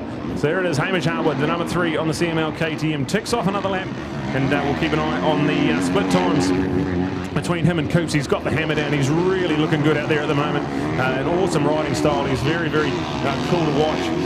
Very technically sound and very good on rough tracks. So there we go with Hamish Harwood ahead of Cody Cooper, 4.6 seconds. So he's absolutely flying at the moment, Hamish Harwood, and he's put the hammer down. He did this in moto number 1. He got out to a pretty good buffer, and then just nursed that lead home and did a wonderful job. So at the moment it's Hamish Harwood in control, Cody Cooper in 2nd place. He's got a comfy margin back to Kane Lamont, so Coops in a solid 2nd place at the moment. Kane Lamont, White Chase 3rd and 4th, and that's a good little battle. There's less than a second in that battle, so look out for that one there. We saw Kane hang on to 3rd in moto number 1. So we'll see if we can carry on with this one here. White Chase, great to see White right up the sharp end. First real campaign on an MX1 machine. He won the New Zealand Grand Prix in his first go in MX1, and he is flying at the moment. So top 4 in race number 1. He's top 4 in this one as well. Look out for the man from Taupo on the number 32. That is the Chaseworks Suspension Pro Moto Yamaha of White Chase. We go back to Tyler Steiner, Brad Groombridge, and Royden White. That's a little battle there. There's only about 2 or 3 seconds separating those 3 on the racetrack. And it's looking really classy at the moment. Now, MX1 racing is absolutely brilliant in New Zealand at the moment, and we're certainly the envy of the world to be able to run in the middle of February at round number 2 here with a pretty good crowd in at Rotorua Motocross Park. A big welcome to everyone, and a big thank you to the Rotorua Motorcycle Club. The COVID lockdown earlier on in the week, we weren't even sure if we were coming to this, but Wednesday night they found out that we were going to level 1 and we could run our motocross. So in a 3-day turnaround, and we come out here and really turned it on. So full credit to the Rotorua Motorcycle Club. Wonderful job getting us racing here at round number 2. And great to see the crowd coming in to join us. Thank you to our sponsors, our major series sponsor, Aon Insurance, Pirelli, Fox and Kawasaki. Without them, we simply couldn't be going racing here. And an awesome 2021 New Zealand Senior Motocross Championship. We'll keep you updated here on the top 10. It is at the moment Hamish Harwood who's got 14 minutes plus a lap still left in this one, but he's got a 4.6 second advantage back to Cody Cooper on the 121. So good stuff from Hamish Harwood. Kane Lamont still in third place. White Chase. Go back to Tyler Steiner, Brad Grumage and Royden White. Still in 5th, 6th and 7th place for those three respectively. Awesome stuff. Hadley Knight's got himself up into 8th place now ahead of Isaiah McGoldrick. So well done to Hadley. Just needs those good starts. He's certainly got the race pace to hang with those top boys. But the man on the number 91, the Promoto Apex Window Systems Yamaha. Wonderful stuff. Hadley Knight now up into the top 8. Isaiah McGoldrick, Campbell King there in 10th place. We've got to Sedenhead, Richard Horn and Kobe Burke, the first of our 2 strokes. So awesome. Kobe just come off top 2 result in MX 125, and here he is top 15, and the first of the 2 strokes home live. 2 strokes rule here at our 2T Cup. Well done to MNZ for recognising the 2 strokes in New Zealand motocross. They've got a big part to play. They've played a big part in our history and recognised now in our 2-stroke cup. So that's Kobe Burke on the number 14 machine, the CML KTM 252 stroke. We've got plenty of action here. We've still got 13 minutes plus a lap, but Hamish Harwood, how good is this? This is absolutely brilliant. All right, shout out there to the number 51 of Quade Young, a new team member on the Carter's Tyre Services, Fleetline Canterbury's Young and Son, Country Fencing, M-Spec Motocross, Ultra Honda, Elf Oils, Admark Visual Imaging, Vertex Oils, Te Awamutu Radiators, Turner's Trucks and Machinery, along with Bell Helmets, 100% Alpine Star, Hella Unforeseen, PJB Racing, and DKJ Welding Services. What a fantastic list of sponsors. And now, of course, all the same for Jed Bixley as well. And we've now got Quade on board in the Bixley Racing team, which I think is just awesome. They saw the opportunity to grow, looking at our next level riders to get in there. Quade, an all-round nice guy, man. I mean, had the privilege of knowing him way back from his 85cc days on his Yamaha, and to think of like many guys who's gone away and had work and mortgages and finance and commitment and you know, and just the rest of life, relationships, and the story goes on. But here he is, like so many as well, come back to motocross. They know their roots, they know their passion for it and their love for it, and so neat to see how many of them get back into motocross. My saying is, once a champion, always a champion, and people like Quade Young making that saying really to the fore at the moment. All right, so there we go, the number 3 of Hamish Harwood, the Taka man on the CML KTM. His entry show has still been from Taka. He's proud to call himself from Taka. Auckland's now his current home. You never forget your roots, do you? And he writes that on the program all the time. 1-2-1 for Cody Cooper, fastest man on the racetrack. Head of the 4 of Kane Lamont. Go to the 32 now of White Chase, our Woodville Grand Prix winner on the Chaseworks Yamaha Blue Crew, Promoto Motorcycles, Fox Mac Media 70, Pirelli iPaint, another Pirelli tied super rider. And as we talked about before, every one of our podium getters in our 3 championship class has been on Pirelli tyres today. Checking out the number 11 of Tyler Steiner, got the whole shot. Yes, indeed, he got the Tony Livingston Motorcycles $100 bonus. Tyler Steiner from T-Boogie on that Botany Honda Crown Kiwi Chaos Graphics, Moto HQ, Alpine Star, 100% Redline Oils supported bike. Bit of a change for this year for Tyler. Of course, dramatic story for that man last year at the penultimate round in Hawke's Bay, when he had a collision with an obstacle would be the correct way to word it. And wow, how he's come back in motocross has been a great story, and he'll tell you about his safety gear and everything that's gone with it. Brad Groombridge in there, along with the 7 of Royd and White, to the 91 of Hadley Knight, going to the 912 up there as well of Tommy Watts. Tommy had an incredible Woodville. Man, he's just always loved Woodville and gone so well at that track, which is a cool story to talk about in itself. 64 out there of Isaiah McGoldrick, the Rangiora man. I had the privilege of spending some time with his super dad Marty last weekend when we were in Invercargill for the Burt Munro Challenge. Marty was down there as a spectator and a rider and a man having some fun, as you do on your bucket list of events to go to. And then check out the 86 here in our field today. So got more names and numbers out there. Oh, my apologies. No, 66 will be better. Seaton Head out there. Seaton now out of Cambridge on the Team Action Moto supported Kawasaki KX450. Also to talk about there at the moment, we have our 394 up there with Richard Horn. Now, Richard, of course, his daughter, Karadiana, probably the hottest act in New Zealand 85cc junior motocross at the moment. She has got amazing potential. Just turned 12, actually, only last month. So for her, up into the big girls class, and to be the youngest in that class, certainly turning some heads in our sport as well at the moment. So when you see events like Kings and Queens Motocross and our Women's Championships, look out for Karatiana, an incredible young lady, and great to see how well Richard rides on the Bike Talk Tamaranui, Bikes Power Sport, Yamaha New Zealand, Blue Crew, Jet Tech Racing, Motormuck, and My Girls, love it, Richard. Cool to see you acknowledging My Girls as well. Yes indeed, Lakes Honda at home here, Ferry Springs Road in Rotorua, your MX1 sponsor of racing here. There we go with the 3, and there we go with the 1-2-1, check it out, there we are, we're on, and we're all on here at the moment. A good opportunity to refresh on our update for the race at the moment as we look out for it. So there we are with our place one is bike number 3 ahead of the 1-2-1 of Cody Cooper. And the margin 0.565, that's a fraction over half of 1 second. 9 seconds back to the 3 of Kane Lamont, go back quite a way then to the 32 of White Chase. Doesn't seem to be quite on fire here today as he was at Woodville to win the Grand Prix. Puts his name on the Tim Gibbs trophy for our Woodville Grand Prix winner for 2021, but here at round number 2 at Rotorua, just up the road from his Taupo home, not quite performing to the same extent that he did at Woodville. I wonder what the story is. We might see if we can get a bit of an opportunity. It looked like, in fact, I heard that we were all talking about it at work on Friday, who's the likely winner, and will White go on, how dominant he was at Woodville, and a lot of people, if you were to put a lazy fiver at the TAB, it would be a dividend that would be worth it, because he certainly proved it with round number 1. Hasn't quite been on that form here today, but Brad looking out for a 0.5 of a second, and that is nothing. And Cody is on attack. This is a fight back from Cody. He needs to do it about now, because if he's going to wait too many more races, it'll be too late in the championship. Yeah, this is what the crowd's come to see. This is what we want to do.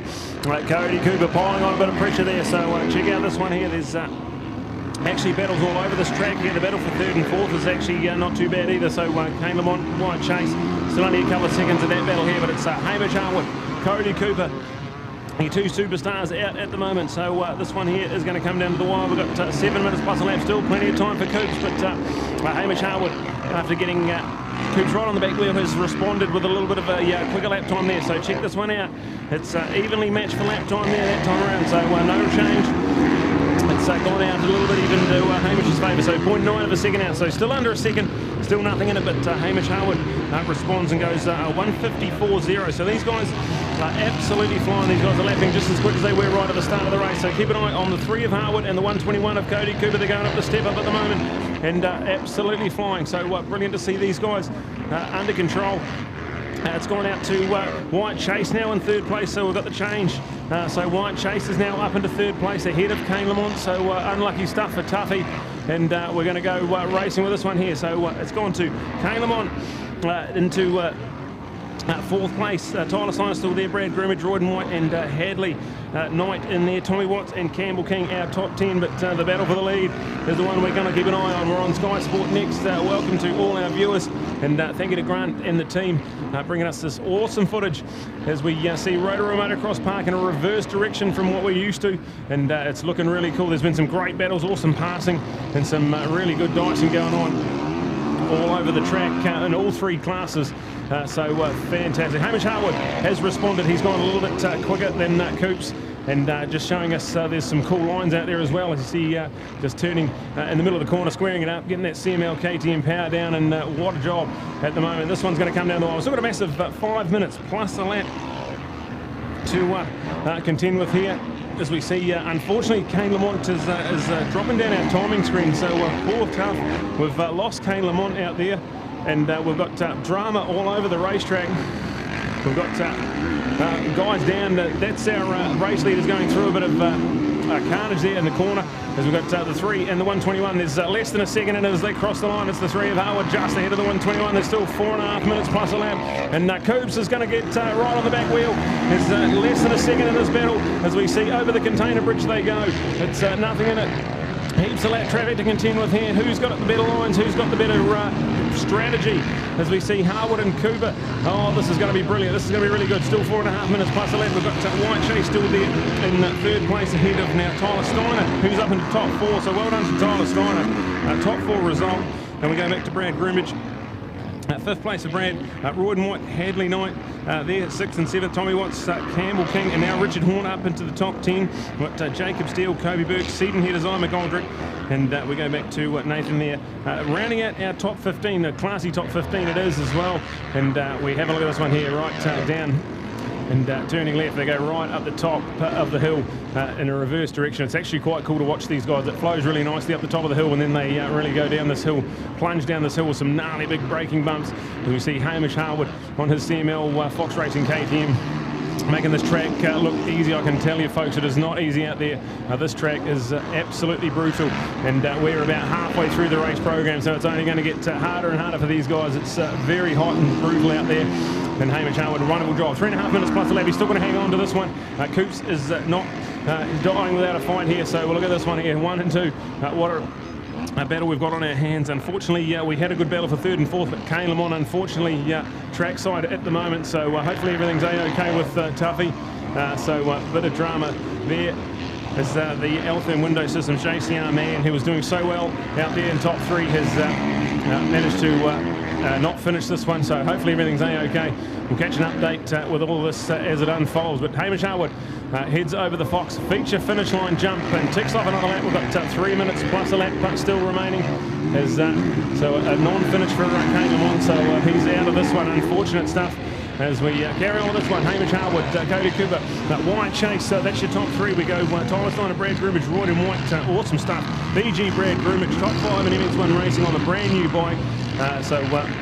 Long-time Suzuki New Zealand pilot has made the jump to the Groomage Refrigeration Care Trailers Hooker Honda, and says loving it already. So awesome stuff. BG Brad Groomage, he's running top 5. Royd and White, Hadley Knight, 6th and 7th place. So those guys, great job from them. And go back to Tommy Watts, Campbell King, and Richard Hall. That's your top 10. We'll keep that updated as it unfolds. We've had plenty of chopping and changing throughout the day so far, and we're in the final 2 minutes of this one here. So 2 minutes plus a lap. These guys are about a third of the way through the race, so we'll definitely have time on the clock when these guys come through. So about 2.5 odd laps to go for Hamish Harwood to try and hang on to this one. He's won race 1. He won one of the 2 races that counted for points at Woodville in the Grand Prix 3 weeks ago. So this will feel pretty good if he can hang on to this one. Will make a real statement to his rivals. But I tell you what, Cody Cooper, look out for him. If he doesn't win this one here, I'm money on him for race number 3. He gets really good on these tracks when they get rough.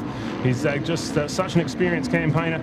He'll certainly try his hardest to win this one here. If he can peg one back here, it certainly opens himself right up for a good championship fight. So keep an eye on this one here. Hamish Harwood, Cody Cooper. There's absolutely nothing in it. They're still scrambling through this track as we go racing with all of these guys. White Chase has got a pretty comfy gap there in 3rd place, so 19 seconds off the lead. But he's got a comfy margin back to Tyler in 4th. So check this one out here. It's Hamish Harwood as he comes around final corner and ticks off yet another lap. There's still 51 seconds on the clock, so that will expire on this lap around. So look out for the white flag next time around. 2 laps to go for Hamish Harwood. Cody Cooper's going to give him chase right to the bitter end. To give you an idea of lap times, that time Hamish was a 1:54.9, Coops was a 1:55.4, so it's on bang on a second. So that's all the gap is. There's nothing in it as we start the penultimate lap here at race number 2 of the weekend for MX1. It's still anyone's out in the front. So White Chase there in 3rd place. Tyler Styler, Brad Groomage, Royd and White, Hadley Knight, Tommy Watts, Campbell King and Richard Horn. That is still your unchanged top 10.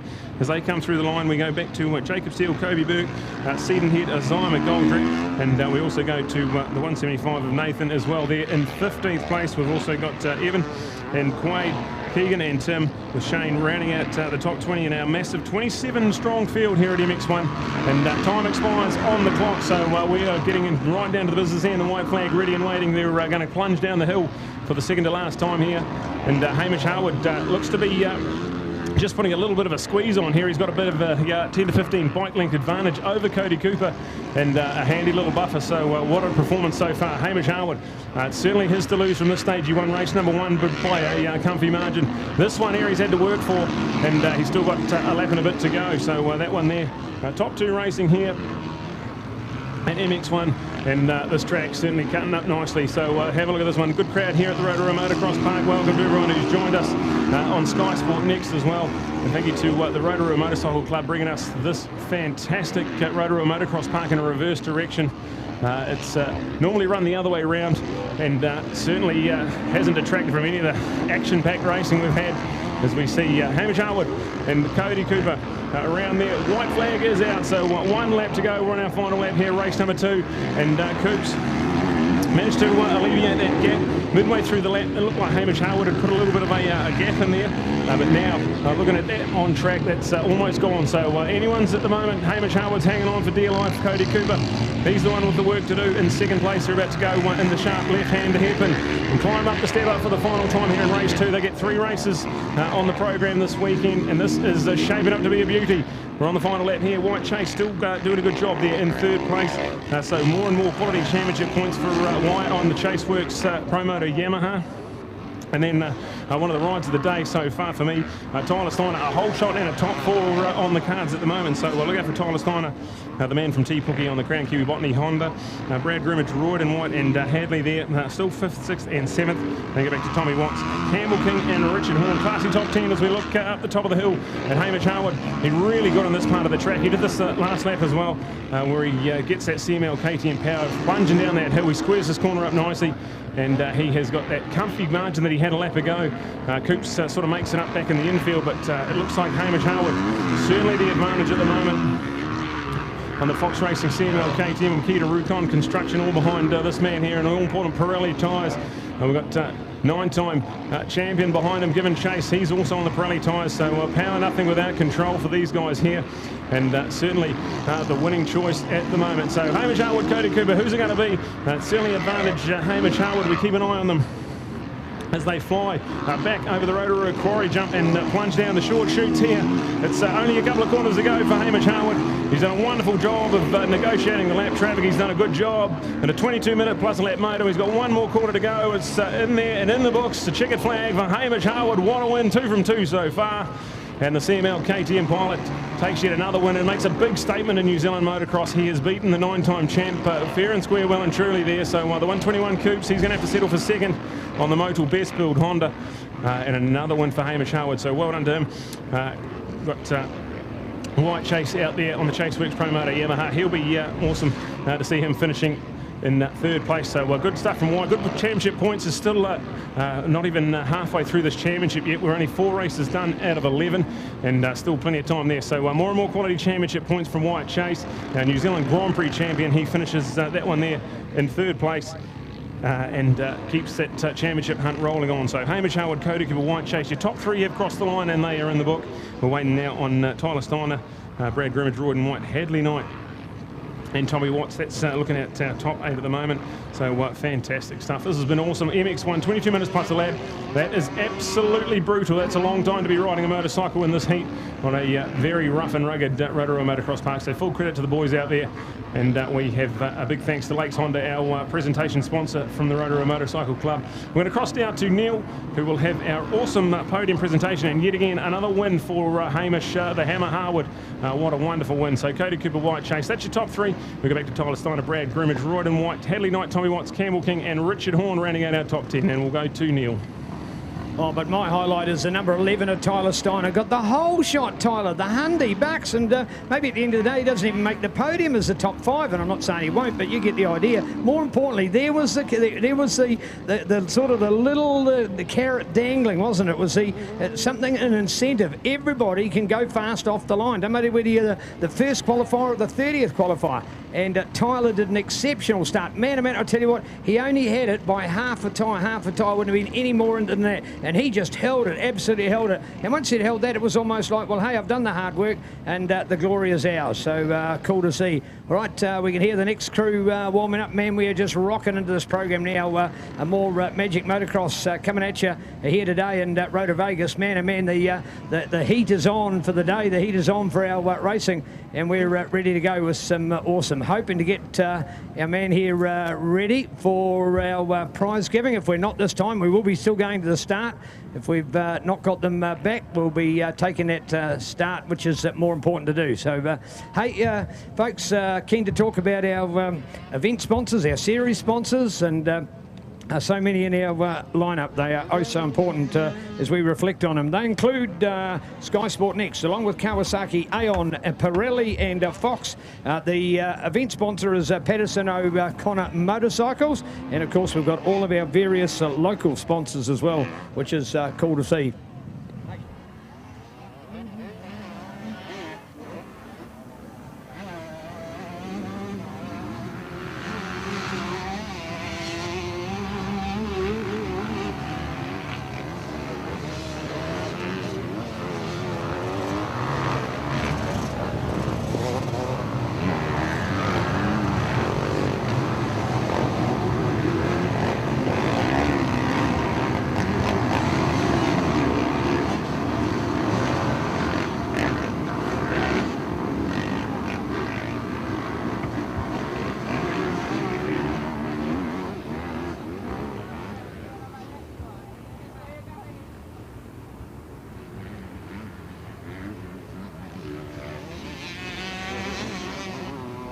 Well, you'll see the boys there in their high vis. They're what we call our sweep riders. They're rolled to go out there on the track and just follow around for the field and just see that the track's okay, that everybody gets through and that we can start the next race.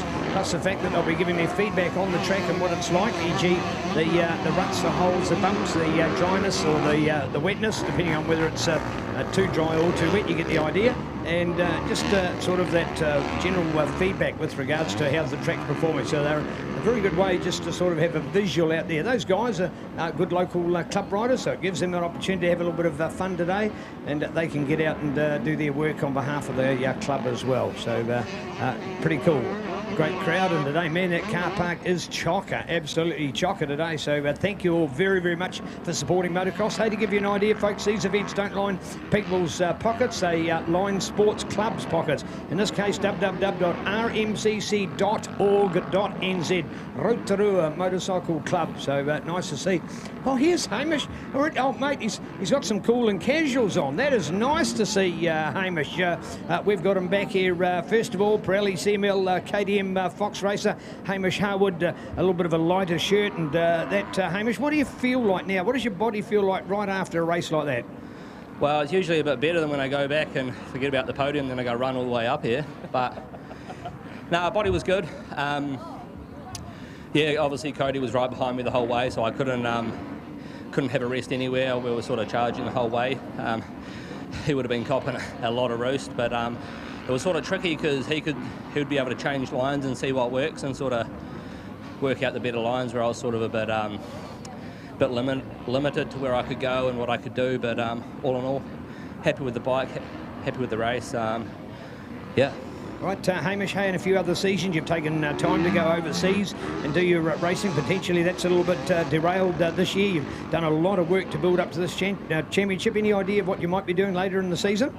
I don't have any plans after Taupo. There's nothing. No, we got a bit going on. We got one coming in June, so we got a little fella on the way. So that's probably going to take up most of my time. So that's exciting, but. Yeah, as for racing goes, nothing after Taupo. Right, indeed. Hey, but you put so much effort into this build-up before Taupo. Give us an idea of the average week here you are working, what sort of hours you're working, what sort of time you're training, what sort of time you get to ride the bike? Well, standard week is obviously Monday to Friday working. Sort of vary between if we've got to take a day off for nationals or whatever, but probably in between, well, it's around 40 hours a week. Usually take a Wednesday afternoon off to go riding with the boys, and then that's it, right on the weekends. And apart from that, building for Buxeter Construction, and super flexible. So basically let us do sort of what we want, but obviously got to go to work to earn some money, so it's up to us. All right, hey, how's Katie? That's important, isn't it? Yeah, she's good, yeah. Yeah, over halfway now, so quite a bit of a bump there, but yeah, I think she's doing a good job, so we'll see in June. All right, well done. Taking one for the team. Well done for CML. Nice to have him here. So check him out. He's taken an opportunity for a drink. So good to look out for it. There it is. Hamish Harwood, our winner. Looking good here for round number 1. Sky Sport Next action right here. Coming up next, we've got more on with our MX3 going to the end of round number 2. We're going to do a final round through here as well. So look out for it again. MX2, MX1 to 5, MX1 for these boys. Can Hamish make it 3 in a row? And into our MX3 for the finale. Bring it on.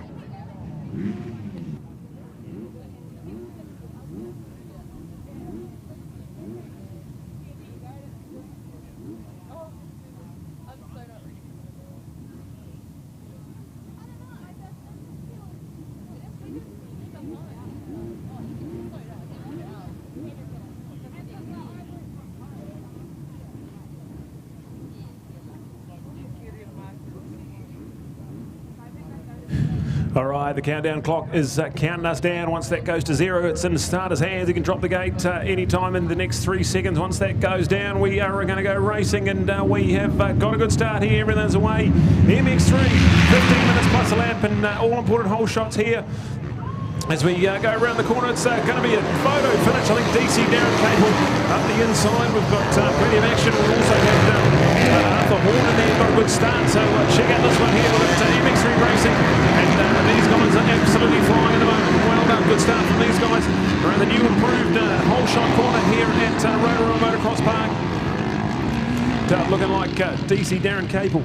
Good job out in front. Arthur Horn, he got the good start as well, so it'll be out of one of those guys there. Whoever got the hole shot money, we're not quite sure from up here. It was definitely a photo finish. We'll find out from the expert. We've got a judge down on the hole shot corner. We've got hole shot money up for grabs. It's some serious stuff. MX3 brought to us by Craig Stevens Motorcycles as part of the MX3 race series. So these guys are part of the MX3 race series. Normally in the past few years it's been standalone MX3 events, but this one here now cumulative points at rounds 2, 3 and 4, and we are going to have an MX3 New Zealand champion. So awesome initiative and great stuff from MNZ to bring us this action here. So MX3 all to play for here. This is going to be race number 2 of the day, race number 2 of the championship for these guys here. And Josh Nyhouse, he was our top qualifier. He won race number 1, had a few hairy moments, but managed to get the job done, and some great racing. We've got guys like Hadley Dudunsky. He got led most of the race, crashed on the last lap, so plenty of drama for him. All on here, so check this one out. This is brilliant MX3 racing. There's some good entries here and healthy fields. Always quite cool to watch these guys. These guys are the ones that got work tomorrow. These guys are the ones that have haven't been to the gym at all this week potentially, and come out and have a good time racing. And this track is certainly not for the faint-hearted. It's certainly getting pretty brutal out there. We've got some 50-plus-year-old legends of New Zealand motocross out there. DK Daryl King, former number 2 in the world. He's out there on his RMZ 450. We've got Darren Cable, former senior motocross champion, and Mitch Rowe, also a New Zealand senior motocross champion as well. These guys have raced in about 5 odd decades of New Zealand motocross, and absolutely phenomenal. So here we go with this one here. DC Darren Cable ahead of Josh Nyhouse at the moment. So that one there as they cross the line.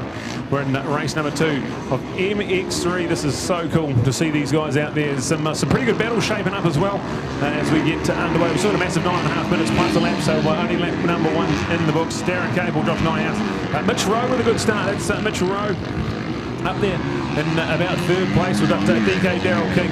He's found himself handed the pace. Brandy Lauder in there 5th place. We've got Caleb Franklin from the Mount on his Bay Honda. He's sitting there. It's a good top 6 position from him. Hadley Dudunsky, he got the top 2 result in race number 1. He's buried down in 7th place, so plenty of work to do for him on the Lakes Honda CRF 250. That's 7th place for him. But Jacob Burke-Palmer on the 817 as well. So local Rotorua man on the John Newton Helen Payne Patterson O'Connor YZ F250. There we go with a good 8th place. We've also got Brendan in there, so one of Brendan White from Tauranga on his Kawasaki 450. So this is cool. MX3, the predominant bike of choice is the 250 4-stroke. There's a couple of those guys out at the front on the 450 machines, but most of the field just nice young dudes on 250 4-stroke machines and flying at the moment. So Darren Cable, Josh Nyhouse, that's the battle out in front. Mitch Rowe and Daryl King, they've had battles for the last 40 years in New Zealand motocross, and now here they are. handlebar to handlebar. You see DK go up the inside. Mitchell, he's not going to give away any position. He's one of the hardest men to pass in New Zealand motocross. He has been for a long time. Can't wait. That's going to be a good battle here. We've got Bradley Lauder in behind them as well. So Bradley's got himself in the mix in this battle here. So a three-way fight for third, fourth and fifth. This is all-important podiums up for grabs here for MX3. And a series championship now for the first time in about 5 odd years. We've got to acknowledge a MX3 New Zealand champion at the end of the fourth and final round at Digger McEwen Motocross Park. Just a month away from round number 3 at Harrisville and Pukekohe. I can't wait for that. You cannot beat Harrisville on a good day, so looking forward to that one there. As DK goes up the inside, squares the corner up. Mitch is coming up the inside again, but I think it's going to be with DK. And have a look at this one. Mitch goes right around the outside though, so he's not giving any corner, but gets on the soft, fluffy stuff and just loses a bit of drive, so it's going to be DK. Now up into third place ahead of Mitch Rowe. We've got Bradley Lauder there still in fifth place with Hadley Dudunsky now right in the mix. We've got Brendan White, Jacob Berg, Palmer, Caleb Franklin and Lance Pratt. That is our top 10 as we see them. Taking off another lap, 7 minutes plus a lap to go. And still Darren Cable, but only just.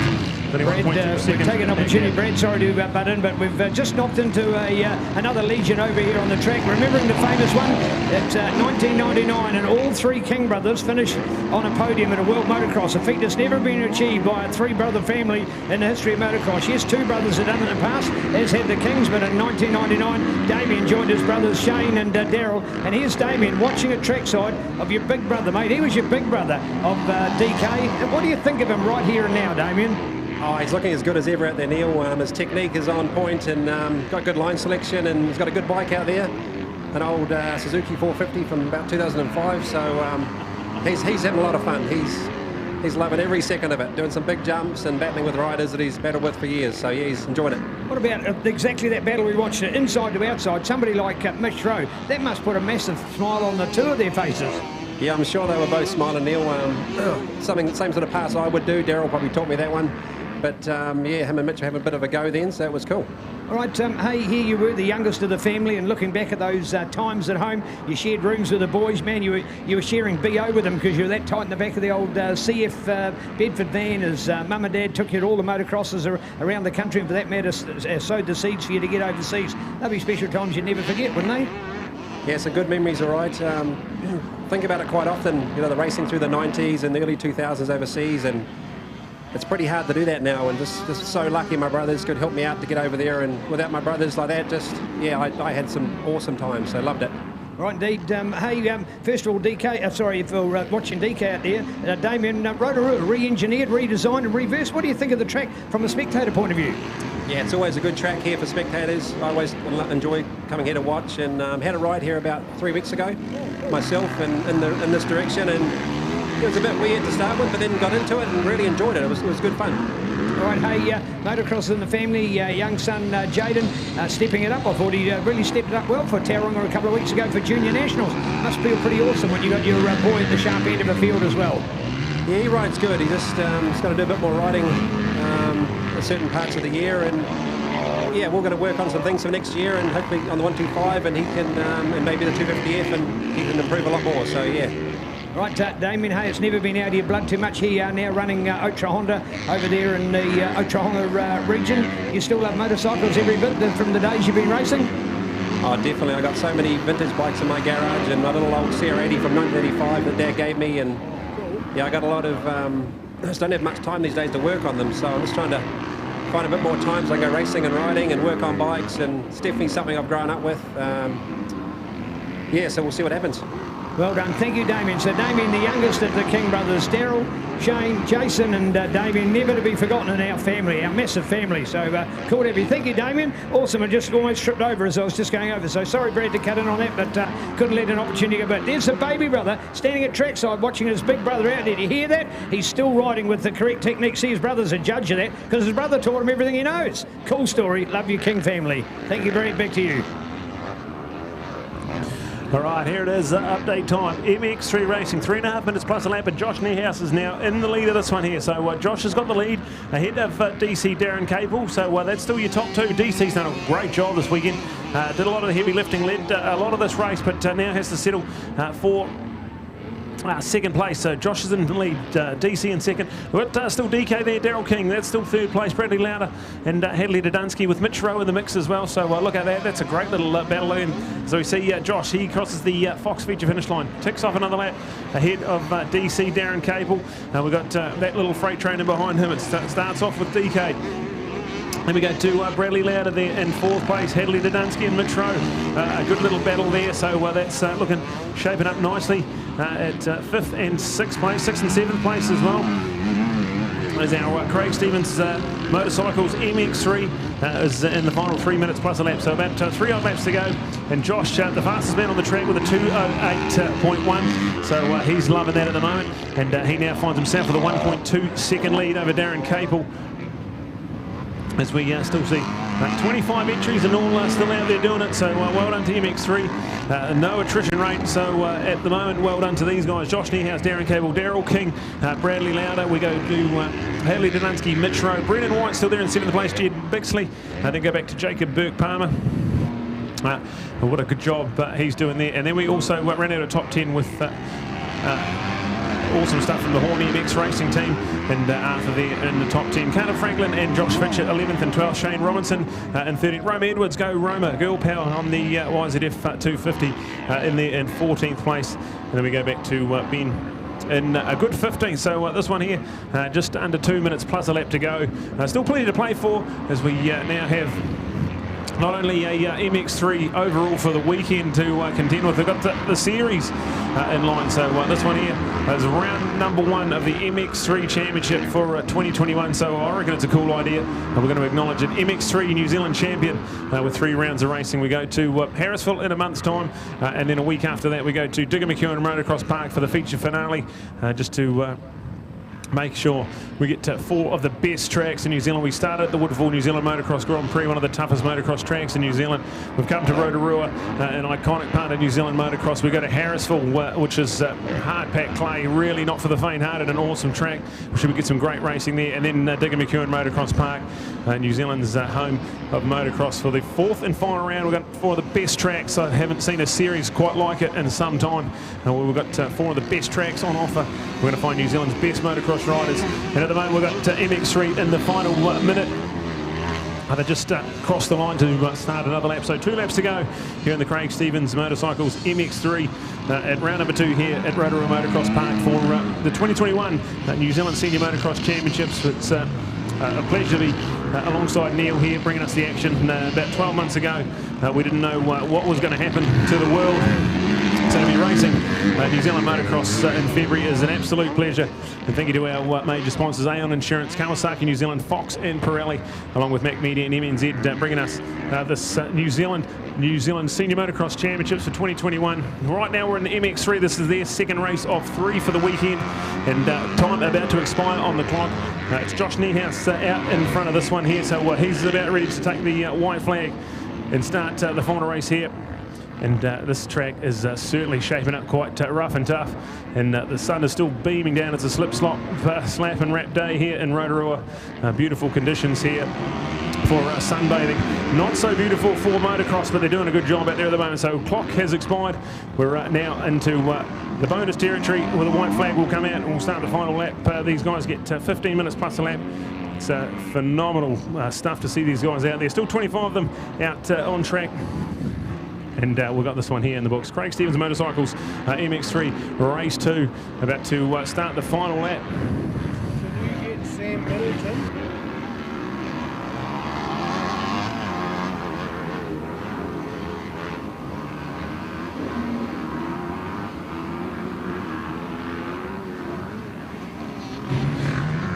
Just to make a call, Sam Middleton, can you please go to the sign-in shed, please? We're looking for Sam Middleton to go to the sign-in shed, please, to try and sort out your transponder, please. So Sam, a call for you to go and see Dennis and the team at the sign-in shed, and that will be awesome, thank you. White flag out now, so 1 lap to go. Josh Niehaus in command of this one here. He's got a pretty decent advantage back to DC, Darren Capel.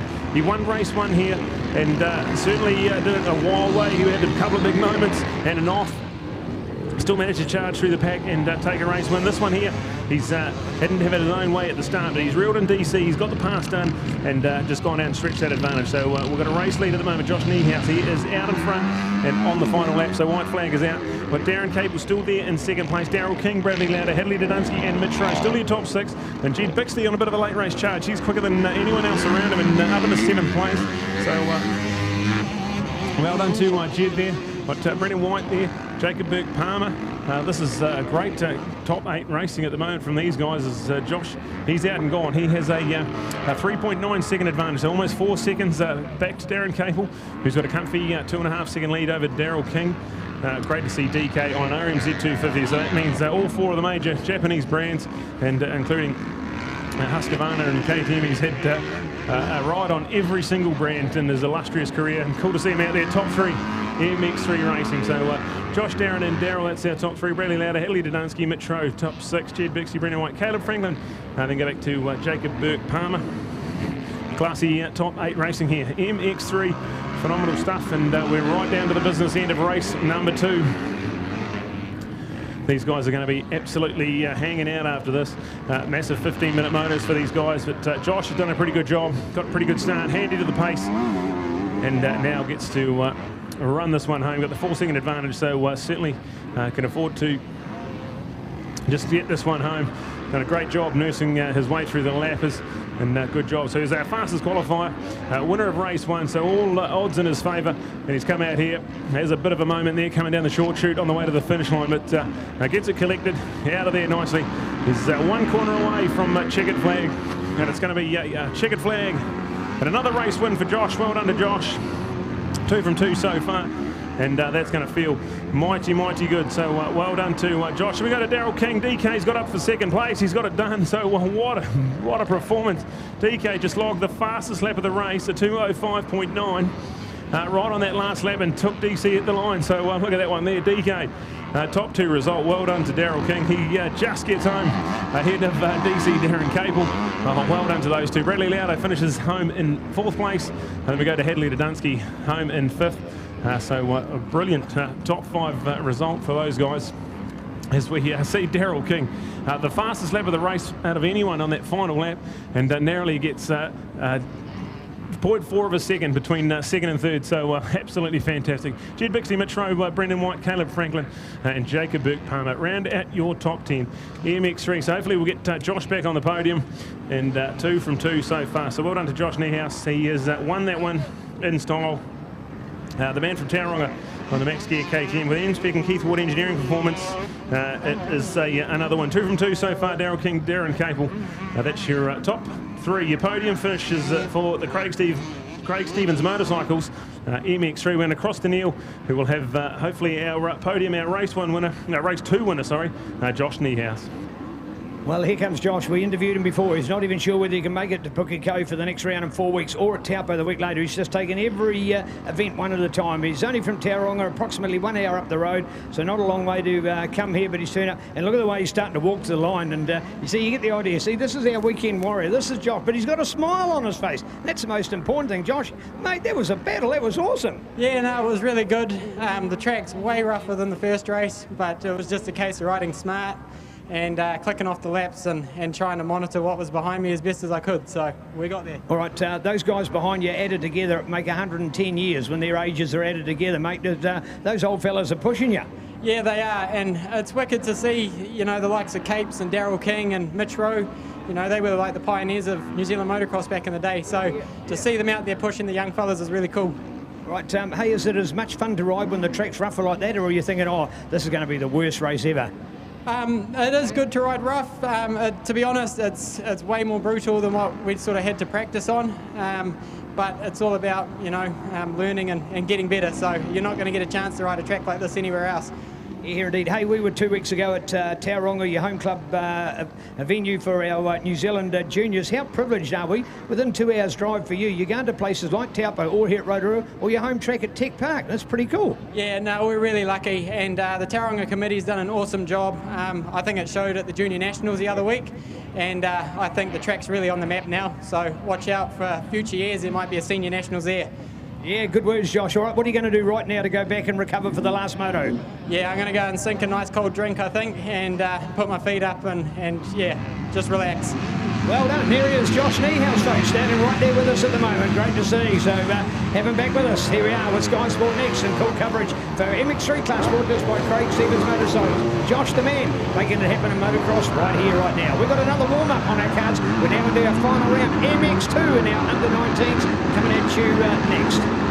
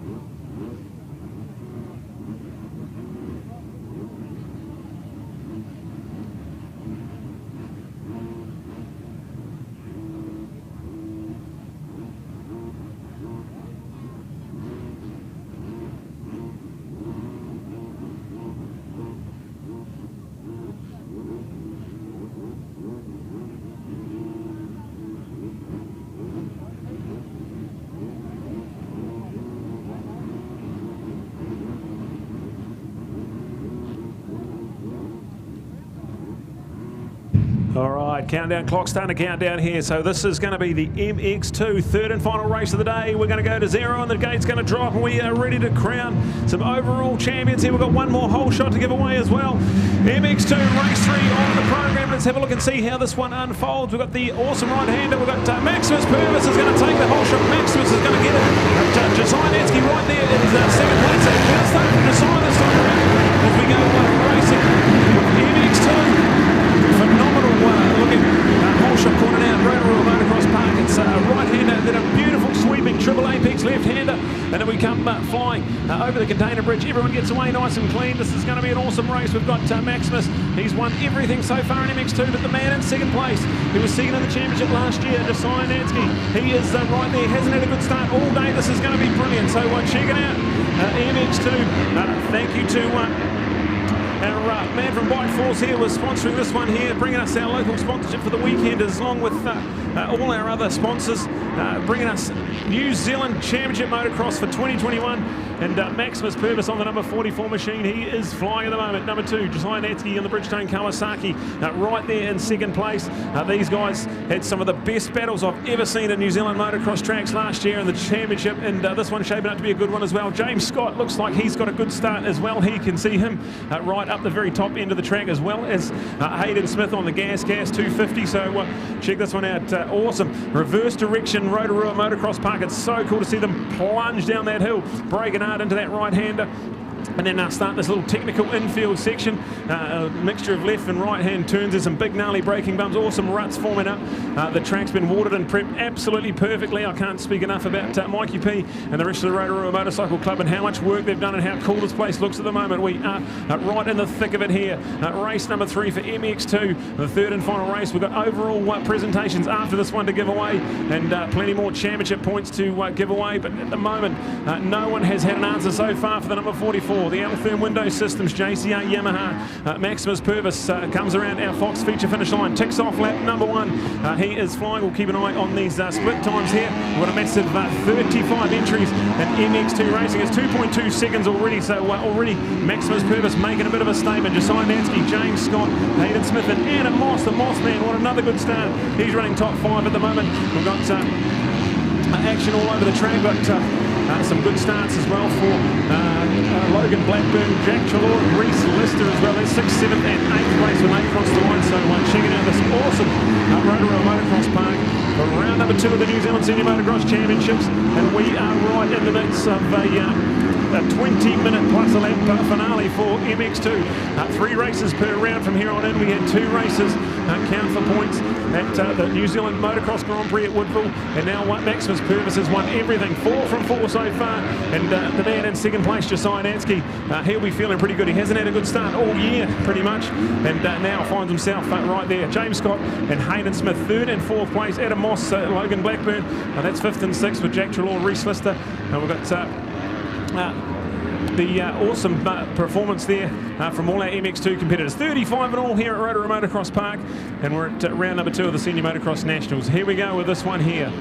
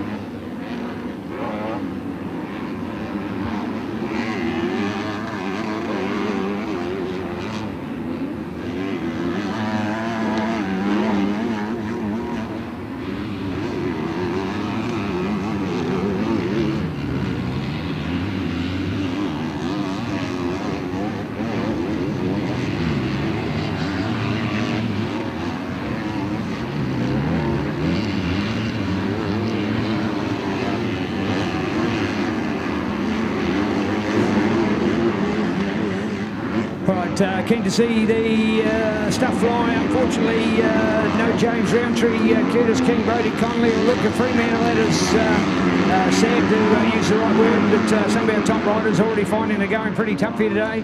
So it's back to the king of the crop. Look at that, the 1, 2 and 3. And that's exactly the order they finished in last year, folks. Maximus Purvis was first, NZ. They had Josiah Netsky 2 NZ, and James got number 3 NZ, the number that he's still got on that awesome best build Motul Honda CRF 250. So there you have it. That's the order of the 3 from last year, and they're doing it all again this year. So magic to see that kind of motocross. They are the clear 3 dominant riders. Bring on Hayden Smith there in 4th place, ahead of Adam Moss. What a run for this Wellington man. Logan Blackburn, 2 years on the couch, back in moto, straight into 6th place. Reece Lister flying there out of Team AFC Moto, the man from Hawke's Bay, the young gun who proved himself in cross-country enduro as well as in motocross. So a good all-round off-road rider, and a real opportunity to see how he's blossomed into sport. Took a little bit of time away as he recovered from injuries, but now fighting back, and like the likes of Logan Blackburn slotting straight in there. Jack Trelaw doing an 8 ahead of Nick Westgate from Nick Vanderlee, Jacob Hunt. Remembering some of these young guns, Ezra Holmes will be another one, all in the under-19s. Marshall Phillips back there in 13th place, number 23, normally out of Christchurch, spending some time studying on tertiary here in the North Island at the moment, so getting to do a little bit more motocross. Riders back there like Caleb Livesey in 20th, so he'll score a point, and then go to Carter Haynes. And we're using the Haynes Transport umbrella to keep us out of the heat here at the moment, so thanks to Haynes Transport.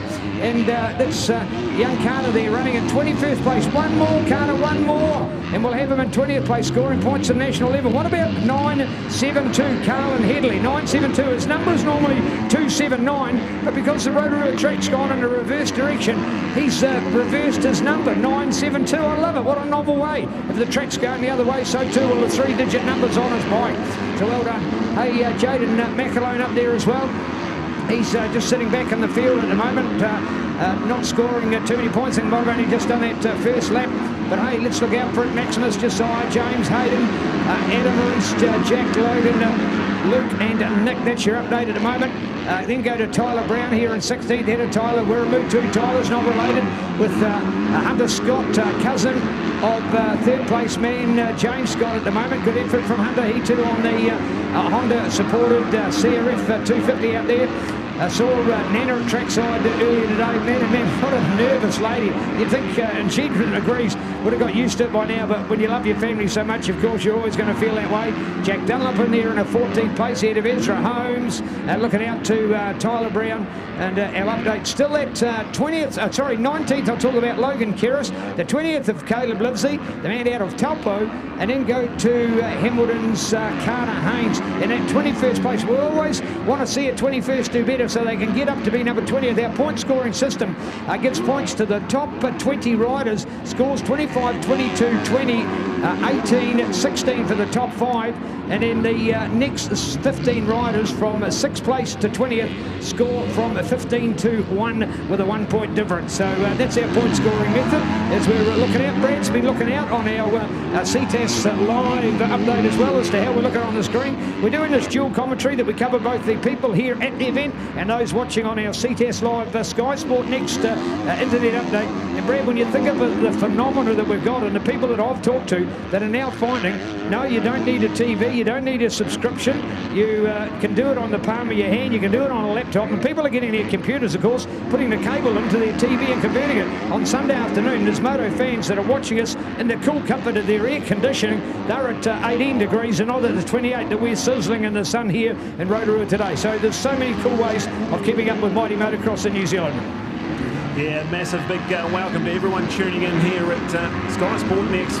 We're right in the thick of this one here. 11 minutes to go, so we're not even halfway through, but Maximus Purvis is absolutely flying at the moment. We've got a 12-second lead over anyone else on this racetrack. The man in 2nd place is our number 2 NZ. He was 2nd in the championship last year, very narrowly, but Josiah Nansky there finally got a good start. He's running top 2 at the moment. James Scott, the number 3, he's 3 NZ and he is in 3rd place, so we're looking out for that one there as we ride with the Bridgestone Kawasaki man, Josiah Nansky, number 2 NZ, the former number 2 in the world at EMX 125 Racing. He is a really talented young man, and Had the pleasure of watching him win the Michelin SX4 event at the start of January at Digamikura Motocross Park, and just how good this young man is. So look out for Josiah Natsky. He's doing a wonderful job there. Second, James Scott, and third, we've got awesome stuff. Hayden Smith there in fourth place. Adam Moss in fifth. We've got Reese Lister, Jack Trelaw, Logan Blackburn, Luke Vanderlee. You've got Nick Westgate, and also plenty of other action there outside our top 10. So this one here, 10 minutes plus a lap still to go in this one here. Maximus Purvis has a massive 13.5 second gap back to Josiah Natsky as we see these laps tick away. This is the third and final race for MX2 for this weekend, and it's been all Maximus Purvis so far. The number 44 has been absolutely flying. So check this one out here. Maximus Purvis up the step up and flying. He's at that 13-second lead. Back to the number 2 of Josiah Natsky, the man on the Bridgestone Kawasaki, the bright green machine. So there's Josiah there. He's got a little bit of about a 4-second buffer back to the number 3 of James Scott. So James on the Motul Best Build Honda, sitting there in third place. He's got a couple of second placings already today. So he'll be looking good for some quality overall results there. We've also got our under-19 class to keep an eye on as well. So under 19-year-old competitors inside this MX2 race, and they get recognised for the under-19 Cup. So awesome stuff. And the man who won that last year is James Scott, the man who's 3NZ. So just goes to show the youth of the sport absolutely flying at the moment. So Maximus Purvis out there, that 13.5 second lead, back to the number 2 of Josiah Natsky on his awesome bright green Bridgestone Kawasaki, the Pro Circuit on board. And awesome team in behind him. We wish his teammate Ethan Martins a big help and speedy recovery. So awesome to see his updates throughout the couple of weeks. Had a nasty crash at the Woodville New Zealand Motocross Grand Prix, and just to see his road from recovery. We wish him all the best, and our thoughts with the Bridgestone Kawasaki race team. And they did such a wonderful job of helping out Ethan with his recovery. So we give an update here. Maximus Purvis, Josiah Natsky, James Scott. That is your top 3. We then look to Hayden Smith, who's up into fourth place. Reese Lister's gone into fifth ahead of Adam Moss, so that's a good battle there. Fourth and fifth with Jack Trelaw, Luke Vanderlee and Nick Westgate rounding out our top 9 as we fly with our top guys here. 8 minutes plus a lap still to go here, and our MX2 third and final race on the program for these guys. We've got our podium presentations after this one here. We're going to give out some trophies for the overalls for the day, and this is going to be really cool. At the moment, the 12.9 second advantage is with Maximus Purvis. He has been so dominant so far. He won all 3 races on his way to winning the New Zealand Motocross Grand Prix 3 weeks ago at Woodville. He's now turned out he's won 2 out of these 3 races so far and has a 12.9 second advantage. So checking it all out here with the update. And well done to Maximus Purvis. He is flying. Josiah Natsky and James Scott got good starts, but have just had no answer for Maximus. He's been in a class of his own, and thanks to the Yamaha rider development team, he is going to be competing in the Australian Motocross Championships in MX1. So I'm personally very excited and can't wait to catch up with Maximus's progress. I reckon he's certainly going to turn some heads in Australian motocross racing with the speed he's showing at the moment. So that's the update. Maximus, that big advantage. Back to the number 2 of Josiah Natsky, who's very experienced MX2 campaigner now. Very awesome to watch last year. 12 months ago, Maximus just saw some of the greatest racing we've seen in New Zealand shores. And this year shaping up to be good as well. But Maximus certainly started this campaign off a lot better than anyone else. He's won so far 4 from 4 and on his way to the maximum 3 from 3 today. So looking out for this one here, as we've got some great battles emerging all over MX2.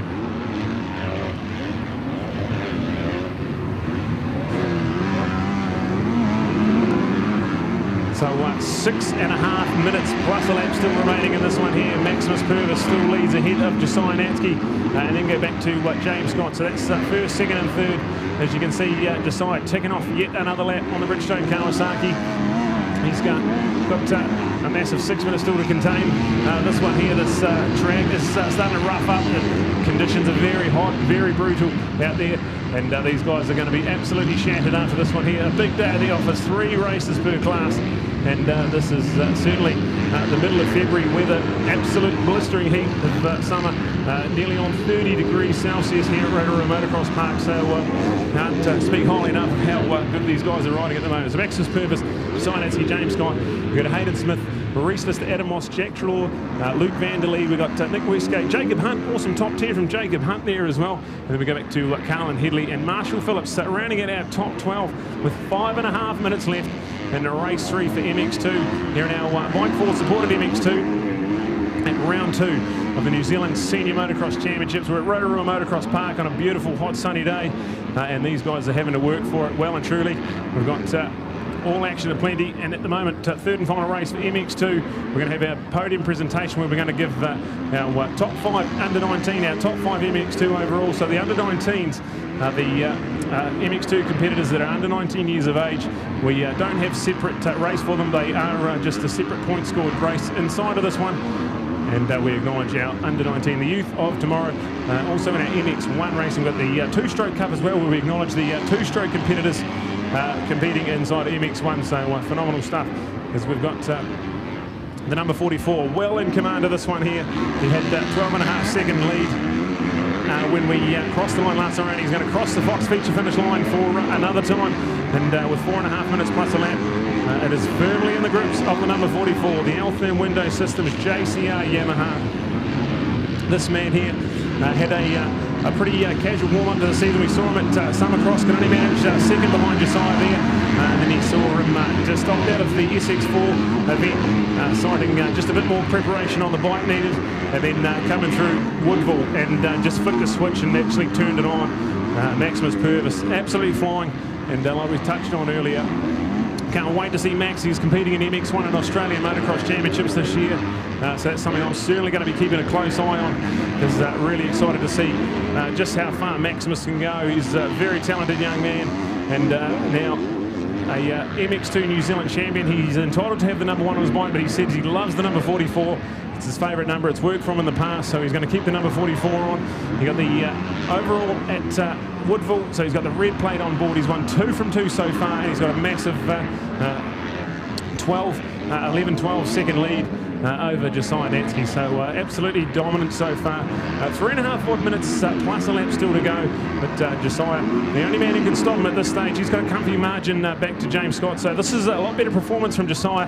When he gets those good starts, he shows us just how good he is, so Josiah will be pretty happy with this. He openly told me he just doesn't like Woodville, doesn't gel with the track, it's not really suited for his style. I just wanted to get out of there and carry on with the championship, so good to see Josiah Natsky back to his brilliant best. He's down there in a comfy P2 at the moment. We've still got 3 minutes plus a lap to go. Anything can happen as we start getting down to the business end. We've got the final races of each class coming up on the program. And this one here, MX2, race number 3 here at round 2. Rotorua Motocross Park has really treated us to some spectacular racing. We're running in a reverse direction this year than what we normally run in. So a lot of the riders have said how good it is, how much better it flows, and how much nicer it is to ride, and we've enjoyed watching the racing here as well. So another lap in the books for Maximus Purvis. He's absolutely flying, so 2.5 minutes plus a lap now, and he's just started another lap, so he'll get another couple of laps in before that clock expires. So we're looking at about 3 laps to go here in the final race for MX2 of the weekend. These guys started with some frantic pace in qualifying. Maximus Purvis and Josiah Natsky, they were flying. And then we went racing. It's been all Maximus so far, and he's got the 12.7 second lead. So it's certainly advantage Maximus. We go back to Josiah Natsky there in second place. James Scott's still hanging on to third place, but he's in a comfy podium position there as well. He's had a couple of good positions there. We've got Hayden Smith now getting himself in the mix as well, so we'll look out for Hayden Smith. Reese Lister, Adam Moss, Jack Trelaw, Luke Vanderlee, Jacob Hunt, Nick Westgate, Carlin Headley, and Marshall Phillips rounding out our awesome stylish top 12, sorry, here race 3. MX2, minute and a half plus a lap to go, and Maximus Purvis plunging down the hill right now. Maximus is doing a really good job. We've got Josiah, he's just about to go down the hill now, so certainly not out of this race yet. There's still a little bit of time there, but Josiah certainly has got the good start. Hasn't been able to quite hang with Maximus, and now just a bit of damage control, just bring that second place home. He's got the comfy advantage because James Scott has fallen off the timing screen, so we've lost James Scott off our timing screen. We're not sure what's happened to James. Hopefully he's okay. Hayden Smith's now inherited third place. We've got James near back in about 7th place. So James now in 7th, 8th place. Hopefully everything's A-OK for James. We've lost him right off the timing screen, so a bit of drama here late in the day at Rotorua Motocross Park. Take nothing away from Maximus Purvis. We've got 32 seconds on the clock at the moment, and Maximus just starting up another lap, so he'll be on his penultimate lap at the moment. 2 laps to go for Maximus Purvis. Josiah Natsky now well and truly comfy in 2nd place, with James falling off that timing screen, so a bit of drama for poor old James. Hopefully everything's A-OK. We saw Kane Lamont, he had a DNF in race number 2 of MX1 with a mechanical issue, and hopefully everything A-OK. We also had Brody Connolly had a DNF in race number 2 of MX2. So man, we've had some drama here at Rotorua Motocross Park.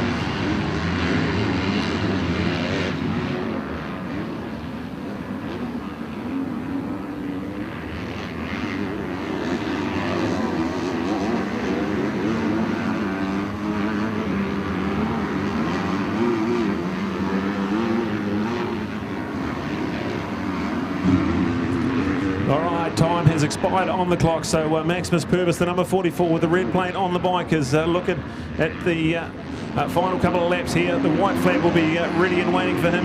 He's doing a wonderful job on that number 44 machine. The L-thin window system, JCA Yamaha has not missed a trick tonight. He's just been absolutely brilliant. As we see an update of our top 4 at the moment, we've got Maximus, Josiah Hayden, so your top 3. Reese Lister still ahead of Adam Moss. That's awesome performances from Reese and Adam there. A couple of young dudes there doing a wonderful job, 4th and 5th place. Jack Trelaw, Luke Vanderlee, and then we go back to Jacob Hunt. Jacob Hunt well inside the top 10, and Carlin Headley there, 9th place. Nick Westgate, Marshall Phillips, and Ezra Holmes. So cool top 12 there as we see Maximus on the number 44. He's going to turn and grab the white flag. So this is the feature finish line for the final time. He's going to go white flag, and so this is going to be the final lap for Maximus Purvis on the 44. He has a massive lead now as well, so just needs to bring this one home. He's won all 2 races here today. He won all 3 at the New Zealand Grand Prix. The first 2 of those count towards the Nationals points. So he's got the maximum 4 wins from 4 so far, and he is online to win race number 5 of this championship as we catch him going up the step up, and right at the top of Rotorua Motocross Park, Josiah Natsky is across the line in 2nd place, but he's a massive 25 seconds behind now. So Josiah just sort of settling into a pace, knows he's got that 2nd place, so doesn't need to risk anything, and now has left it all to Maximus. So that's the update there. We've got Maximus, Josiah, and Hayden Smith. Hayden on the gas. He's had a big day at the office. He's been double classing. He's riding in the MX 125 class, so he'll have to go straight from this one and go straight to the line up for MX 125 after this, as we watch Maximus love this part downhill. We used to go up this big hill, now we go down it, and it's some big gnarly braking bumps on it, but Maximus is making it look easy. He's flying at the moment. The number 44, the red plate on board, that indicates the championship lead. He had the championship lead coming into this one, and if he can hang on to that, he's not only going to have the championship lead, but he's going to extend it even further. He's been absolutely flawless. He won 2 from 2 at round 1. He's won 2 from 2 so far, and on schedule to win 3. This will be about the halfway stage of the championship. 11 races in the championship, and he's online to win the first 5 of them in dominant fashion, so making a real statement. The number 44, we've got that still that top 3, Josiah and Hayden. Pretty good day at the office for Hayden Smith. He'll be happy with some top 3 results. The young man, formerly from Taipei, now living in the Auckland area, but take nothing away from the 44, Maximus Purvis. He has been absolutely flawless this weekend, and 3 from 3, another win for Maximus Purvis. Takes the checkered flag and takes it out in absolute dominant style. That is your race winner and your overall winner for the weekend. The L-thin window systems, JCA Yamaha, Maximus Purvis wins in style, and he will feel really good about that. He has done a lot of work. He's been working hard in the last couple of months to try and get himself into this awesome race pace he's got. Just absolutely dominant. So well done to Maximus Purvis. That is another win for him. 3 from 3 to go with his New Zealand Grand Prix title and 2 wins at Woodville last weekend. 3 weekends ago, sorry. So there we go with that one there. Maximus Purvis. There we go with Josiah Natsky. He's going to cross the line. So 2nd place for Josiah Natsky on the Bridgestone Kawasaki. And with James Scott, a mechanical DNF in this one here, he's going to take some really good championship points forward into round number 3. We go to Harrisville in Pukekohe. in a month's time for round number 3, and then we go to Diggamy and Motocross Park for round number 4 the week after that. So look out for more awesome motocross around, but the top 3 are now in the books across the line. Maximus Purvis, Josiah Natsky and Hayden Smith are going to be your top 3. We've got some battles all around. We've got Reese Lister, Adamos, and looking out for a awesome finish from Jack Trelaw, the man from the bottom of the South Island. So well done to these guys here. Brilliant stuff. And that's MX2 race 3. So MX2 now in the books. The overall will certainly go to Maximus Purvis. And we're going to cross down to Neil, who's going to have 2 big presentations. It's going to be the MX2 overall for the weekend, and also the under-19s as well. We'll cross to Neil.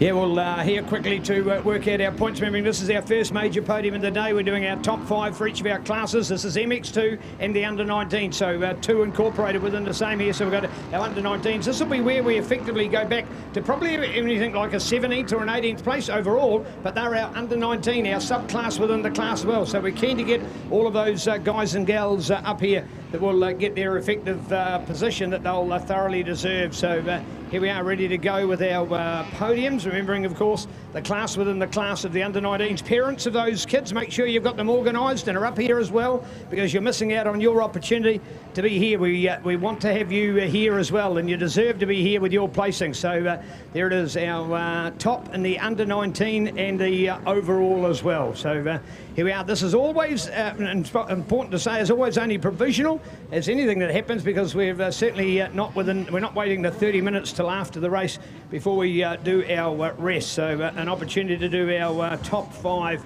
for our MX2.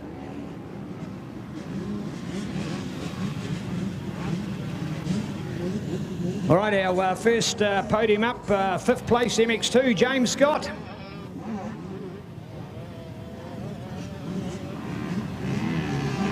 And 4th place today, Reese Lister.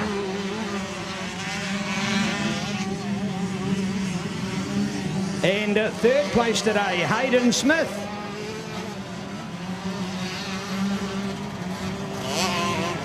And 2nd today, Josiah Natsky. And in 1st place, a man who's been ready here every time, Maximus Purvis.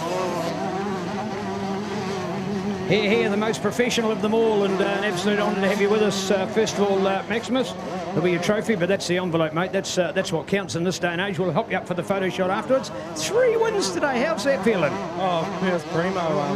Yeah, nah, no words for it. Yeah, no words for it. All right, great to see. Don't know whether we've got any of our others, but we'll do your shot as well. We've got a trophy here also, MX2 and first. Yes, mate, thank you.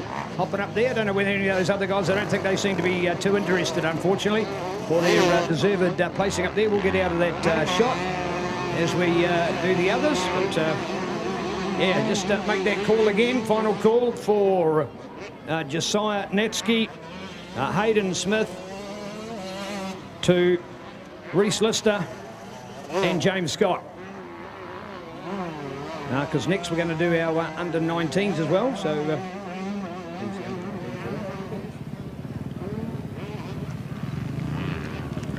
all right, yes, thank you, Maximus. Well done. To our under-19s, 3rd place, Nick Westgate. 3rd place, Nick Westgate. And 2nd, Luke Vanderlee. 2nd place, Luke Vanderlee. And 1st, Jack Trelaw. So well done today to Jack. Yeah, Jack, well done, matey. Good on you. The ultimate professional. Cool bananas. Cool, matey. In fact, I'll just hop up here first of all. Jack, mate, what a cloud for you. He having to leave as early as Tuesday under the COVID cloud. Not sure whether you could even travel and get the bike up here. Must have been a bit hectic earlier in the week. Yeah, it was a bit touch and go, but the old man and mum were pretty on to it, so they got us sorted, so it was good. Well done. Hey, what about Rotorua? What do you think of this place? Yeah, it's awesome, eh? I did not expect the track to rough up and get it all rutty like it did, and yeah, it was good. Good. All right, there you go. You deserve your photo, mate. Hold your trophy up proudly. What an honour to have with him. Look at that Yamaha new star in Jack Trelaw, all the way from Otautau in Southland. There we go. That's our MX2 podium. Unfortunately, the others miss out. So here we are, back to more good racing still to come.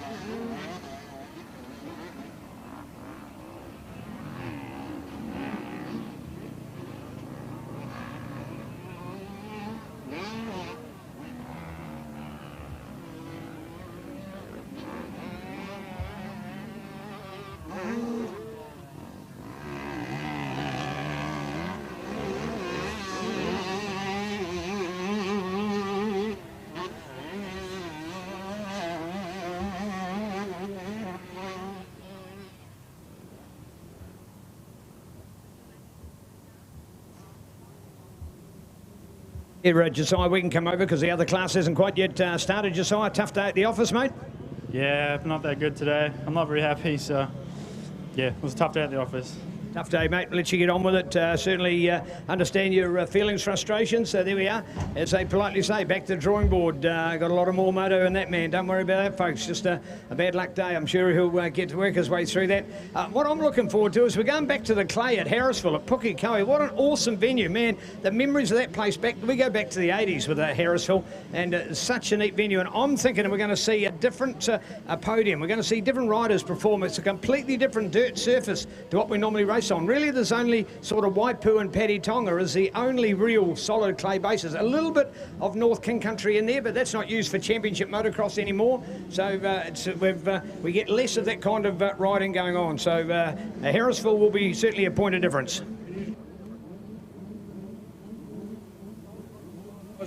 Yeah, thank you indeed. Yeah, just a reminder, guys, to make sure you're up here nice and early. As you can see, the club's organised, MNZ's organised, they're ready. It's you guys. You need to know before you're starting the race what you're going to be doing and how you're coming up.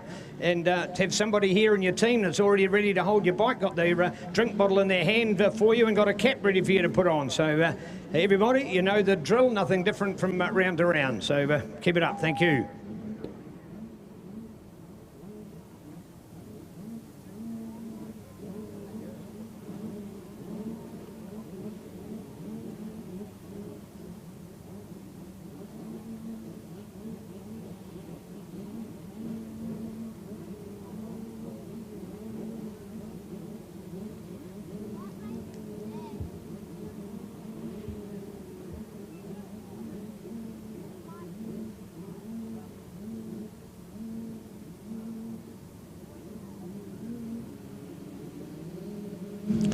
All right, here we go. This one here is about to get underway. MX 125. We've got the third and final race of the day for these guys here. The buzz of the two strokes, and it's brilliant stuff. 17 entries here for MX 125, and we get right in the thick of it here. It's a good start, Connor Hart again. So the 67 at Connor Hart. He has got back-to-back hole shots. Brilliant stuff. And look at Jack Simon and Nick Westgate as well. So Dylan Westgate and Jack Simon, they're right in the thick of it as well. Got Kobe Burke in 4th place. Patrick Dixon gets himself into about 5th or 6th place as we see them all fire over the container jump and start lap number 1 here. The guys get 18 minutes plus a lap, and the heat of the sun is really at its peak at the moment. So look out for this one here. It's a brilliant start from Mr. Westgate there. Awesome stuff doing. And we've got Kobe Burke around the outside. So look at that big move there on right around the outside up the step up. Phenomenal racing from these guys here. MX 125 underway here, the third and final race of the day. These guys are absolutely going for it. So brilliant stuff. We've got a couple of these guys double classing as well. We've got Hayden Smith on the gas. He's double classing in MX2 and MX 125. And we've also got Kobe Burke, he's double classing the other way. He's MX 125 and MX1. So check that out as we see a bit of drama here in MX 125 racing as we've got Dylan Westgate just gets hung up in one of the left-handers there, loses a couple of positions. So it's now with Kobe Burke and flying at the moment. MX 125, we're in the mix of this one here. Well, we know it's very awkward here for the riders to be able to get up the line, but it's just the efficiency of the crew behind them. It's not the riders that have slipped up. It's the people that are helping to get them on and off the track. Let's have a quick reflection of our under-19 folks. Going back to 10th place, Hunter Stens in 10th, 9th Hunter Scott, 8th Logan Kira, 7th Jack Dunlop, 6th Sam Blundell, exceptional Sam, well done.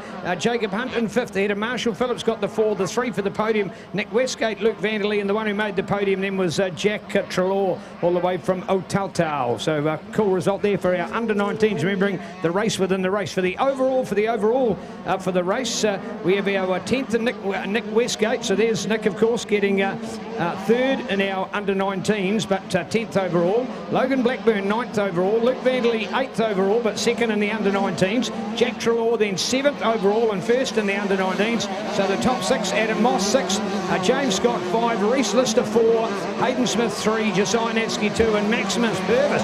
Maximum points. So he's going to score, what's he up to? 125 points. He has not been beaten, Brad. That is incredible. Yeah, absolutely brilliant. Well done to Maximus. Dominant performance as we get underway with this one here. MX 125, and this is 18 minutes plus a lap. We've got still 15 minutes of those remaining. We're only just 1 and a bit laps into this one here. Kobe Burke leads Matic Dixon ahead of Dylan Westgate. We go to Connor Hart, who gets that awesome back-to-back hole shots, 2 hole shots in one day. Connor Hart on the NV Motorcycles Husqvarna. We've got Jack Simon in there. Hayden Smith has got himself up into about 6th or 7th place.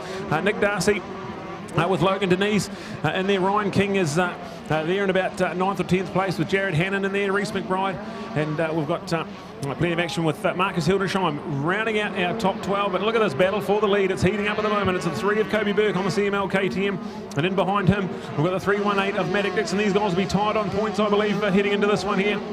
A first and a second each, so this is all to play for the overall. And more importantly, the championship. The championship is wide open. We've had Paul Brodie Connolly had a DNF in an MX2 race. He didn't make the start of the MX1, and we haven't seen him since. So hopefully everything's okay with Broads. He hasn't made the starts here for this one as well. So a bit of drama. Our defending champion losing out on some points here at round number 2. We've got Kobe Burke, Matic Dixon flying out in the front. We've got a good start from Dylan Westgate, Connor Hart, Jack Simon, and Hayden Smith. That's our top 6 at the moment, and really awesome racing. This is really absolutely brutal. We'll talk about this with the riders when they come back in, but this place gets so rough. It's square edge bumps, big ruts. It's quite hard packed underneath with soft fluffy stuff on top. Really hard and really forms up quite brutal as we see Matic Dixon now in charge of this one. He's leading ahead of Kobe Burke, so the 318's got ahead of the number 3. It's the Altherm JCA Yamaha ahead of the CML KTM. Check that one out there. Dylan Westgate there still in 3rd place, but he's now about 8.7 seconds back off the lead. So those front 2 guys are absolutely flying. 2 minutes, 0.4 for Matic Dixon. That last lap around, that's the fastest lap of the race so far as we start unfolding into some great racing here. Kobe Burke certainly not done for. He's right there in 2nd place. He won race 1, had to settle for 2nd in race number 2. And now he'll be desperate. If he can win this race here, he will take the overall. So we're battling here, and the overall is up for grabs here. So check out these 2. We've got Matic. He is our New Zealand 15 to 16 years junior 125 champion. He did that 2 weeks ago at Tech Park at Tauranga, and now he's flying out there at the moment, making a real statement. MX 125 racing.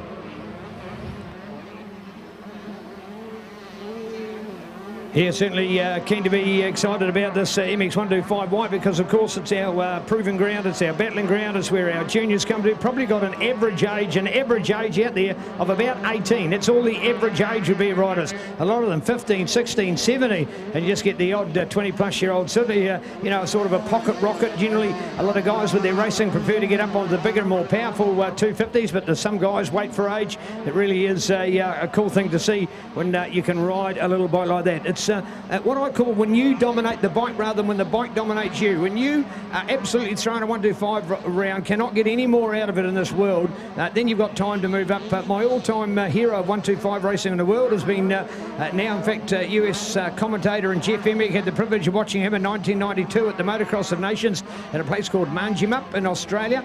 And to see him, what I call drag the handlebar on the ground. What a sight to see. A man who can lay the bike over on the ground, virtually touching the ground to get around the corner. He could nail it and rail it so far. Spectacular. And one of those that has really mastered 125 racing. And when you can do that with a 125, then it's time to move up. Shane King, you know, still at 92 kgs and riding a 125. The late Peter Aldridge challenging Shane at the time at his peak at 125 racing. He too a big boy at about 95 kgs. You know, these average weight of these guys now in 125s is probably about 75.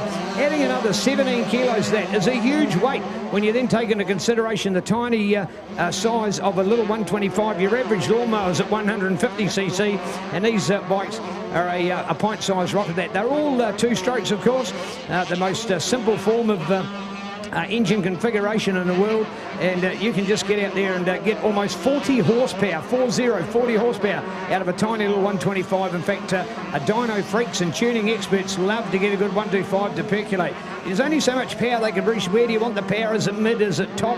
What's its curve? How do you ride it? How do you get the most out of it? And that little cylinder doing, you know, something like 10,000 revolutions per minute. That is absolutely incredible. So cool bikes and some great riders. Matic Dixon, superstar, of course, junior champion.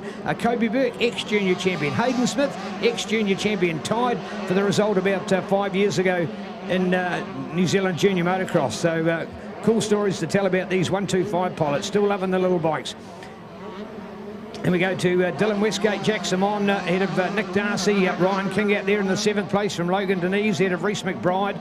There we go, Logan and Reese. Don't know whether these guys even know each other, do they? Logan all the way from beautiful Kitty in the Bay of Islands, and Reese all the way from Westport, out there on the top spit of the South Island almost. So great little town out there in the Outback Adventures. So nice to see Connor Hart got the whole shot in the last race. Jared Hannon out there, Luke Maisley, Marcus Hildesheim as well.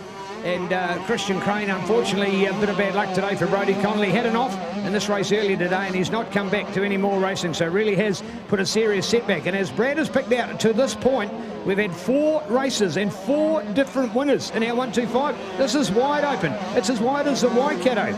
And I tell you what, that's a massive river when you're here on the Central Plateau between dams, between power stations, making the grid and keeping everybody fueled, watered, warmed and cooled through our great country. So there you go, the mighty width of our stalk. We've had Maddock, we've had Kobe, we've had Hayden, and we've had, of course, Brodie in there as well. So just some of our winners. Great to see. I'm sure we're going to get the likes of Jack Simon. Before this championship is out, put money on Jack Simon taking a win. Man, oh man, did he blow us away with his Motorworks 250 and taking the opening win at the Junior Nationals in 250 racing. Went on to finish in our top 3, didn't take the title, but certainly stirred up the betting game, that's for sure, of who was likely to be the one to come through. South Island boys like Nick Darcy showing his excellence in there. Ryan King, we've talked about the famous King family here today. That's his uncle, of course, DK, that's been out in our MX3 lineup today at over 50 years of age. So well done to Ryan. Logan, Reese and Jared making our top 10. Unfortunately, Connor Hart's gone back one.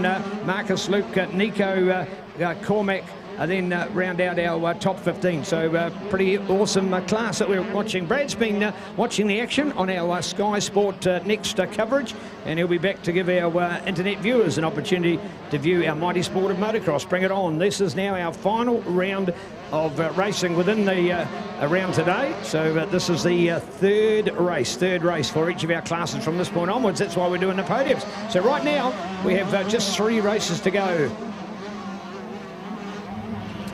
All right, we've been racing for about 10 minutes. We've got 8 minutes to go, plus a lap. 80 minutes races here for MX 125, and these guys will be feeling it all right. We're over halfway through this one. It's still Maddock Dixon ahead of Kobe Burke, but the man in 3rd place now, Hayden Smith, on his beautiful red gas. He's flying low, double classing as well today, as well as Kobe Burke is, so he will be really feeling it. This is his final moto of the day. Kobe's got 1 more to come after this one here, so check it out, the 116. On the Shift Racing gas, he is doing a wonderful job. He didn't get the great start, he was buried mid-pack, but now gets himself up to P3. He was tied on points after the early race this morning, but a couple of 3rd place finishes means this championship's been blown wide open with the number 1 of Brodie Connolly, non-starter in race 2 and race 3 for today. So Maddock Dixon, Kobe Burke and Hayden Smith, that's your top 3. We go back to Dylan Westgate on his brand new gas. So he's in 4th place. Jack Simon there in 5th, but Nick Darcy and Ryan King. That's rounding out a classy top 7 with Logan Denise, Reese McBride and Jared Hannon. That is your top 10 MX 125 with a bit of drama as we've got Kobe Burke gone down, so we haven't quite seen it from where we are, but Kobe Burke just drops the bike. He's got it going again, so hasn't lost too much, but a bit of drama for Kobe Burke. He's got a bit of drama now because Hayden Smith's caught right up to him, so this is going to come alive. We've got Hayden Smith won't believe his eyes. He's got his stablemate and the number 3, Kobe Burke, and his sights are going to go side by side, and it's going to be Hayden Smith going to go right around the outside as they plunge down the hill. Kobe Burke's going to hold the inside line, but it's going to be the corner speed of Hayden Smith's going to come true. And now Hayden Smith up into 2nd place, keeping his championship hopes alive. So well done, Hayden Smith. Kobe Burke not done for though. He's in 3rd place now, right behind Hayden. It's all definitely played well into the hands of Maddock Dixon, who has been in the lead of this one since the early stages and now has a decent breathing room. So well done to Maddock Dixon. He's been pretty fast all weekend, one of the fastest in race number 1. He got caught up there, and then won race 2. He's leading race 3, and he's got about 5.5 minutes plus a lap to hang on to. So Maddock Dixon ahead of now. Hayden Smith, then go back to Kobe Burke. Dylan Westgate still there in 4th place on the new gas. We've got Jack Simon, Nick Darcy, Ryan King, Logan Denise, Reese McBride and Jared Haddon. Still the top 10 as we got 5.5 minutes to go. MX 125, and we're going awesome racing here at the moment. All right, back with more of our sport behind the scenes, bikesportnz.com, and Andy McGeechan with us. Andy, it's like probably between you and I, we see each other more than we do our partners back at home at this time of year. Never a dull moment at bikesportnz.com. Yeah, on the road every weekend at the moment. It's been fantastic, of course. The racing's been so spectacular. I was just saying to someone earlier today, you know, we've got this COVID thing going on. We haven't got international riders here in New Zealand, but you look through the class of field we have here, I can probably name 20 riders who have represented New Zealand in the Motocross of Nations or have raced GPs, you know, and they're all here racing in front of us today. So absolutely world-class riders. Yeah, what a cool story to tell. And speaking about cool stories, is it true you do a post every day? Is there something different on bikesportnz.com every day? Yes, always something different there. And a lot of it's unique, you know, generated by us, but obviously we also rely on press releases we get them from overseas for the AMA Supercross and things like that, just to make sure it keeps ticking over. So there's always something fresh there every day to keep people coming back, you know.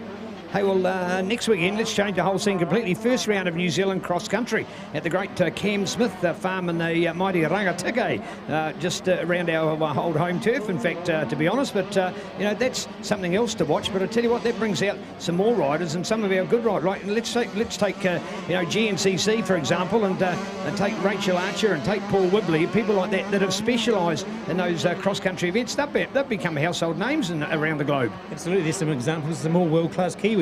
I mean, there's guys who are riding in the motocross today who will be cross-country aces next weekend. Now look at Brad Groombridge, Reese Lister. I wouldn't be surprised to see him come out of the cupboard there to give us a go at Martin as well. And I think that this is great training for them, of course, today. Great to see. All right, that's just another part of our sport. 2 weeks' time, we'll be going to Hampton Downs Moto Fest that weekend. Yes, indeed, probably missing some of our international stars. But, hey, when you get the likes of Graham Crosby showing his wares, and we'll have the Aaron Slights there, and I'm sure many others, it really gives us a taste of the history of motorcycle sport in the country. Absolutely, and I was talking earlier today with Zach Fuller, who's another story. You know, he's wandering around the pits here today. Great cross-country rider, great motocross rider, but even better on a road bike. And who would to know, you know? He was given that opportunity, he took it with both hands, and not looking back at all now. He's actually died on the wall road racer now, and he's a very, very good one, a very accomplished one. He's on the factory ride with Tony Rees Honda. He's doing remarkable things in the 600 class, and here he is wandering around the pits here at the motocross. And of course, he wouldn't be a fish out of water out on the track, on the dirt track either. Right, in fact, that probably reiterates our family a little bit about the mix-up today here. Our board members of Motorcycle New Zealand, we've got Big Mac, who we all know is an off-road member, SJ Cavell, and SJ, in fact, is from the road race background. Here he is today to, you know, fly the flag and just say, hey, here's MNZ, we are part of it. Just don't think we're a hierarchy sitting above you, we're with you as well. Absolutely, and of course, there's all the different codes, and we're all just basically, we all love bikes. You know, let's boil it down. We all love bikes, you know. I mean, back in the day when I used to race, I had this policy, you know, if at first you don't succeed, give up. Hold on, why are you still here? Well, I did give up, of course, and now I'm on the end of a camera and on the end of a keyboard instead of being out there riding. I looked at the duration of the races today, and I thought, oh my goodness, 20 minutes. Well, let's have a look. Let's have a look down the program. Oh, it's MX3. That's more like me. 12 minutes. No, maybe not. Even that's a bit too much. I think I'd get puffed just unloading the bike off the trailer. And speaking about puffed 350-year-olds, Mitch Rowe, Darren Capel, Daryl King. How cool is that for MX3? Is that not something of real nostalgia? Well, absolutely. You've just named three more legends. I mean, there's so many guys here today that the young kids walking around the pits wouldn't recognise, but they're absolute heroes. I mean, people like Daryl King. You know, the guy has done so much for the sport. He's raced Motocross Nations, he raced GPs, finished second in the world a couple of times. He's also...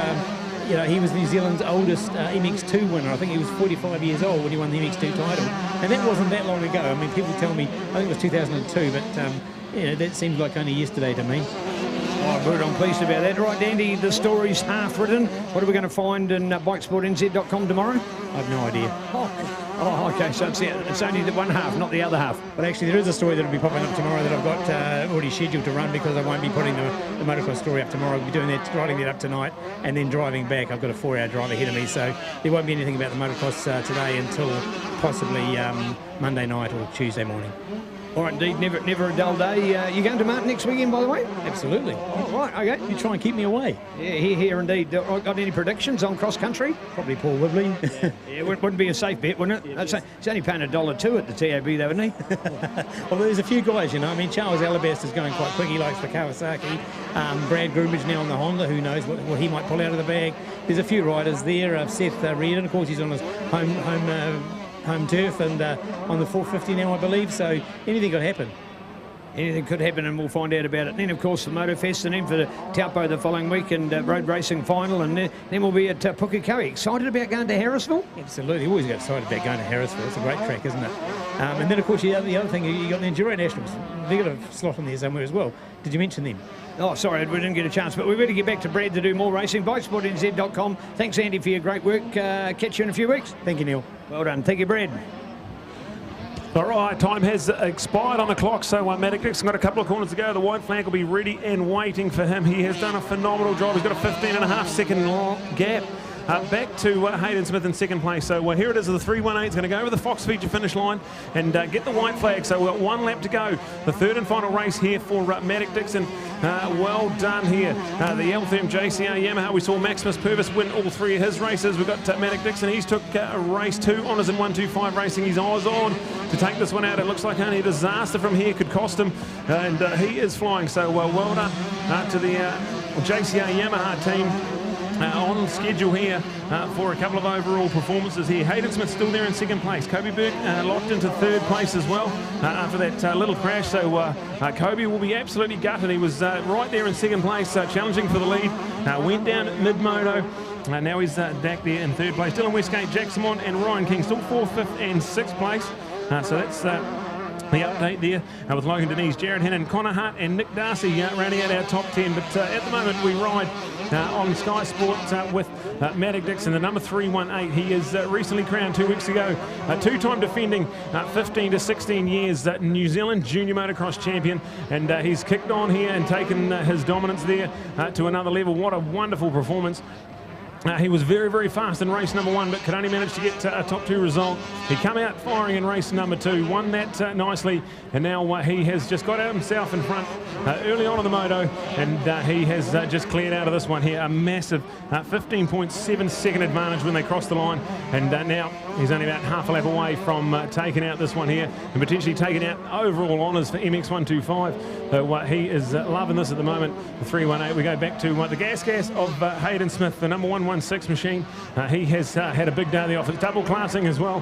He's had some good podium results in MX2. Now he comes out here and looking good for an overall podium result, and hanging on to some awesome championship points. This championship has been blown wide open this weekend, but at the moment you can't take anything away from this man here. The number 318 on the Fox Racing Eltham Window Systems JCR Yamaha. He's got one corner to go. And this is going to feel very, very good.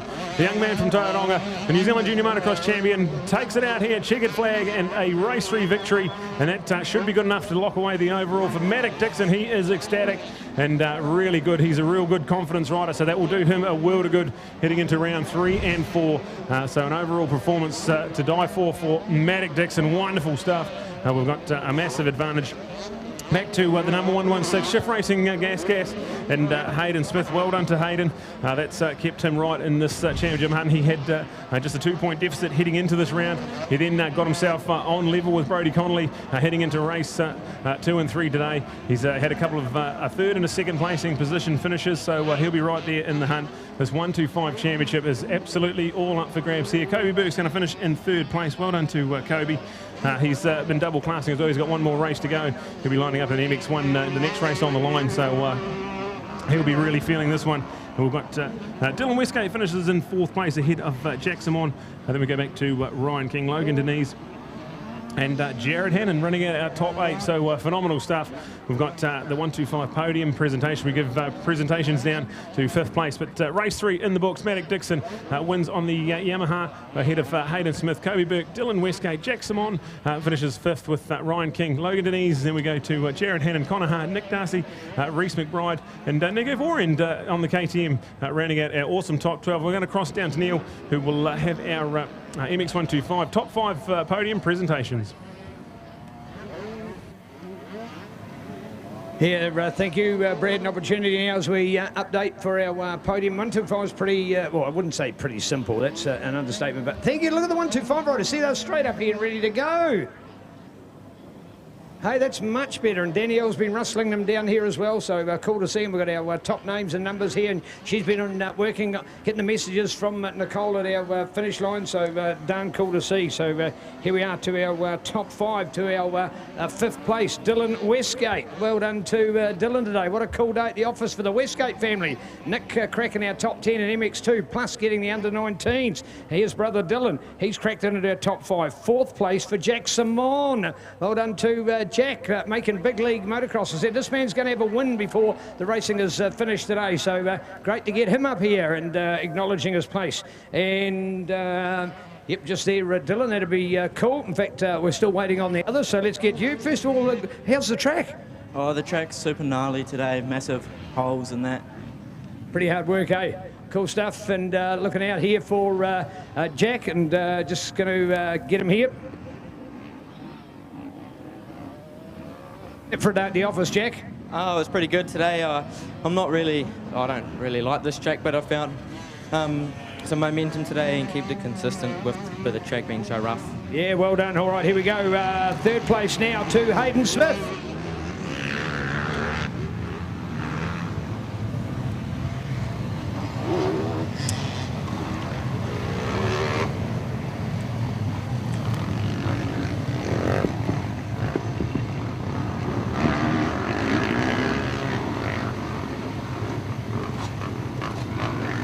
To get a quick drink in there, Hayden, mate. Double classing today. You've just done 6 motos. How are you feeling?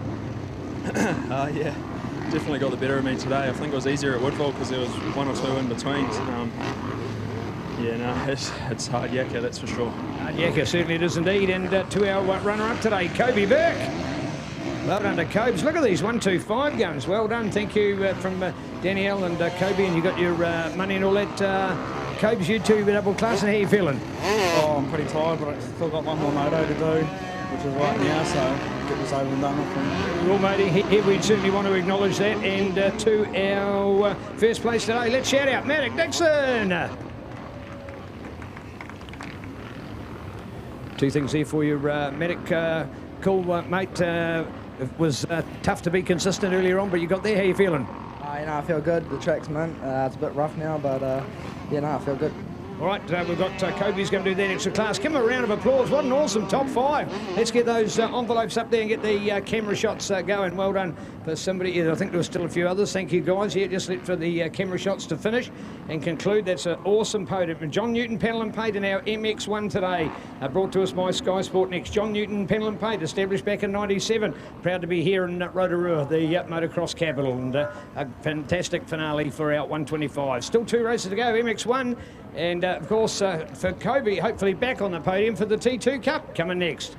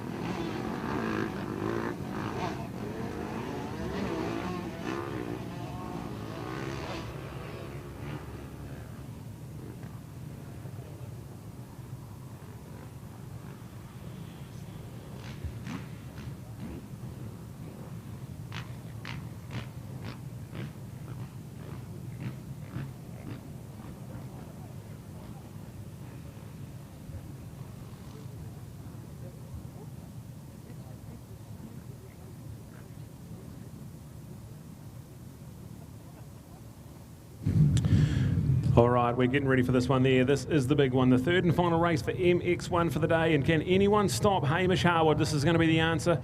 Coming up now, we've got 22 minutes plus a lap on the cards coming up here. Thanks to our Lakes Honda supported MX1 racing for this weekend. Again, we'll have our podium presentations at the end of this one, but this one here is shaping up to be a doozy. Cody Cooper, he just loves the prospect of this track being rough and rugged. Can he be the one to slow Hamish Harwood's rein down? He's won one out of the 2 races at the Woodville Grand Prix. He's won 2 out of the 3 races so far today. He's the points leader. He's got the red plate on board, and he has absolutely been dominant. So it's the number 3 of Hamish Harwood to look out for. He's been flying at the moment. We've got Kane Lamont, White Chase. They've been fast all weekend here as well. Any one of these guys could certainly make a run for. There's so much depth and talent in this MX1 field, and we're about to get underway with our 22 minutes plus a lap. Third and final moto for MX1. It's going to be phenomenal coming up next.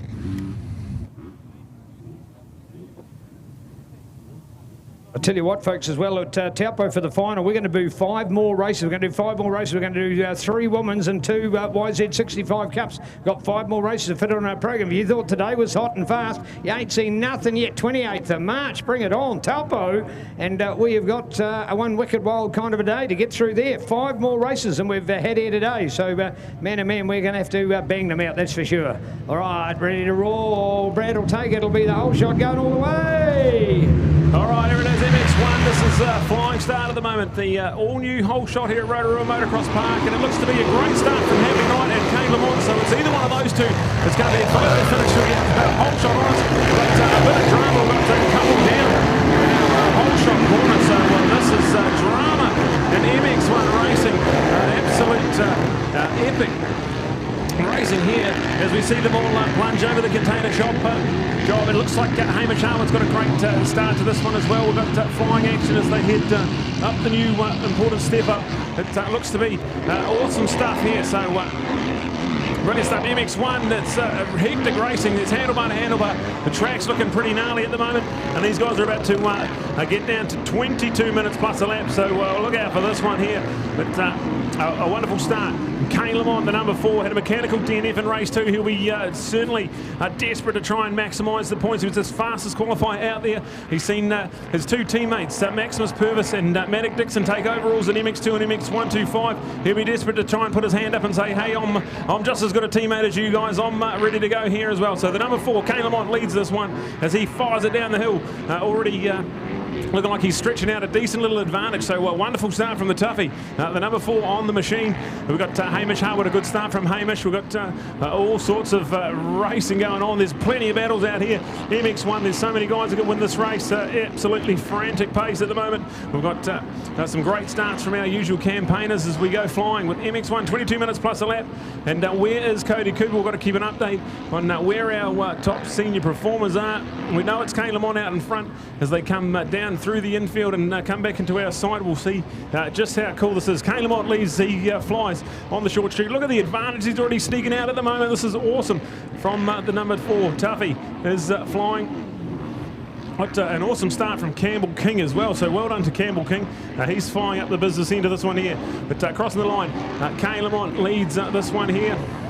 We then go back to the number 3 of Hamish Harwood. We've got plenty of action all over here. We've got drama plenty. We've got all this one here. So it's Kane Lamont, Hamish Harwood. Campbell King is up in 3rd place.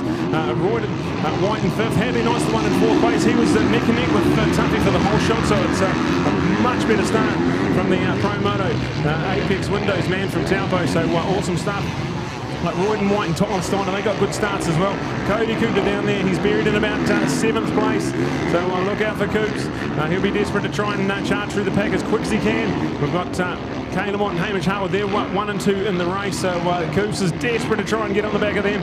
He's been showing glimpses of how good he is around this track, but not the start he wanted. But a good start from Cam Negus. He running in a good top 10 at the moment with White Chase. He is in 9th place, Edenhead. They're rounding out top 10. So check out this one here. We've got the Sky Sport Next update here. We've still got 19 minutes plus a lap. Massive races here at Rotorua Motocross Park for round 2 of the New Zealand Senior Motocross Championships. And it is Kane Lamont. Can he hang on to this one here? Unfortunate brake issue in race number 2, so gutted for Tuffy.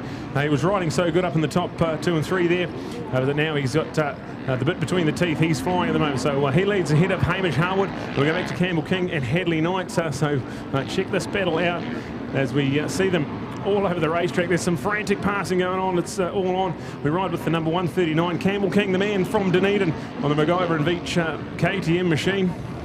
This is some frantic racing. MX1, we've saved the best till last year. We've got a MX3 race to go after this, but this one here certainly looking very exciting. We've got the 3 of Hamish Harwood. He's won 2 out of the 3 so far. If he can hang on to second here, will certainly be good enough for the overall, but we know how good Hamish Harwood is. He's not going to try and settle for second. He'll be charging hard, try and get himself right into this one here. But the fastest man on the track was the man in the lead. It's Kane Lamont with a 1:55.0. That is the fastest lap of the race so far. Kane Lamont leads this one ahead of Hamish Harwood, flying on. Those front 2 have already gone with a massive advantage. Back to 3rd place, Campbell King. This is an awesome ride from Campbell. Go Campbell. The man from Dunedin on the 139, former multi-time New Zealand junior motocross champion. He's now flying top 3 MX1 racing. We've got a good start from Hadley Knight, so awesome stuff. Caught up with super mechanic Stephen Montgomery, and Mont said Hadley's feeling really good, riding well, so cool to see Hadley top 4 at the moment. Coops is up to 5th place, so look out for Coops. We've got him top 5 at the moment as we catch up with that battle out in front. Top 2 separated by not much at all.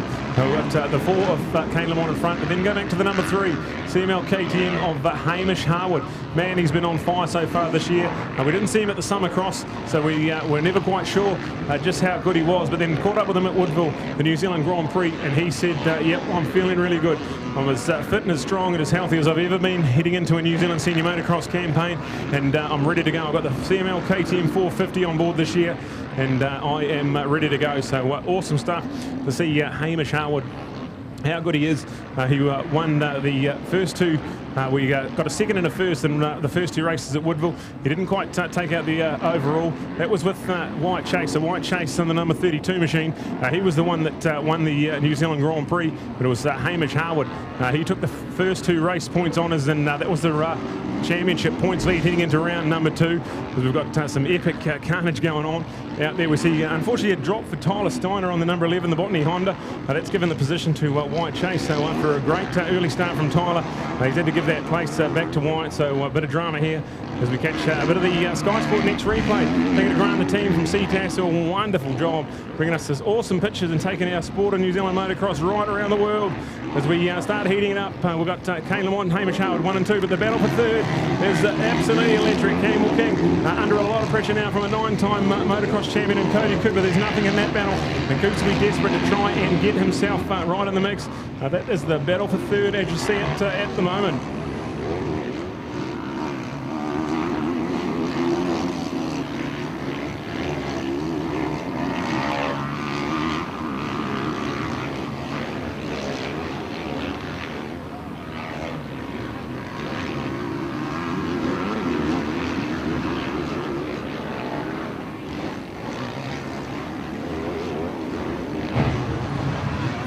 We can give you a bit of an update now. 15 minutes to go, so this is really, really cool.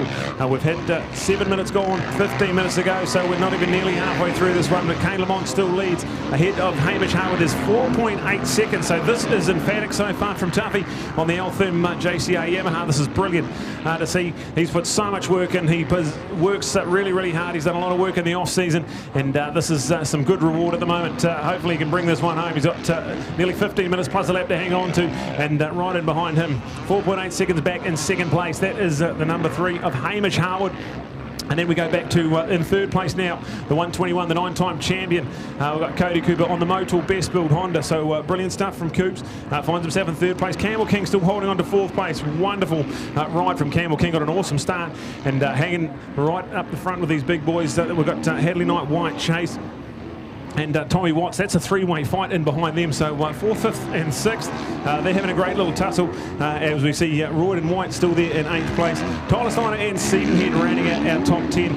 The update there for MX1 Racing. Thanks to Lakes Honda bringing us this one here at round number 2. Our local sponsor, and Kane Lamont stretching that gap out to 5.01 seconds. So Kane Lamont stretching that advantage out even more. He's the fastest man on the track. He's at the fastest lap, and he is doing this in absolute style. Well done to Tuffy. Kane Lamont out in front. We've got Hamish Howard in 2nd place, Cody Cooper in 3rd. So that's our top 3. They've been top 3 all day today, and now we get to see the showdown, the big one, the final race of the day. And with Hamish Harwood, 2 wins already. If he can hang on to the 2nd place, it will certainly be enough to take the overall. But I tell you, it will do Kane Lamont's confidence a world of good if he can peel one of these race wins out here. So that one there. 13.5 minutes to go, plus 1 lap, and it's Kane Lamont doing a wonderful job. 5 seconds ahead of Hamish Harwood, but now Coops the man, he's in 3rd place. So let's see if we can keep an eye on that gap there. So Coops, he's about 14 seconds back off Hamish Harwood. Let's see, he reeled in a similar gap in race number 2. Let's see what he can do in this one here. We've got this one here, still massive 13 minutes plus a lap. And MX1 Race 3 starting to come alive here. We've got our presentations after this. We go right down to top 5, our awesome awards. And this one here, look at this. MX1 Racing. How good is New Zealand Motocross at the moment? This rough and rugged Rotorua Motocross Park running in a reverse direction for 2021. And the riders have all raved about it. And the spectators love it. We can see the whole track from up on the hill now. And loving it at the moment. So 12.5 minutes plus a lap. We're going to keep you updated here at the moment. Well, an opportunity. Well, the opportunity now to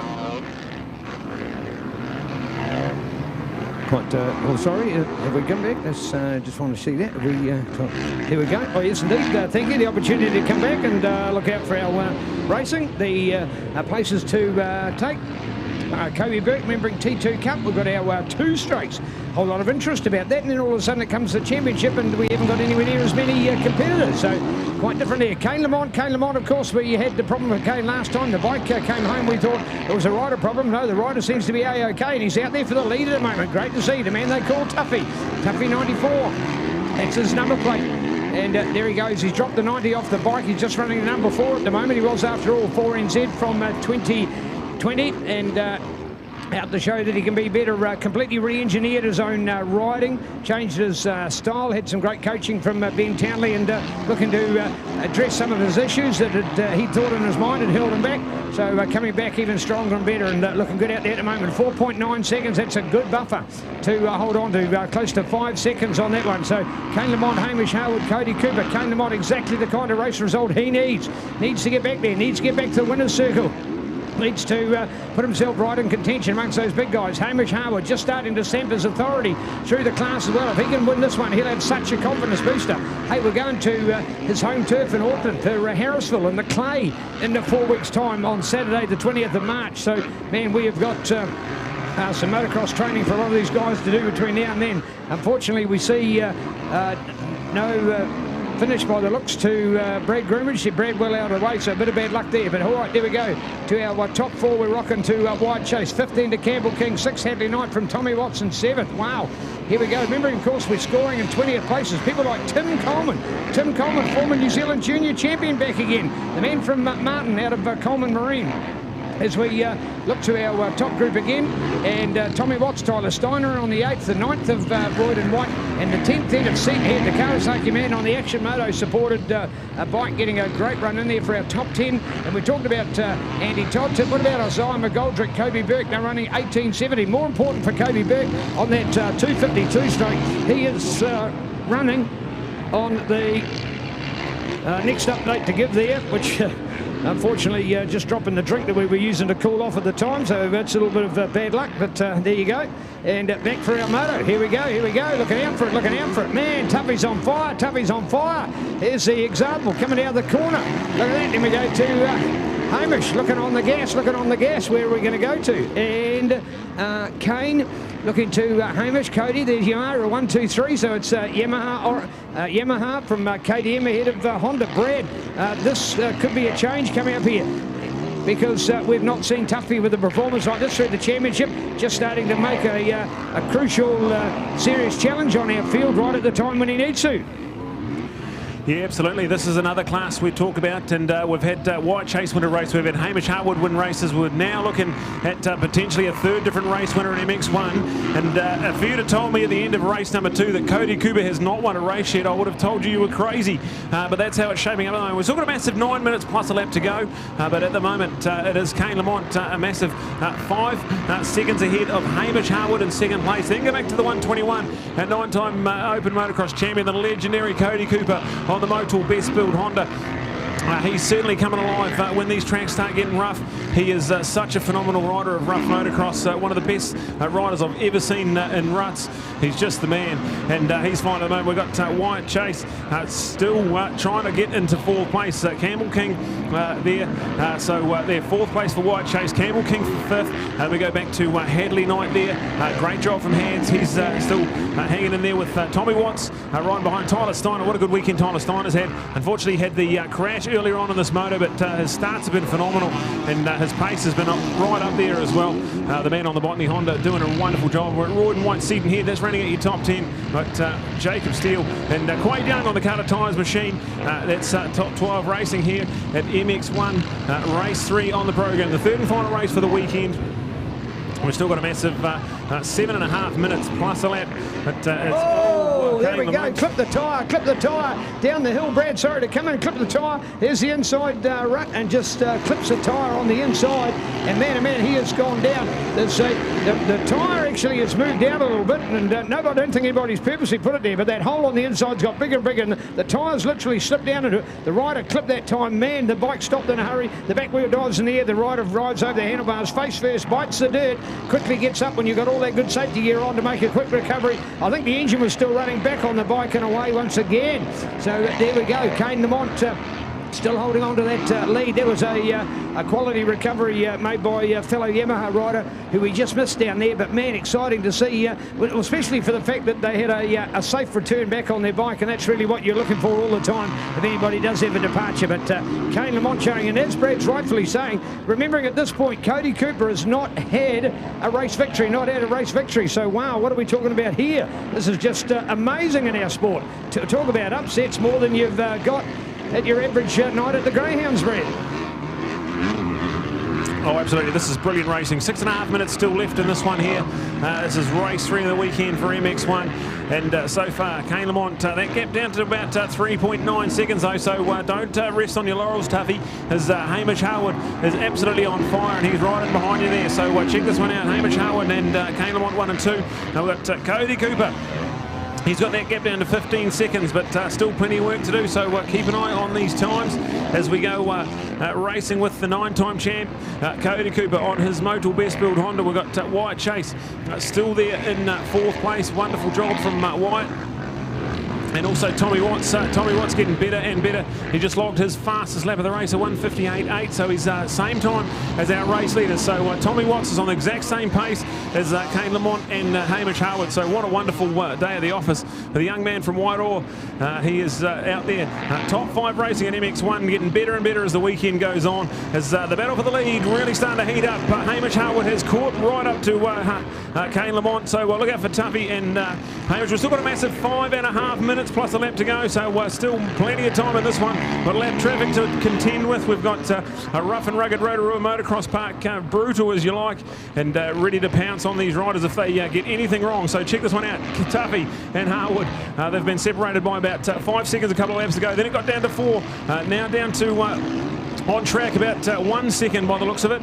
So have a look at this one. Here's Hamish Harwood, goes right up the top of the boom, just about makes the mistake. So these guys are absolutely giving it everything, and it's all on here. This is the New Zealand Open Motocross Championship up for grabs. We're at race number 5 out of 11, so we're about the halfway stage of the championship. These points are so crucial to get every one of them you can, and at the moment, Kane Lamont, the unfortunate DNF in race number 2 really has going to cost him in the overall, but this speedy showing certainly pretty good as we go straight line through the ruts.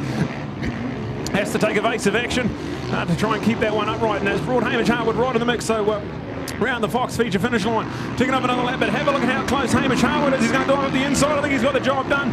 Kaylemon's going to try and square it up and come back, but he's not going to be able to get there. It's going to be a change for the lead, and Hamish Harwood now has gone up the inside in the new race lead with 4.5 minutes plus a lap to go. Hamish Harwood now leads race 3 of MX1. Absolute drama here as we've got Cody Cooper. Well, these guys battle each other and dice and miss their ruts and chop and change. It's going to play right into the hands of him. He's now within 7 seconds of these guys. So check it out. It won't be long until you can see Cody Cooper, the 121 on your screen. He is reeling these guys in well and truly. The gap now down to 7.6 seconds off the race lead. So look out for Coops. He's coming as well. We've still got almost 4 minutes to go. We're really getting wound up into this one here. This is race number 3 of the weekend for MX1. We've got 25 points up the grade for the winner of this one here. And Hamish Harwood has taken the initiative. He's gone up on the inside of Kaylemon. This is going to be a showdown for sure. Yeah, keen to watch it out here, Brad. At the moment, they're going along the back part of the track. You can see, and it's the orange still over the blue. In fact, I was amazed, let alone the fact that how quickly and decisive that Hamish overtook Kane, and that was right here in front of the crowd here on the Roscoe's Weedsbrain corner. But in fact, when we went out round the back part of the circuit and then came back ready to do the step-up jumping at the front part of the circuit up the Patterson O'Connor Motorcycles Hill, literally he'd already gone out to about a 10-20 bike lead. It was incredible. So let alone the fact that Hamish has gone past, he made it a decisive move to try and sort of put a bit of a gap on him. And that really meant that up over the step-up and the power out the back, that all of a sudden he was getting some clear air in front of him. No riders, no back markers at that point, and he just was fired up. So, and when you say 4.5 minutes plus a lap, that generally is going to be 2 more laps and then the white flag. So I tell you what, we're on for the battle at the moment. Here we are looking out for it. Keep your eyes on it. Hamish Harwood up and over. Look at that big air. Followed the number 4. Look at that. Nothing in it at the moment. So on to see with Hamish out there to fly. So it is the number 3 from the number 4, number 3 NZ up against 4 NZ. Remember, of course, last year we had Yamaha Aussie Hotshot and Kurt Gibbs take the title. He was number 1, not back as any of the Aussies with no Trans-Tasman bubble.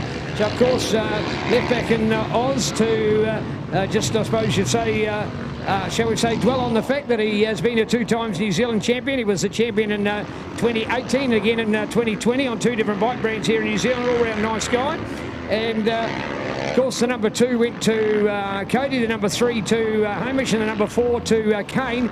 Without any Kirk at the moment, we've got our 3, and we've really turned them almost upside down. We've sort of gone 3, 4, 2 in that order for the racing at the moment. But Cody will be feeling much better on the points, I'm sure, but to have had no wins after 2 rounds, you would not have believed that from Cody. No reason to think he's not at the top of his game, but the reason, or the fact that we've got, is others are more on top of their game, and Hamish Harwood extending his advantage. Remember when he did MX1 racing, he was only riding on the 302 streak, and he would get top 5 in motos. Now he's got the proper race bike, the CML KTM, like a good factory bike that the others race on around the world. He's got it here at the moment, and Brad, he's looking a hot act, but still from here about a lap and a half to run.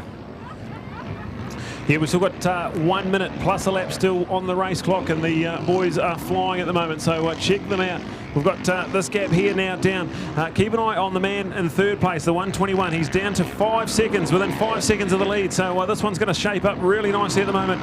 We've got the 3 of Hamish Harwood out in front. We've got the 4 of Kaylemon in 2nd place, and now we've got the 121 right there in 3rd, so check him out. We're going to go through and 32 seconds on the clock when Hamish Harwood crosses the line. So we are going to get 2 more laps in here. And look at this front 3 bunch up now. So Kaylemon's still right there in striking distance. Can he put enough pressure on Hamish Harwood to make a mistake? Hamish has been absolutely flawless under pressure. He got piled on the pressure by Cody Cooper in race number 2. He withstood that and went through to win race number 2. Now he's got the pressure from Kaylemon. Can he hang on? We've got Coops in the mix as well. There's 3 of them as the clock is about to run out. The clock expires, so we're going to be on borrowed time now. The white flag ready and waiting for these guys. About a lap and a half left, and our MX1 feature race of the day, race number 3 of the weekend for these guys. We've got the podiums up for grabs, and Hamish Harwood, all he needs to do is a top 2 finish, and he will certainly lock away that overall result and extend his points lead in the championship The two behind him are desperate to try and stop that happening. It's the 4 of Kane Lamont and the 121 of Coops. But look at Cody Cooper. He is now right on the back wheel of that Altherm JCR Yamaha. Check out this one here as they go right at the top end, at the very top of the hill here at Rotorua Motocross Park. They're going to turn right and plunge down that awesome hill. That hill was dead flat when we started racing, but have a look at it now. There's some big gnarly braking bumps. They go down there, right-hander, still shaping up really nicely. There's a couple of different lines through there, but at the moment, Kane Lamont narrowly over Cody Cooper. That's the battle for second and third places. Hamish Howard, he's going to love this because these guys are going to have to start riding defensively, changing different lines, trying to find their way around each other. He's just going to be able to pick his lines. Nurses lead home. This clock has expired. We're going to go over the number 9 jump here at Rotorua Motocross Park, and Hamish Howard is just on Dream Street at the moment. He's won 2 out of 3 today, and now he leads this one at the business end. He's done a wonderful job. He reeled Tuffy in. Tuffy got away to a big lead midway through this moto. Hamish reeled him in, and now have a look at this one here. Hamish Howard now in command of this one here. So white flag time, 1 lap to go for the CML KTM pilot, and this will make one hell of a statement. If he can take this race here, he will extend his points advantage massively. We had Cody on the inside, yes. Cody up the inside. He's going to take that away. So Shane for second place, and Coops coming out of nowhere, but Kane Lamont's going to argue straight back there, neck and neck, handlebar to handlebar as they coming over the container, but it's dealing down with Coops there at the moment. So Cody Cooper, we said how good he was when these tracks get rough, and he's reeled in Kane and made the pass. So change for second place. It's now with Cody Cooper with 1 lap to go. The white flag's flying. Hey, well, certainly, Brad, there was something up last time. You don't pull out of a race to come flying back in the next race so dominantly. So, Kane Lamont, take a bow, take an absolute bow there. 5 seconds up at the highest point in the race, and yet here he was, having not finished that previous race. But we saw the bike being ridden back to pits. It was as if there was a rider problem. So if there was a problem, man, has he made a miraculous recovery. But maybe it's not been quite the longevity he would have liked. Remembering, these are New Zealand Motocross Championship race duration. It's not just a sprint in the park here today. They're on the hottest weekend of the year in New Zealand, and it certainly has been a super scorcher here in Rotorua. If you have your thermometer out in the sun today, and remembering that's where people are standing, where the riders are, you might take the temperature in the shade, but you've got nobody here in the shade. The spectators are out in it, the riders are out in it. It's 30 plus degrees and absolutely melting in the sun today. So what a scintillating way to be wrapping our motocross round number 2. So 2 races from Woodville, and now the 3 here from Rotorua. That's 5 of the 11 in total. 6 still to come. 3 from Harrisville, Pukekohe in 4 weeks' time, and the final 3 at Taupo 1 week later on Sunday the 28th of March. So 5 weeks away now. Will be a fantastic month of excitement. Look out for the big boys in town coming back at you. And here we are down off the hill. There's the KTM into view, and looking out for the other boys, but it'll be the checkered, looking out for the checkered flag coming up. Here it is, checkered flag all the way, checkered flag, and there it is with Hamish Harwood to take it, looking out for the Honda, and the Honda comes through for Cody, Mr. Cody Coopstar, and Cody just cruising across the line. How much energy left, and then looking out to the battle to go on then for the number 4, and keen just to see how we go. And back for the other boys, and then remember, of course, the number 4 of Kane, and Kane to take the wrap on that one. So there we have it at the moment, with those 3 across the line, and that is Hamish ahead of Cody over Kane.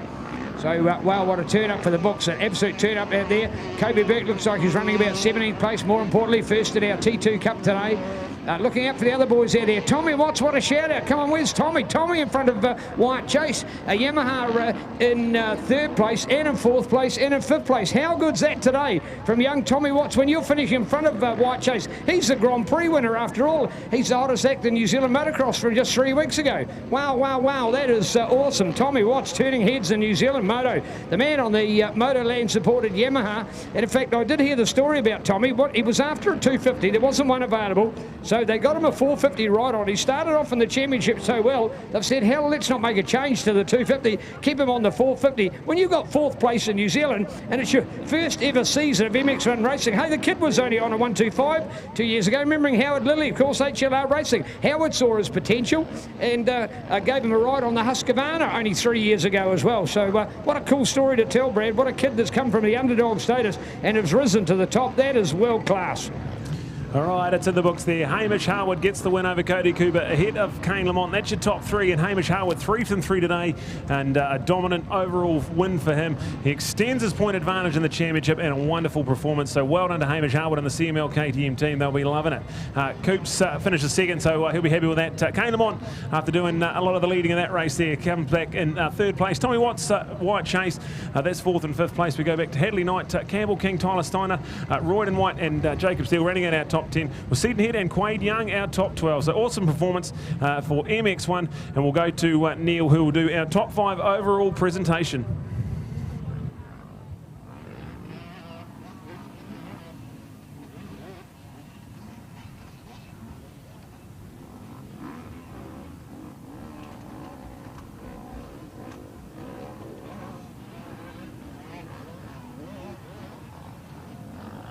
All right, cool to see our podium here. We've got our riders up here already with the dudes in their bikes, and hopefully somebody to hold their bikes for them as we have the other boys on their warm-up. That's the MX3, but this is the last race of the day coming up on the start line next. Let's do our podium wrap.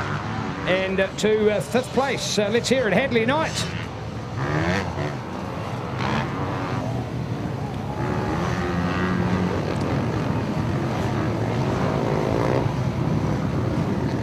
And fourth place is Tyler Steiner.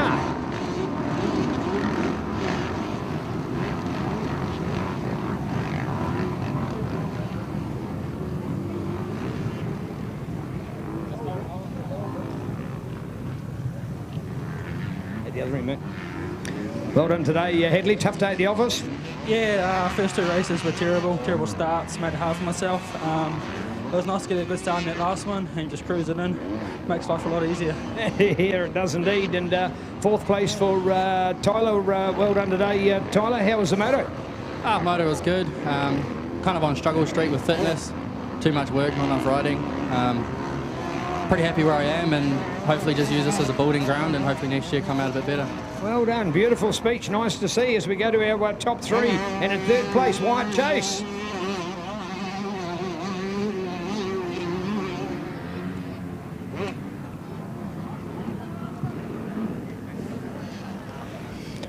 All right, White, not quite the success of Woodville, but you won't be disappointed?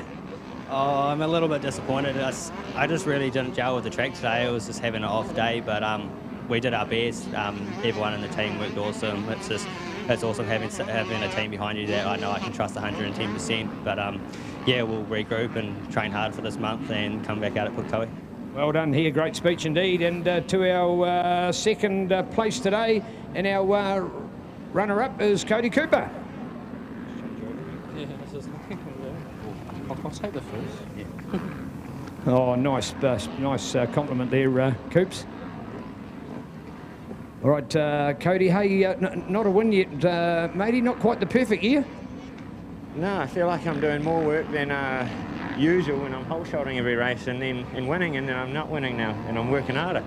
So it's got another month off, and you know everyone's going to be working hard on their faults, and you know, we just try get better and better, and just try and win at the, you know, when the gate drops. That's what I'm lacking at.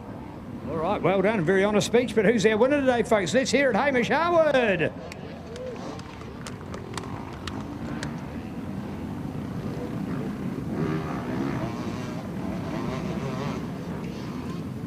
All right, Hamish, we'll do the photo shot in a minute, but hey, you got to be happy. Please be a smile. Yeah, definitely happy. Couldn't really gone too much better. 1-1-1, so that's obviously the ideal result. I feel like the only difference was I put myself in a bit better position than some of the other boys, but apart from that, just tried to ride my hardest and control whatever the gap was, and try and stay on, because the track had some gnarly edges and stuff. But can't thank the CML KTM team enough. My bike was awesome. Mechanic Carl had it dialed in. Everyone who helps out, all my family there, my wife Katie.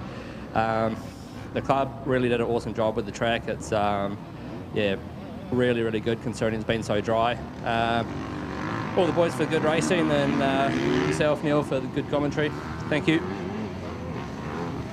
Here, beautiful speech of a champion. Let's get those photos clicking, folks. Let's get those shots. They'll be in the media. They'll be your front page story or your back page story, whichever way you look at it. Hadley Knight in 5th place. Tyler Steiner in 4th. 3rd for Wyatt Chase, our Grand Prix champion. 2nd, Cody Cooper, still without a win. And 1st, the man dominating MX1 in 2021, Mr. Hamish Harwood on the KTM. Give them all a big round of applause. They're your heroes of motocross. Here to entertain and delight, and they've done it with exceptional talent, respect, and race credits here today. Bring it on, MX3 only one. Oh, sorry, T2 Cup, 2nd place, Andy Todd, T2 Cup. Sorry, Andy, my apology, nearly left you out. The winner, Kobe Burke, T2 Cup. We've got to have it. Bring back the 2 bangers. Come on, Andy. Here you go, the young man from Taupo. Hey, you having fun out there, Andy? Yeah, it was awesome, mate. Pretty rough, but we got through it. I'd just like to thank my awesome bosses at Make a Build, Bike Talk Taumaranui, Wheels and Tyres Taumaranui, and Basic Sweep and Scrub Tauranga. Yeah, I'd just like to thank CML KTM race team, my mechanic Matt and my dad, and everyone that helps Carl for doing all the hours he does, and my one competition. Yeah, it's all right.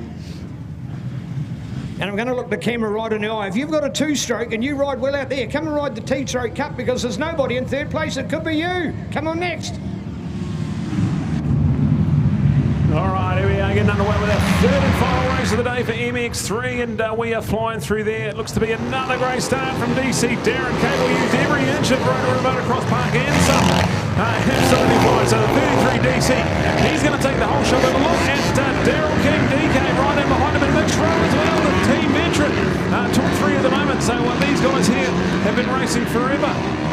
And so good to see these guys here out at the moment. DC Darren Cable leads ahead of DK Daryl King, but Mitch Rowe around the outside, so a change for 2nd place. It's gone up to Mitchell. And Mitch Rowe, he is an animal in race number 3 with this track. It's rough, he loves it. So well done to those 3 out in front. We've got Josh Nyhouse there. That's 4th place for him. He's already had 2 wins today, so he'll be pretty handy to the overall if he can hang in there with these top guys at the moment. So MX3 out there at the moment, brought to us by Craig Stevens Motorcycles and Flying. This is now, of course, a MNZ championship this year, so we're going to give away an MX3 overall champion at the end of the series. This is round number 1 for these guys. They'll have round 2 at Harrisville in a month's time, and then the final round, they're going to have their 3rd round of this championship as well. MX3 racing is awesome, and it's DC Darren Cable who's been 2nd twice today. He'll be desperate to try and win this one here. We've got Mitch Rowe in 2nd place. We've got Josh Nyhouse in 3rd place. Then we go back to DK Daryl King on the RMZ there in 4th place.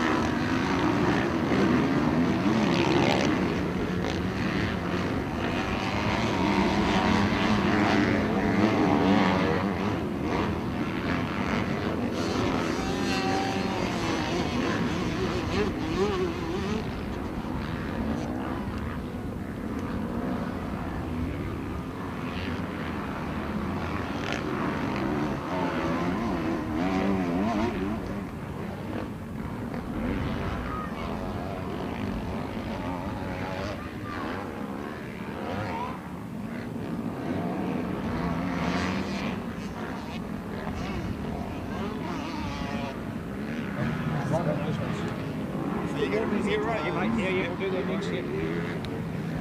Just while our MX3 race is underway, we've got a few hole shots to do. Tony Livingston's here to do the presentation. MX1 Race 1 Kane Lamont, MX1 Race 2 Tyler Steiner, and MX1 Race 3 has been awarded under a photo finish to Kane Lamont. So Tony's here to do those presentations. Kane and Tyler, if you can come for your hole shots, thank you.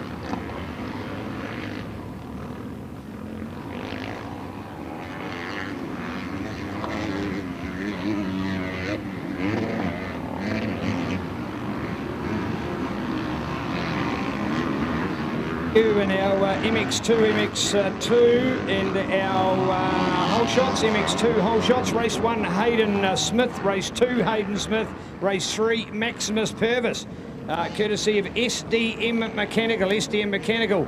Come and get your awards, guys, that's fantastic. And to our MX3, although out on the racetrack at the moment, Darren Capel. How good's that, DC? Well done. And to our 125s, Maddox Dixon, race 1, Connor Hart, race 2, Connor Hart, race 3. How good's that, Connor? Well done. Absolutely nailed those starts today. Exceptional. So, guys, come and get your whole shot money.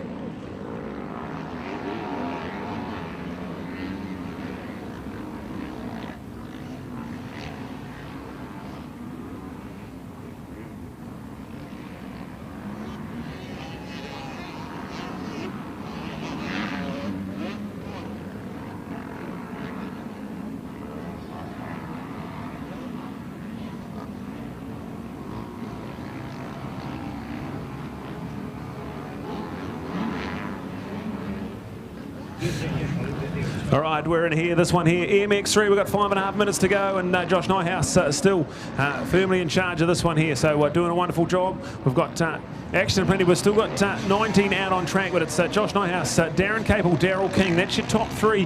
Then we go back to Mitch Rowe, Hadley Dudunsky and Jed Bixley, an awesome top 6 there. Arthur Horn with Brendan White there. Rounding out our top 8 as we crack on with this one here. 5 minutes plus a lap to go. The final race of the weekend. We've had a massive day at the office. What a job of the Rotorua Motorcycle Club's team. This thing's run like clockwork on this new improved re-engineered reverse direction Rotorua Motocross Park. It looks phenomenal. It's held up really nicely. After race number 1, in my head I was thinking, where's this track going to go? It was all over the place. And it's formed up so nicely. The inside lines have really held true. The berms have held up and it looks really cool. The jump faces are immaculate.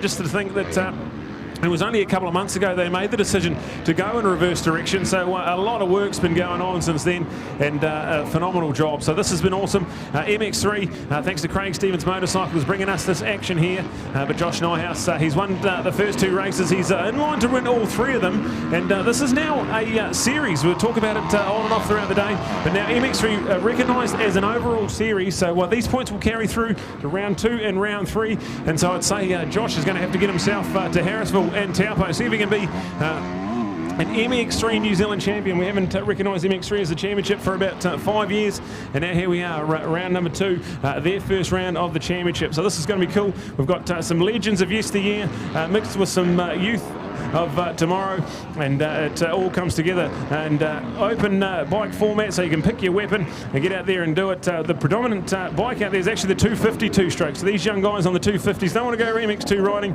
they just want to go and have some fun, and here they are mixing it up. Josh Nighthouse, he's on his Max Gear KTM 250 4-stroke, and he is out in the lead. DC Darren Capel, he's on his 450 machine in second place. And then we go back to DK, Daryl King.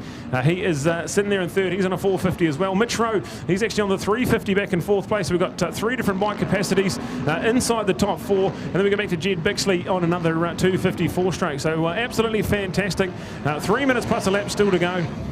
And Josh Nighthouse, a decent little advantage. So sneaking away more and more as we roll on with this one here. DC Darren Capel, he's been second all day.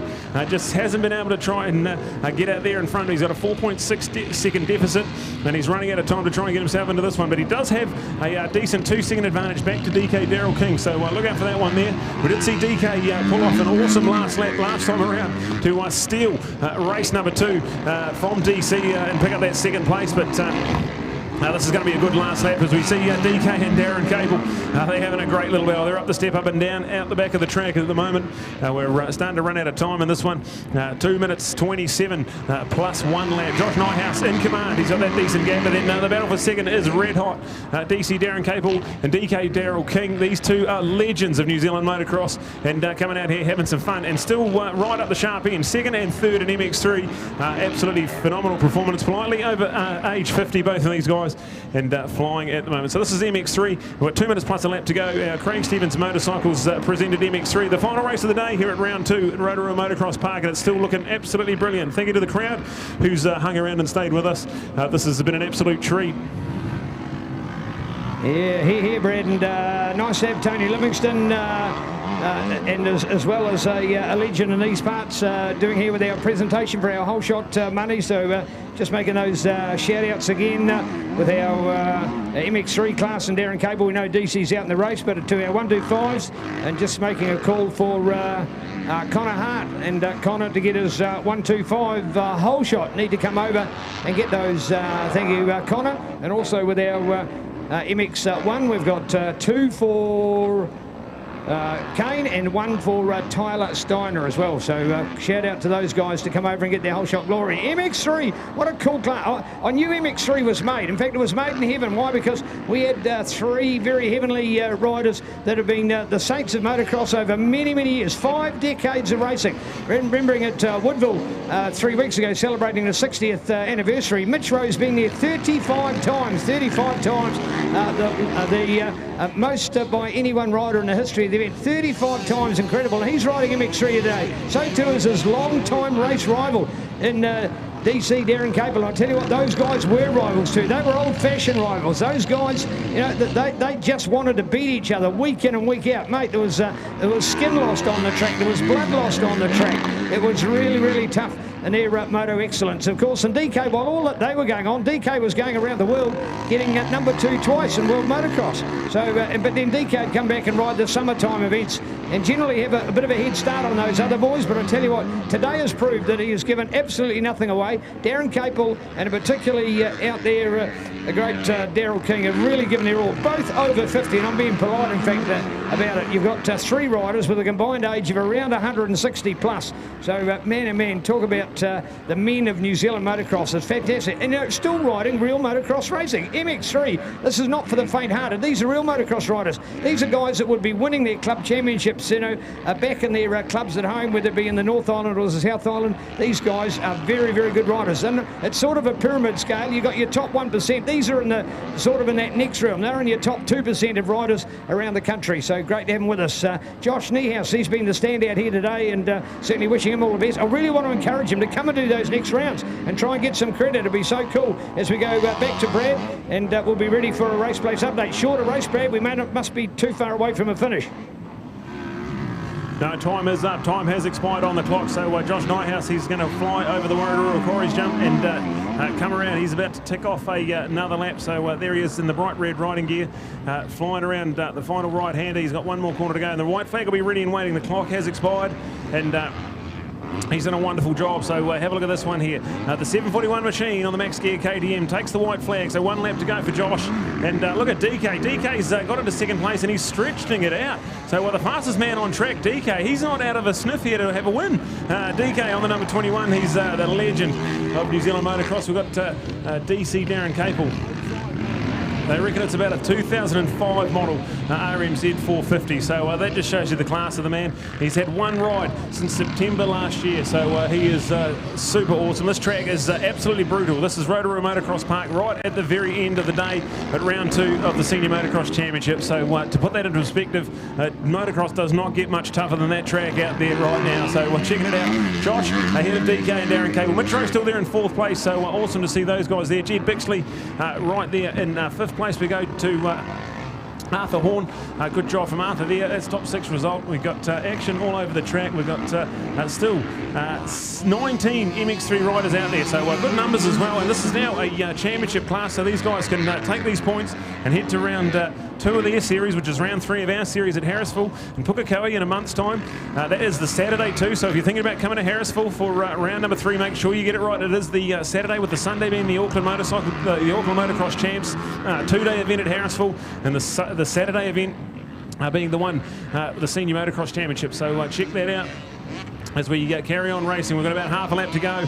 The white flag is waving, and Josh Nyhouse, he's won all these races so far, 2 from 2 so far, with this 3rd one right in the palm of his hand. He's got DK Daryl King, a former world number 2 motocross rider. He did that feat twice. He was top 10 consecutively for a number of years over in Europe. Real legend of world motocross, and here he is out there, over 50 years of age and going full noise. So we'll check this one out. It's MX3. We're about to get underway and wrap up this day here. Josh is over the Rotorua quarry tabletop. He's going to fly down. He's got a big moment there where the bike steps out. Big tank slap on, but he gets it back together. Right-hander. He's got the one more left-hander to go. He's done a wonderful job. 3 from 3 so far. If you can get this one out of the left-hander over the feature finish tabletop, it's checkered flag time. Josh Nyhouse, he's going to take that one out, and wonderful 3 from 3 for points. He will take maximum points out of MX3. And not even sure if he can ride it round 2 and 3, so we'll have to get him behind him and try and get the Tauranga man to round 2 and 3. So he can be an MX3 champion. He's done a wonderful job today. DK finishes in 2nd place, a couple of seconds and a 3rd, I believe, for DK, so that's certainly going to be good enough for 2nd overall. And then you got Darren Capel, the number 33 man. He is finishing there. That's a good 3rd place finish, so that should be good enough for 3rd place overall. MX3 rules here at Rotorua. All right, just an opportunity here to catch up with Tuffy at trackside, mate. Unfortunately, you didn't make the podium at the end of the day. What happened in that bad luck moto, Kane? Yeah, about mid-moto, I think it was. Come down to one of the turns, and a rock got jammed in my rear brake to my clutch cover and locked on, and I thought I seized my bike, so I hopped up because obviously I fell off because of it, and then I went to try go again, and it wouldn't go, and so yeah, I thought it was about to die on me, so I hopped off and walked back, and yeah, pretty gutting that I just found out that it was just a stone locking the rear brake on, so it was a bit of a mistake on my behalf, and next time I'll be a bit more thorough with what happened and check the motorcycle over before I make a decision. All right, hey, we also, you learn from your mistakes. More importantly, though, you came out really fired up in that last motor. How did it go? Yeah, I got another good start now, and yeah, I had a midweek crash this week, so I've been just nursing away through the races today, and I could have about 12-15 minutes good in me, and then the body starts to seize up. So as you would have seen there, the boys come and hunted me down and nabbed me near the end there, but I was just happy to take a third and be able to train and recover over these 4 weeks. Well done. Great speech. Thank you very much. It helps us to understand why you're riding in the way you have. So well done. Bad luck story, but a good luck ending. So thank you. All right, hey folks, coming up our Craig Stevens Motorcycles MX3 podium. Top three for this one, isn't it? Oh. Okay. Those two are tied for third and second, and then first is Josh, of course. All right, so a points tie to decide second and third place. So third place, DC Darren Capel. Third place for Capes, and gets the gets some of the gets all of that whole shot money as well.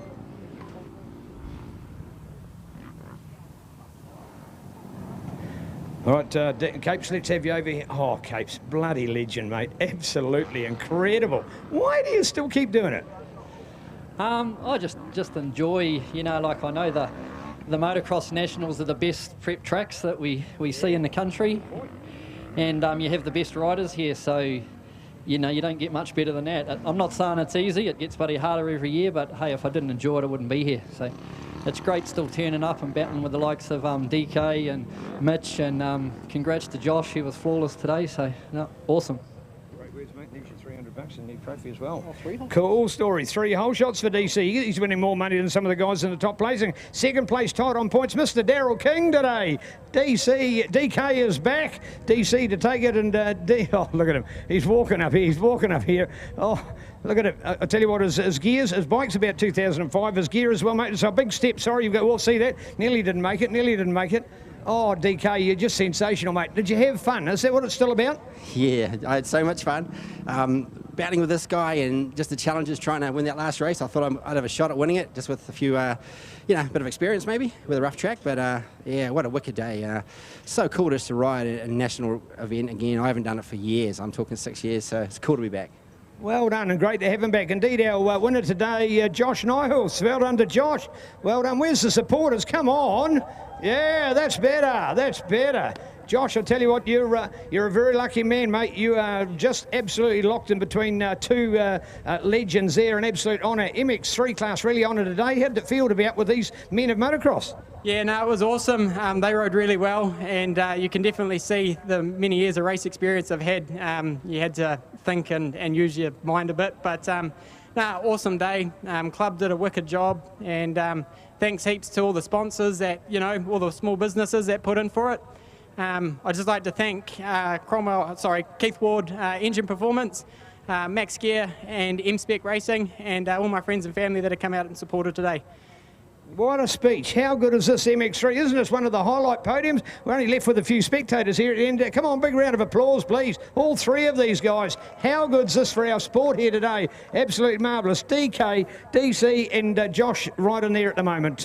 Great to have him with us as well. So, and by the way, DC stealing those great hole shots today. So well done. The tabletops rule. All right, racing brought to us by SkysportNext and our cool sponsors on board today, like Craig Stevens Motorcycles, Rotorua Motorcycle Club, along with John Newton Panel and Paint. And we acknowledge as well Kawasaki, Aon Pirelli and Fox, along with Patterson O'Connor Motorcycles, presenting this quality event. Well done.